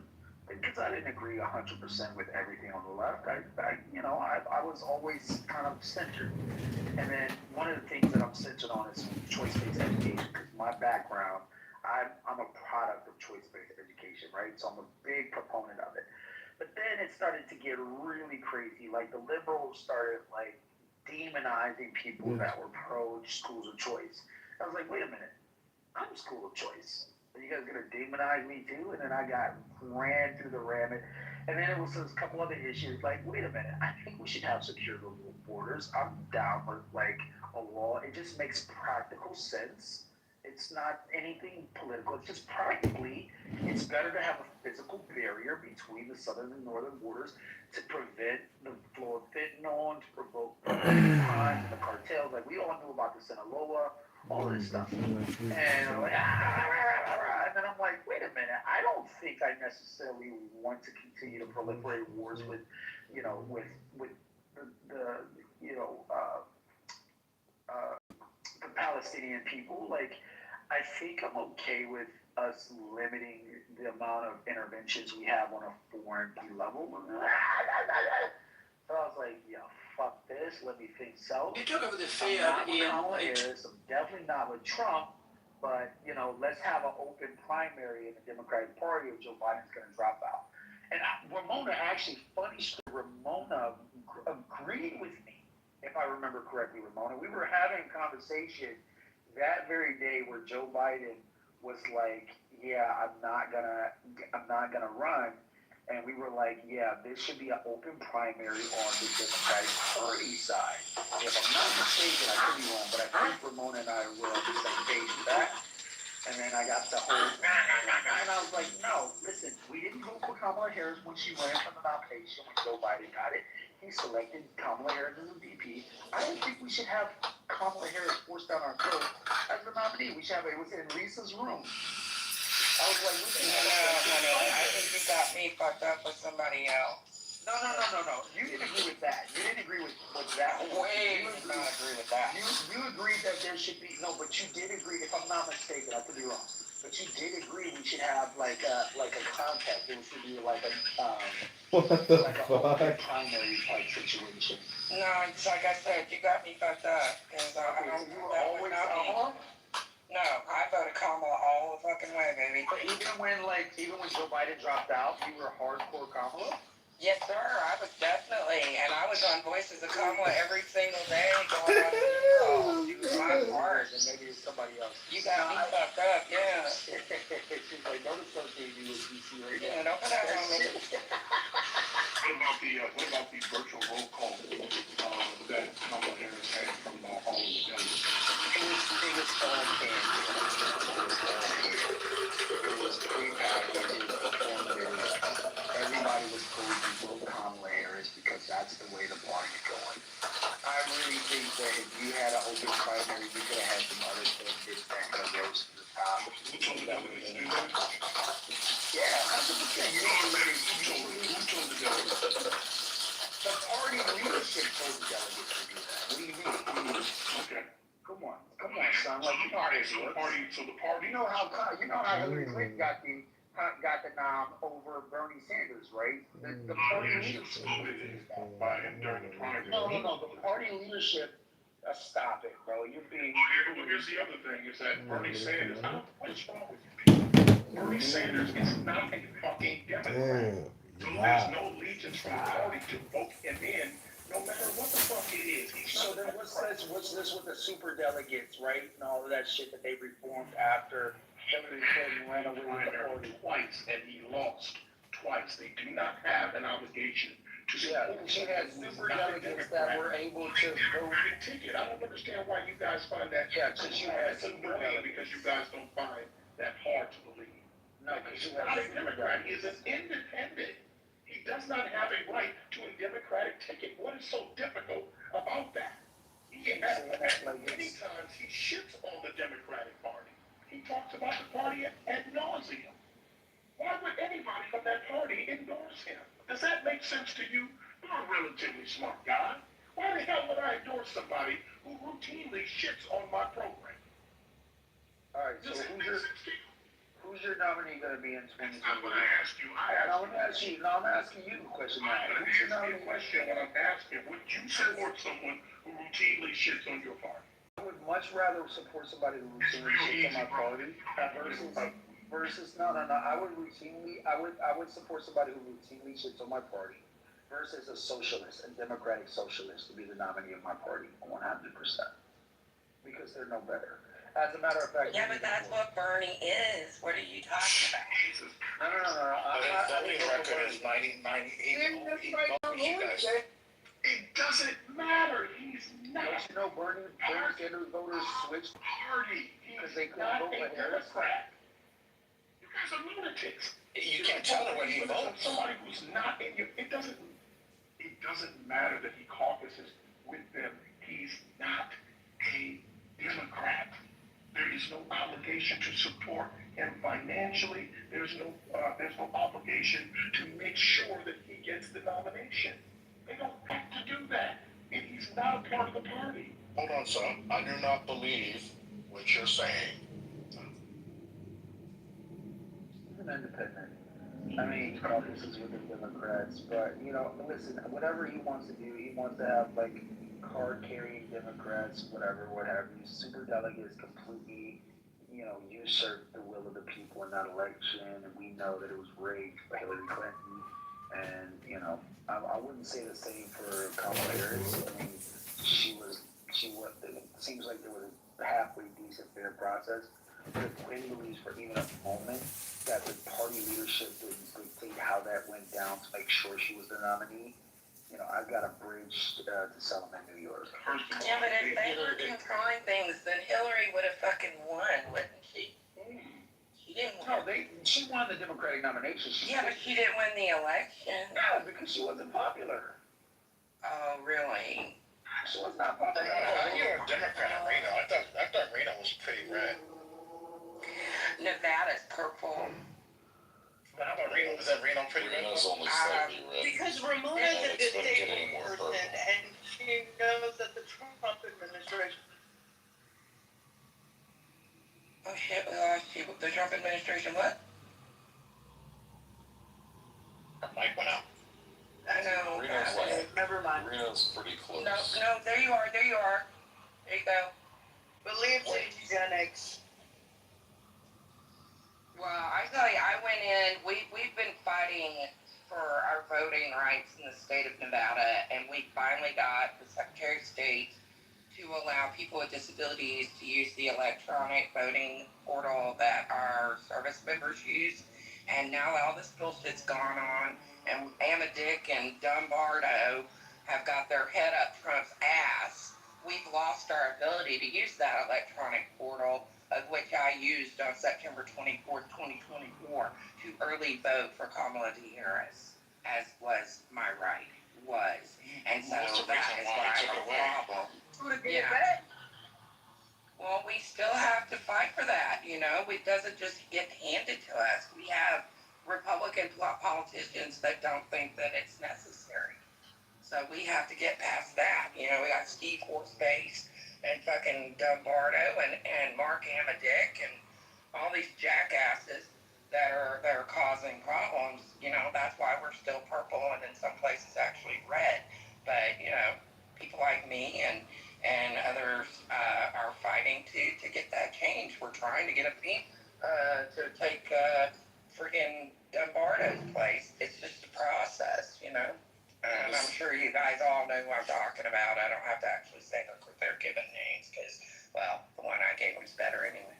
And this is what I've been saying this app for years, when I was talking to dumbasses like Ricky about, quote unquote, the steal and all this kind of stuff, is that their prescription for supposedly making elections free and fair is going to exclude people. Ramona is part of the 1 in 5 American voters who has some kind of disability that needs accommodation for them to be able to exercise their right to vote. It might be mobility, it might be vision, it might be a so-called invisible condition, such as like having autism. And because dumbass Republicans want to rig the fucking elections, they're basically going to eliminate the opportunity to vote for a whole lot of people, or at least make it very, very hard. And it should be I don't agree just with like that. it should be. I don't give a fuck if you're talking over me. How about that? Whoa, So, calm down, buddy. I said I don't agree with them. Do you want to go in the goo? Do you want to go in the goo? You're going to go in the goo. Okay, and then you can come up after. You can come up after. I don't have a problem with that, but you're not going to talk over me. So this kind of stuff where you're eliminating the opportunity to vote for people simply because they have disabilities, because of your dumbass view of how elections actually run, is exactly the kind of reason why Republicans aren't fit to govern. If you put your hand up, I'll bring you back up. Yeah, I'm sorry to hear that, Ramona. I mean, I'm definitely advocate for the low vision and blind community. So if that's the case, then I'm sorry that's happening. That's fucked up. It's not just me, though. I mean, this system benefited anyone with a disability, which also includes the elderly community. Because if you get to a certain point, you're going to be disabled regardless, because being old, it disables us all. But it is true that the vote is being suppressed for people with disabilities. It is true that people in rural areas are having less access to polls and have to go farther to be able to cast their vote, as is their constitutional right. So for someone to say they don't believe that's true, I would really like to know why they don't believe that's true and what evidence they have to support that, other than the 105,000 blind individuals in the state of Nevada alone that will be affected by this, not to mention people with other disabilities and challenges on getting to the polls and having their voice heard. So, yeah, I was saying I definitely disagree with any efforts to limit the ability of disabled persons to vote. My son is disabled, and I would hope that, you know, when he becomes of age, time to vote, that there's a necessary accommodations for him to vote. So that's bullshit. I don't care if they're Republican, Democrat, if they're trying to limit the ability of anybody to vote, that's just bullshit, and I don't stand for that. Well, it's not an if, though. We're telling you it is an actual thing that is happening. This isn't an if. This isn't hypothetical. This isn't a hope and dreams and bubblegum and tape. This is really happening. People are being suppressed from their votes. I don't think it's that hard to believe when they have been redlining, gerrymandering, and trying to maintain a grip on any minority getting their vote in. And so, I mean, I don't know why it's that difficult to understand or know that it is really happening, and it's going to get worse. I mean, the most famous example of this is what the Republicans did in North Carolina, where they were trying to remove the powers of people who won elections. And they also, I believe, if I remember right, they delayed the certification of someone who won way beyond where it should have been. They've been playing so many games around the most basic elements of this, and it is an enormous problem. Aaron, and correct me if I'm wrong, didn't some Republican elected officials get accused of that and actually convicted of that? Fake electors. Well, there's fake electors. I think what you're referring to, Glenn, is the race a while back, maybe 18. Okay. The Dan McCready race. And there was a guy who absolutely was convicted. And the messed up thing is that McCready, who was the Democrat, probably would have won in that wave election in 2018. But because of the cheating, the Republican, he was the Board of Elections or something, said they had to rerun the race.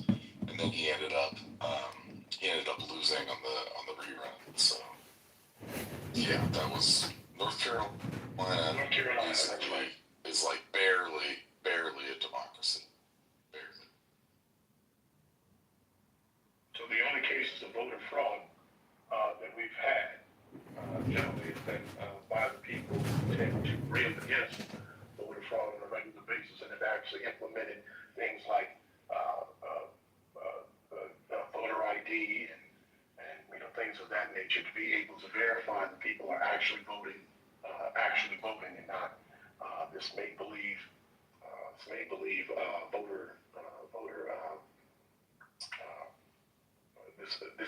early voting effort to disenfranchise other people by voting multiple times with one person. And another thing that happened was that the main agencies that protect our elections were gutted.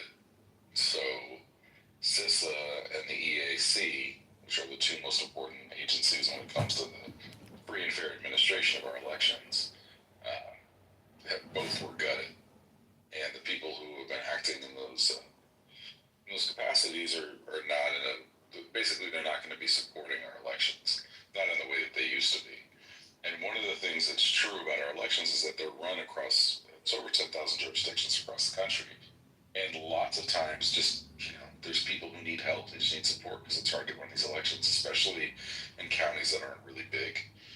And they're not going to get the support that they need. And, that could lead, cheating is almost secondary. Like the incompetence and the mistakes that are going to get made are going to be off the chart. Yeah, that's definitely something that we deal with every 2 years, whether it's our general election or it's our local elections or midterm elections. You've got to make sure that when you go into your polling place, that those machines are set up and that they're available for people with disabilities. And half the time when you go in there, either they don't have a machine hooked up, they don't know how to use the damn thing, or it's broken. And they're supposed to have 2 accessible machines per polling place regardless, period, end of report. And so they get really fucking nervous when we go in to vote, because when we go in person, there'll be people standing all over that polling place with canes and waiting, because we're not leaving until you fix that fucking machine. And so you've got to have people that are willing to do that and willing to stick it out. And also the fact that our elections have gotten so damn hinky in the last 12 years because of you-know-who. We had, not only did we have the institution of paper ballots, which have been going on for 150 years, we have had that absolutely destroyed and actually put into a life that will never recover, because you had enough people that were treating it dishonestly. And all these damn scandals of all these paper ballots being in ditches and shit. It's just crazy. Not only that, but you had Elon Musk sitting there selling people on signing up as Republicans, paying them, and then putting them into a drawing for $1 million. You guys remember that? That was so illegal, it's unreal. Not to mention the fact that after the election, Trump even stood on a podium and said, Elon worked those machines really good in Pennsylvania, didn't he? You guys remember that comment? Because he said it right out loud. Not even one person blinked an eye. Nobody. So what are we talking about here? We're talking about having to hang on to our right to vote by the skin of our teeth, because if they can, they're going to rip it away. They've been trying so hard. I'm sorry, I'll be quiet. No, you're good. I saw a story. I don't know if it was. I know Lisa's not here, but I thought it was pretty crazy. They stole a submachine gun out of the governor's security detail car. Was it yesterday or some shit? Oh yeah, you just seen what happened at the beginning of this month. All of our systems were fucking hacked. We had no safety systems for a week. Guys, I don't know if you realize this. I was asking that whole week. Heard about this? Nobody heard shit. Nobody knew shit. Our state off were closed for the first week of September, you guys. Every state agency was shut down. Even my office, I work at the Northern Nevada Center for Independent Living. I don't give a fuck if people know anyway. But we have certain things that are, we have government funding. And so our servers and things, our reporting, our PPR and all that was all offline. We couldn't access somebody hacked it, you said? Huh? Somebody hacked it, you said? Yeah, our state was hacked the first week of September. All of our, if you guys look, I swear to Hannah, our welfare offices, our DMVs, all of our state offices were all closed. There was nothing, they weren't taking phone calls, their phone systems were down. And then just the other day in New York, they had they found 100,000 SIM cards and all the networking, everything they needed to shut down the whole grid in New York, the whole cellular grid. They were planning on shutting it down because of the UN meeting that was happening. I saw that. They said they talked about that yesterday, but I saw that. Yeah. On the internet, but I thought it was some meme. What? Type of joke, so I didn't pay more No, that's not a joke. That was real. Oh. No, it's real. It's real. They had 100,000 SIM cards so that they would be able to have 100,000 phones under their control. So if you do It's the not a joke. math, they said the population of the United States, they could dial everyone in America within 42 seconds. That's really, really a mighty system. I'm glad they shut that down. That's really bad. Whoa. Yeah, they weren't trying to reach out to a bunch of people. They were trying to prevent that many people from using their phones and communicating. And they were using an outside network for encrypted messages back and forth, but they were planning on shutting the whole cellular program in New York State completely down. I don't know what they planned on doing with it, but they were stopped. I go after a particular person with this network or whatever. Yeah, there was a UN conference. There was a UN conference in New York. That's what the target was. Reach beyond that. You're saying it would have shut down the entire state or something? Oh, that's bad. Yeah, but that was to cover up who they really were trying to control, and that was that UN conference. Was it a UN what was the meeting called that they had? The UN General meeting where. There you go. That's it. Where all the leaders meet up. Yeah, they was sophisticated. I mean, I was pretty impressed that they had all that equipment. Yeah, they had it all over the place, covering their ass, so it could have been really, really, really, really bad. And eventually somebody's going to be successful. I mean, this month alone, like I said, it was just the state of Nevada, but next thing you know, it could be anybody else, in their systems. And that's my fear. I think that's the only thing I don't like. I think when you have a president that's a little bit more like aggressive, I think he said to Russia, tell Poland go ahead and shoot him down. I think when you start doing that, you kind of put the country at risk. I think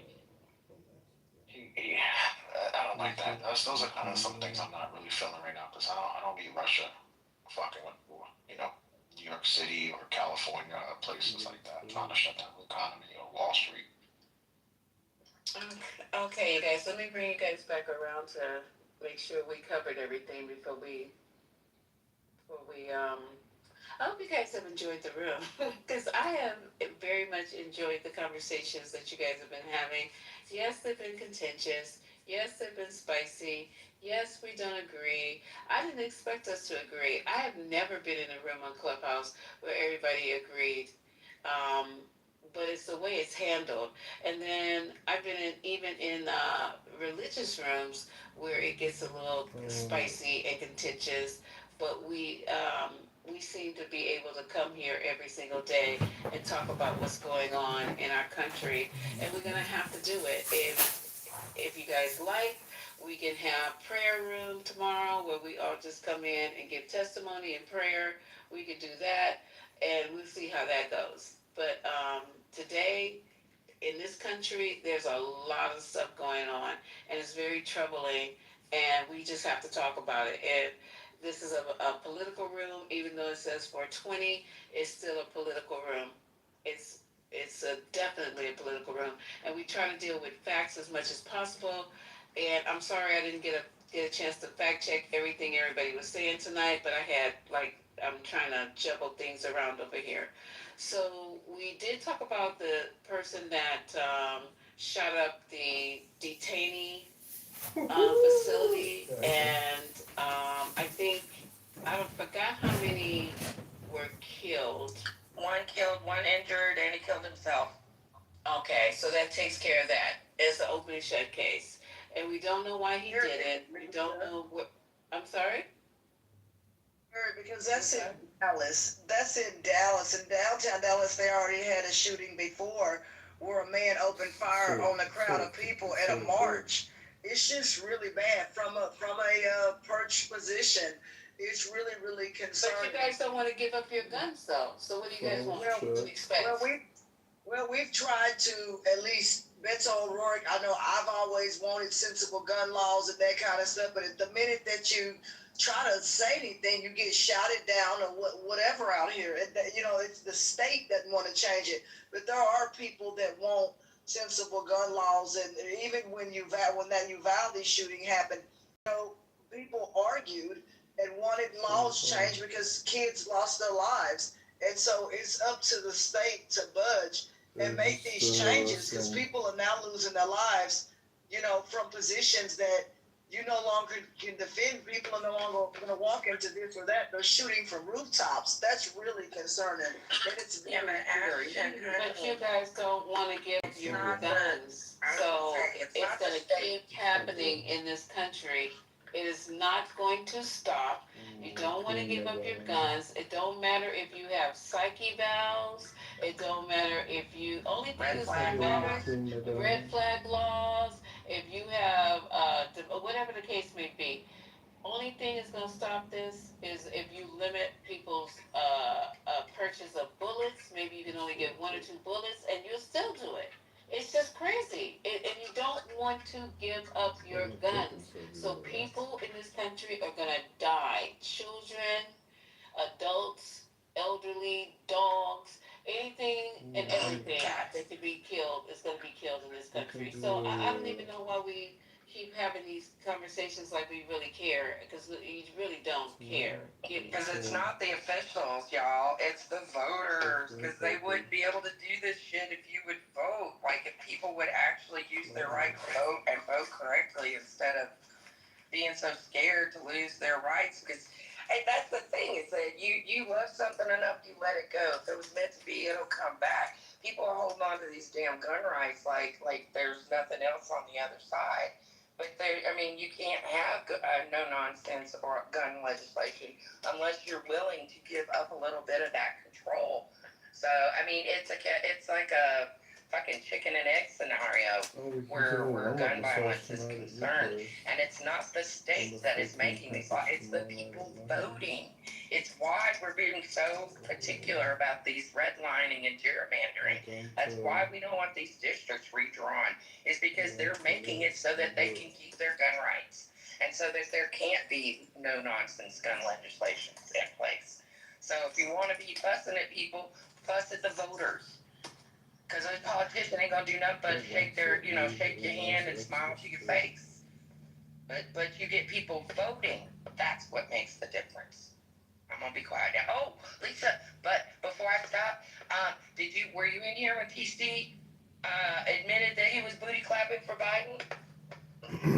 That he admitted that he was booty yes, clapping? girl, I got him.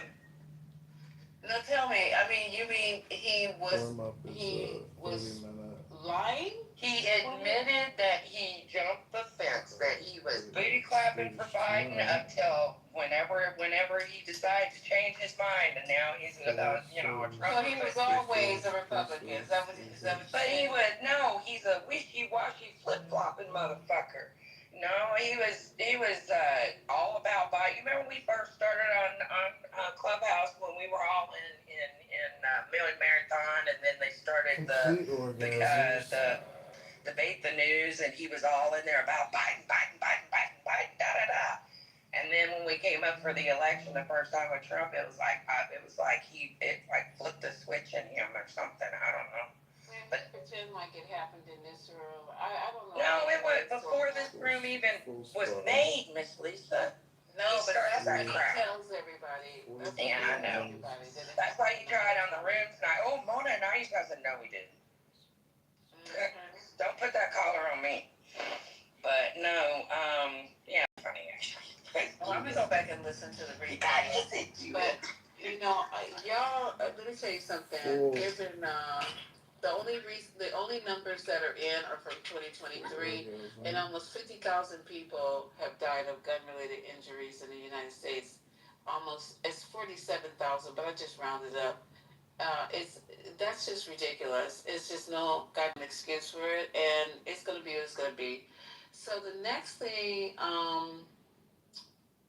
let's see. Oh yeah, I don't know if anybody heard that we were talking about Jimmy Kimmel, and because it was going back and forth so long, I wanted to play the actual clip, but we'll save that for another day because I think we exhausted the Jimmy Kimmel conversation. But there was a Trump Epstein statue that was on the National Mall. They were given permission to put it up there. It was supposed to be up there for 5 days. I don't know if it made it, but it's actually Trump and Jeffrey Epstein holding hands and looking like they're running through a field of miners. I put that in. But that is removed from the National Mall. I'm surprised it lasted a day, but it's been taken down. Um, let's see. Who got to keep it and take it home? You know somebody did. I hope whoever took the time out to make it, because it's very lifelike. So I hope they got that it. would be I hope they got it. Funny. Oh my God! Put it in their front yard. Yeah, and that weirdo Trump is demanding an investigation into what he's called the triple sabotage at the United Nations. He made a fool of himself. Now he's saying that somebody tried to stop the escalator on purpose, that somebody tried to sabotage the mic, because when he started talking, remember he didn't have any audio? I don't know what the third one was, but he thinks everything. The teleprompter? Yeah, the teleprompter went out too. You can't read anyway. How ridiculous does this sound to you, MAGAs in here? How ridiculous does that sound? That somebody is trying to rig his so-called speech at the UN. In addition, Really? have you watched the video? I've seen it. I've played clips on it. I've heard it so many times. And what are you trying? Are you guys just innate? No, have you watched the video of the what do you call it, the escalator? Did you see when the escalator went out? Right when they got on? And do you know why it went out? Why? Because his cameraman triggered that button. Let me go and get this for you guys. You guys never try to investigate. Which cameraman? His cameraman. Let me find out. Okay. Did he accidentally hit the emergency button? There's a button down every fucking escalator. Okay, let me do it. Yeah, if you can find that video, because I did not know that, because they're still investigating it. So I'm surprised. Like that would have been an easy, like, okay. Yeah, it's too easy. Yeah, because the cameraman, you could find a cameraman like you're fired. You're fired. And he probably will be. But the so then you had the escalator, and then you had the teleprompter, and then when the teleprompter went back up, the mic was low, so people couldn't hear him. That was the maker trying to suck his ass in. Do you know how many times that happens though? I don't know. Yeah, I mean, it's like we're acting like you guys want to be some unusual event, okay? I think there was an article. Okay, there it is. Right now. Here it is. I found the article, and please don't ask me to put it in the chat. Okay, it's ABC News, and it's by Abigail Williams, and September 23rd at 7 p.m. The United Nations has concluded its one-day investigation into mysterious President Donald Trump's escalator Tuesday as he arrived at the UN General Assembly. The accidental culprit, a White House videographer who most likely tripped the safety mechanism. I think people do that in the fucking mall. If you touch that button that's there for an emergency, it's actually usually covered with one of those things like the fire pools are. And that's what happened. But we're in here trying to blame it on some conspiracy to have him and Melania fall down the stairs. It would only be so nice. But that's not what happened. The escalator stopped after a built-in safety mechanism on the comb step was triggered at the top of the escalator. The escalator mechanism is designed to prevent people or objects accidentally being caught or stuck or pulled into the gearing. Now, Okay, that's fair. That's a good one. So the cameraman, it sounds like, was trying to film them. He stepped on it and that triggered it. Okay, that makes sense. Okay, that makes sense. Thank you. And it's not uncommon. I mean, every year we have the National Federation of the Blind Convention, and we always have escalators in the hotel. And they always, for some reason or another, they're having to stop it for a little while to either work on it or there's something that's happened because there's been so many people. But that happens all the damn time. So he's just being paranoid. And okay, so then the other thing, the teleprompter. I just love the truth. A UN official told NBC News that the White House was responsible for operating Trump's teleprompter. What should It sound like somebody it sound like somebody internal. It sound like this is an inside job they trying to fuck with them. But why does everything have to be a fuck with Trump situation? It's just life. If my fucking tire goes down, they might not like the boss. They might not like him. They might not like him. Maybe like maybe he yelled at them or did something that pissed them off, and they just wanted to fuck with him. Who knows?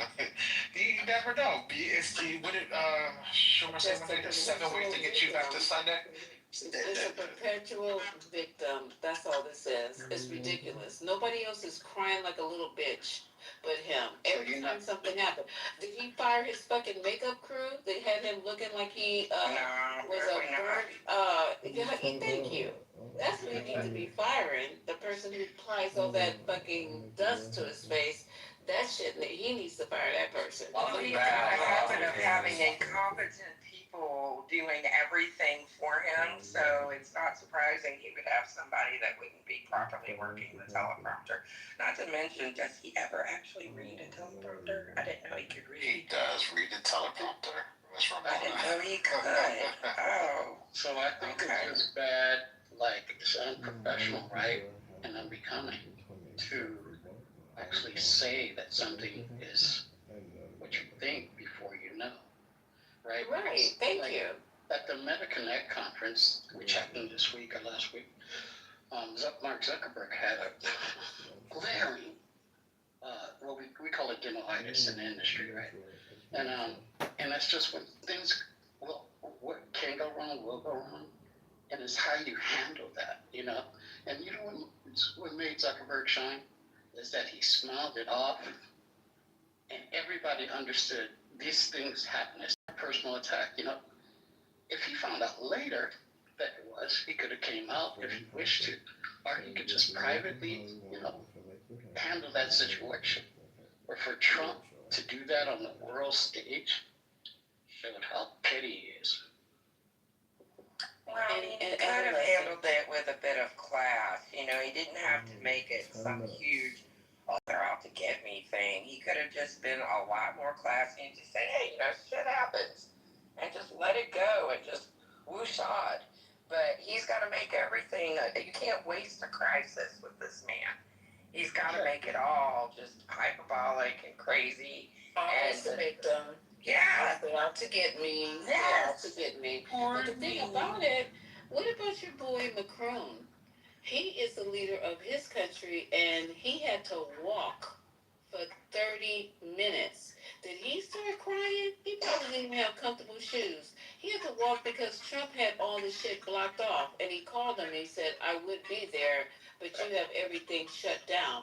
And he didn't say, well, let me come and have one of my guys get you, come pick you up and bring you. No, he got out and had to walk for 30 minutes. You know, Macron handled that really, I think, elegantly. You know, they made a social event of it, you know? And last thing I wanted to say, though, about this whole thing, about messaging, right, and the stature. Trump was speaking to an audience, right? And this was the world stage. They're not interested in his escalator. You know, they can understand that things happen. You know? What they're interested in is how he's going to integrate, you know, America and policy and all this other stuff. And that's about less than 5% of what we heard in that speech. Right. And he just bitched about, you know, what was wrong, who trying to sabotage him, talked about what he did for 7 wars. He literally lied for an hour and making us look dumber than people already thought we are. And all we do sit here is try to, you know what, right now, I don't have anything good to say about President Trump. You know why? Because he's not giving me anything good to say. So I'll let you guys keep holding him up and exalting him over just shit. You know, I mean, really. I would love to have, I wish would come back, and I really wouldn't offend him. I'll even take George Bush, the son. I couldn't stand him. You know At what's this fucked up point, is that any president, I will take anybody at this point. Yeah, we take Nixon over this shit right now. Yeah, I would. I would take Nixon. Because, you know, I mean, he could peace sign it right on out the door. I'm not a crook. Exactly, because he said I'm not a crook, and we don't care anymore. I'll take Reagan, I'll take Nixon, I'll take fucking Lyndon B. Johnson. You know what? They will sit in your face and they will tell you the truth. They'll play their games. They'll play their games, right? Right, but they still took care of America at the end of the day. If they take a shit, they can just sit Millions of Muslims have been hurt because I think Bush policies were horrible. Oh, totally. Oh, well. I can't. The oldest soap in the world, the most famous one is Aleppo soap, and its history goes all the way back to 380 BC. Its recipe is simple, completely natural, made only with olive oil, laurel oil, and water. Don't underestimate it. It not only cleans effectively, but also moisturizes your skin. Even today, it remains widely popular. But you might be surprised at how labor-intensive its production is. Craftsmen first press olives into an oil-water mixture, then continuously heat and stir it for 3 days until it becomes a thick paste. Next, they pour the hot paste on the floor, sprinkle soap powder on top, and transfer it into wooden molds. It sits for 2 days to cool and harden. After solidifying, the craftsmen trim the surface with a spatula, cut it into neat bars, and stamp each one with a unique seal. The stamped Aleppo soaps are stacked with gaps in between to allow complete drying, usually for at least 6 months before being shipped around the world. This small bar of soap carries centuries of craftsmanship. The protocols for Medicaid and the standards have been raised so that you don't qualify. So I lost my Medicaid this year because I made $300 a month too much. And so now I'm having to pay not only $185 a month for my Medicare premiums that I'm having to pay out of my pocket now, my rent also got raised to $165 a month because of the way that they're calculating housing right now too. This is crazy. So my bills went up $360 a month this year, and that may not sound like a lot to you guys, no, but yeah. I'm blind and I work, but I only work part-time so I can stay under my income cliff because otherwise I'd lose a third of my income. So not that it matters, but I only make $2,900 a month. So getting $360 of that a month chewed out for nothing it hurts. It hurts a lot. I mean, I'm not like wondering where my next meal's gonna come from, but it's definitely a squeeze. And you know, the first thing you do is cut the fat, you know, so I have no subscriptions or anything like that that are extra. I think I still have my Netflix, but that's it. So, and I know I'm in a much better position than other people are in right now. So if you think it's squeezing me, can you imagine what it's doing to people who are one incident away from being homeless, from being, you know, absolutely out there with their ass hanging in the breeze and nobody caring. So that's the thing that we're all having to deal with on very different degrees, and that's why we're all so fucking upset. And if people can't understand that are supporting Trump, then fuck them and feed them fish heads, because man, this is some crazy shit we're having to live with, and they voted for this shit, but we're all having to suffer for it. And so goddamn, yes, I'm fucking mad. So there.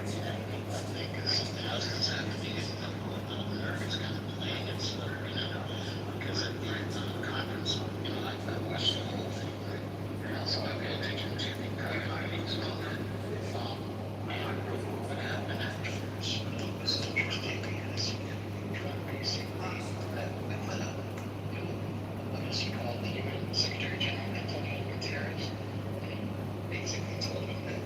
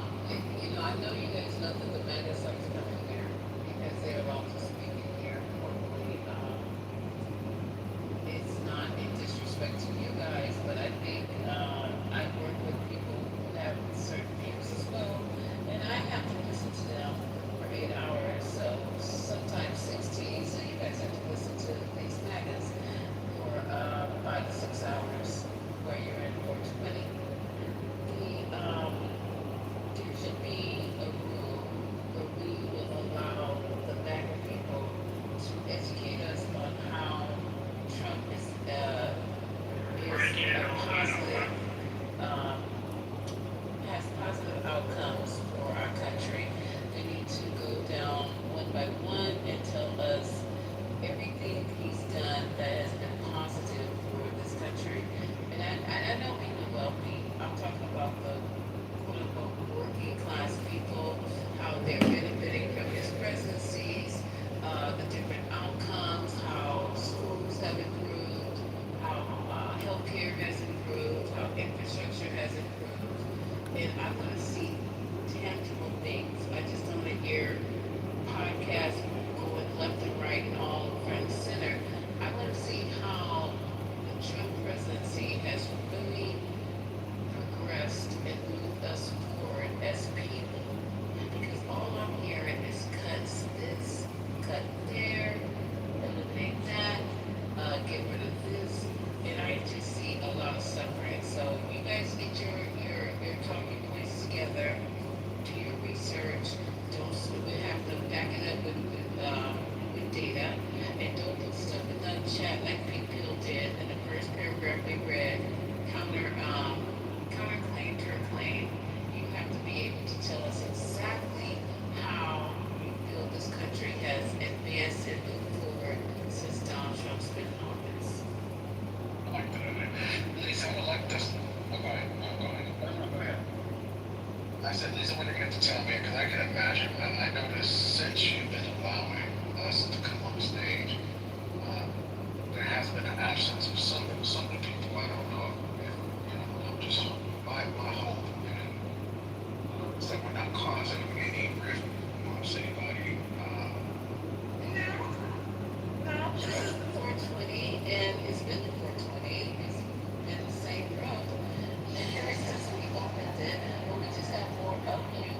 I mean, there was just Infinity was coming in, and then we had an occasional post. Infinity, Anthony, PC, yeah, Concrete. It was the first time I has ever been on my stage, ever. Lisa, please remain. I'm sorry. On this point, great point. Who's part? Are you being free point? Point taken. Point blank, Cappuccino.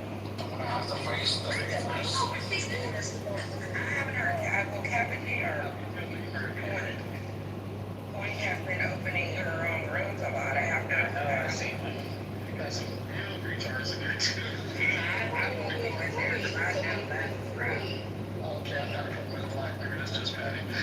Lisa, you missed it last night. I think you might went to sleep. The moon turned into a very actionable, problem-solving, forward-looking space. Positivity. The CEO came in here, and your honor was in here, but then some guy down at the bottom was out screaming. That's what I think this was a little after that. It really did feel positive, and then can you believe that the Google Super Bowl and then I love it here. Like, oh, this is so great. What made it so good? After I was asleep. No, it wasn't that you want to sleep in the gracious space. It was just that it wasn't so hostile, it wasn't so toxic, and there was a mix of voices, including a mix of political opinions. But everybody basically there was a protocol that people had self-organized about. I think it would be worth it to try to adapt that, because I think a big part of it was already about when okay, so tell me how this went. So just on the outside, you will find that some people within myself feel that basically there could be a little bit better mind passing rate. And also a little bit better people who are they just need to be constrained. It's just that simple, because that's pretty much it. But everything else is great with that. So you guys are trying to tell me, okay, so I agree with that part about more limited time and passing the mic more, because there are some people who just don't feel that they should shut up. But as far as having them in the room, you guys would prefer to just have only one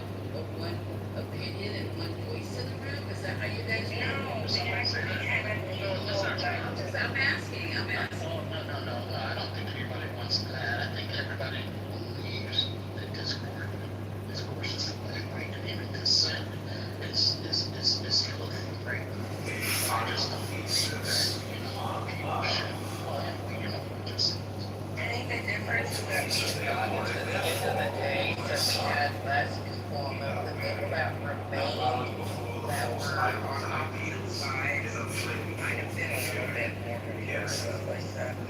amicable, willing to listen. Yeah, able to actually have a conversation and not at each other. So that makes a huge difference.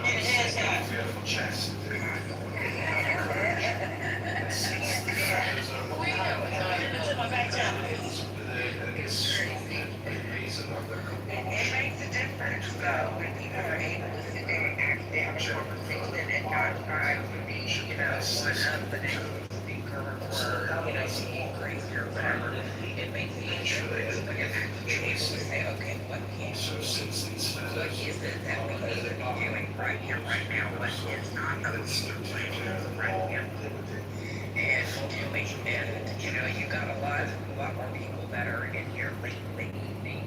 One, they're exhausted, and they don't want to fight and bitch and argue at each other anymore. And two, a lot of times people who actually are on one side or another, because I think you have a lot of people that are formative when it comes to spaces like this. They will act a certain way, and they just roll. And later you have people that actually that have salient choice where their lives are different. And so I think that's the big difference. And I don't know how you can make that happen here in prime time. Because I think that's, you've got people that are so much in here just to be, noticed. And so that they can run their head.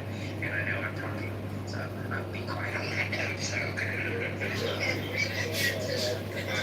times and coming up with the midterms coming up. There's so much going on. I even talk about the Jasmine Crockett thing where she was called out of her name. I didn't even want to start that in my round because I knew that it would get completely out of control. We have people who are just literally like now trying to shut down this government and not even want to include our party in the conversation. There's going to be cuts in your health care. Let's get it together, people. They're cutting Medicaid. They've already started cutting food stamps and SNAP. I have had people, my patients tell me that they have been cut off of SNAP already. That they changed whatever qualifications are needed to get SNAP. We are not talking about the Department of Education, how that's affected the school systems in your state. We are not talking about all the things that are going on that has happened. Because there's so much shit every fucking day. You turn on the news, there's another shooting. A man got shot in his neck. We got people being canceled because they're trying to speak. We have CEOs who don't want to say anything that are running major companies about how terrible the economy really is because they're afraid. I read this article last night and I was really quite shocked. I was reading an article that we have grown as successful businessmen running major companies afraid to speak up about the effects of this administration is having with the tariffs and all the other things that are going on. Literally afraid to speak up. So, where are we at here? This is a place of fear. The United States now is unrecognizable. Everybody's in fear. Everybody's angry. Everybody's suffering. It's just, so, I don't know what else to tell you guys. I try to hold these rooms so we can talk about it, bring the other people in, let them say what they're going to say, and even, they should be tired. They should be tired of trying to defend the defenseless. They are not tired. I don't think so. I actually think they're tired. I think we see it. I'm not trying to bother you on this, but my observation is that we've seen a decrease in what they bring, right? How hard they fight. Like you're saying, it's men with men, and you've been men for you. And I don't think it's because of this relationship. I think it's because they're having to confront the reality. Let's get it closer. I agree. I think they are at ease. I think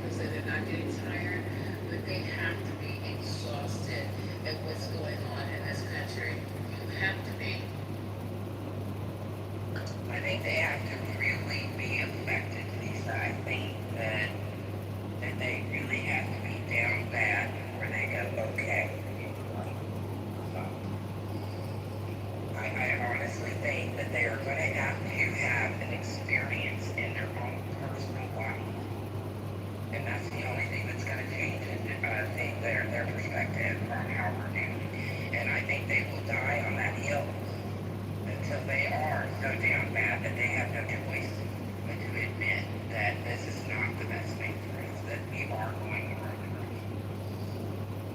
I just think that's true because I don't think they'll ever admit it on Clubhouse because they came so hard. So, you notice that they don't say as much. They don't come in here and just start going crazy like they used to. I don't think they'll ever come in here and admit, I made a mistake. I voted for the wrong person. What do you guys think?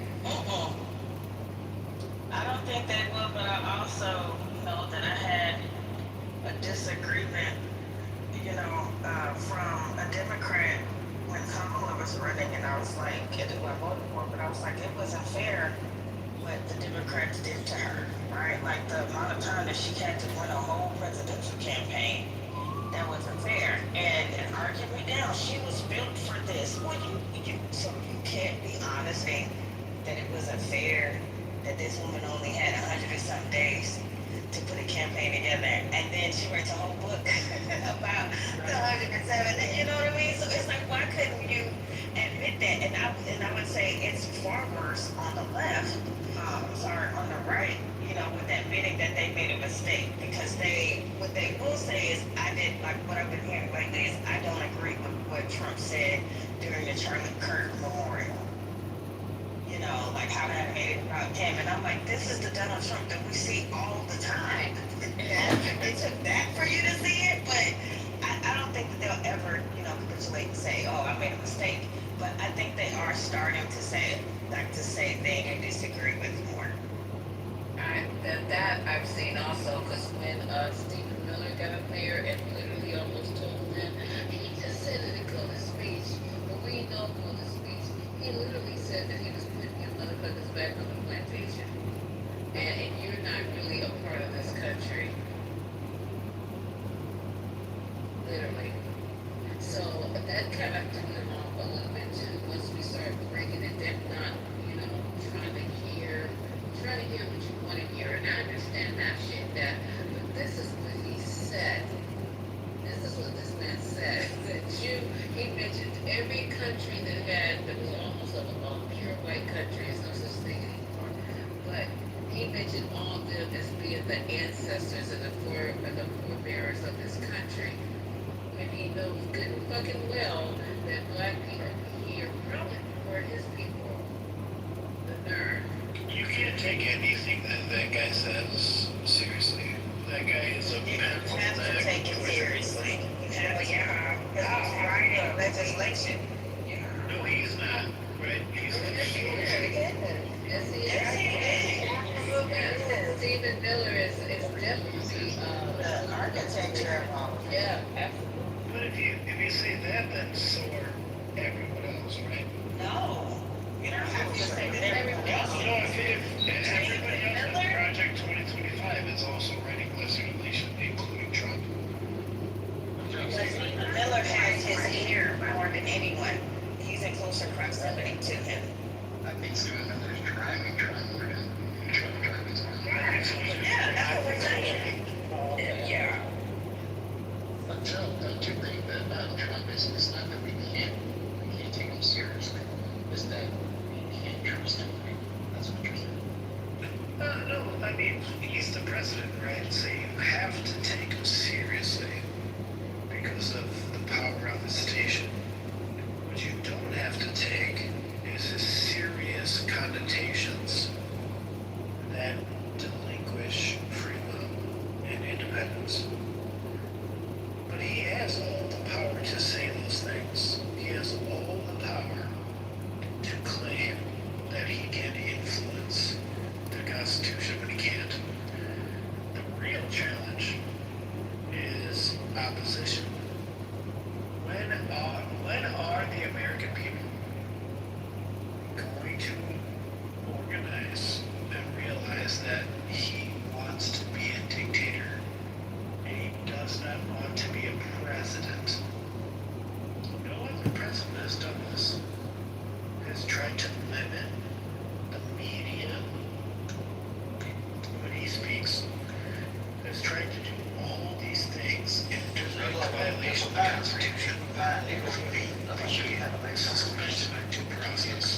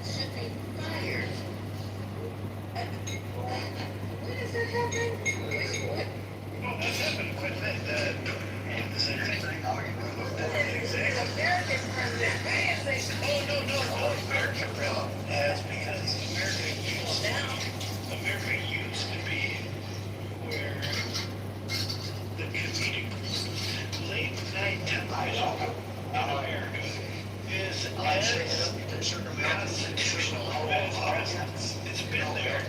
That's what you've done reckless. Well, look at the congressional dinner when they have the rubble. I mean, it's a tradition. Yes, it is a tradition. And they stand there and smile and greet. I know, you know,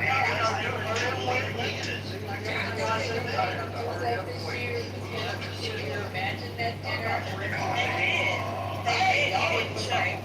Yeah. Actually, I wasn't invited. I'm sorry, I wasn't invited. That's okay.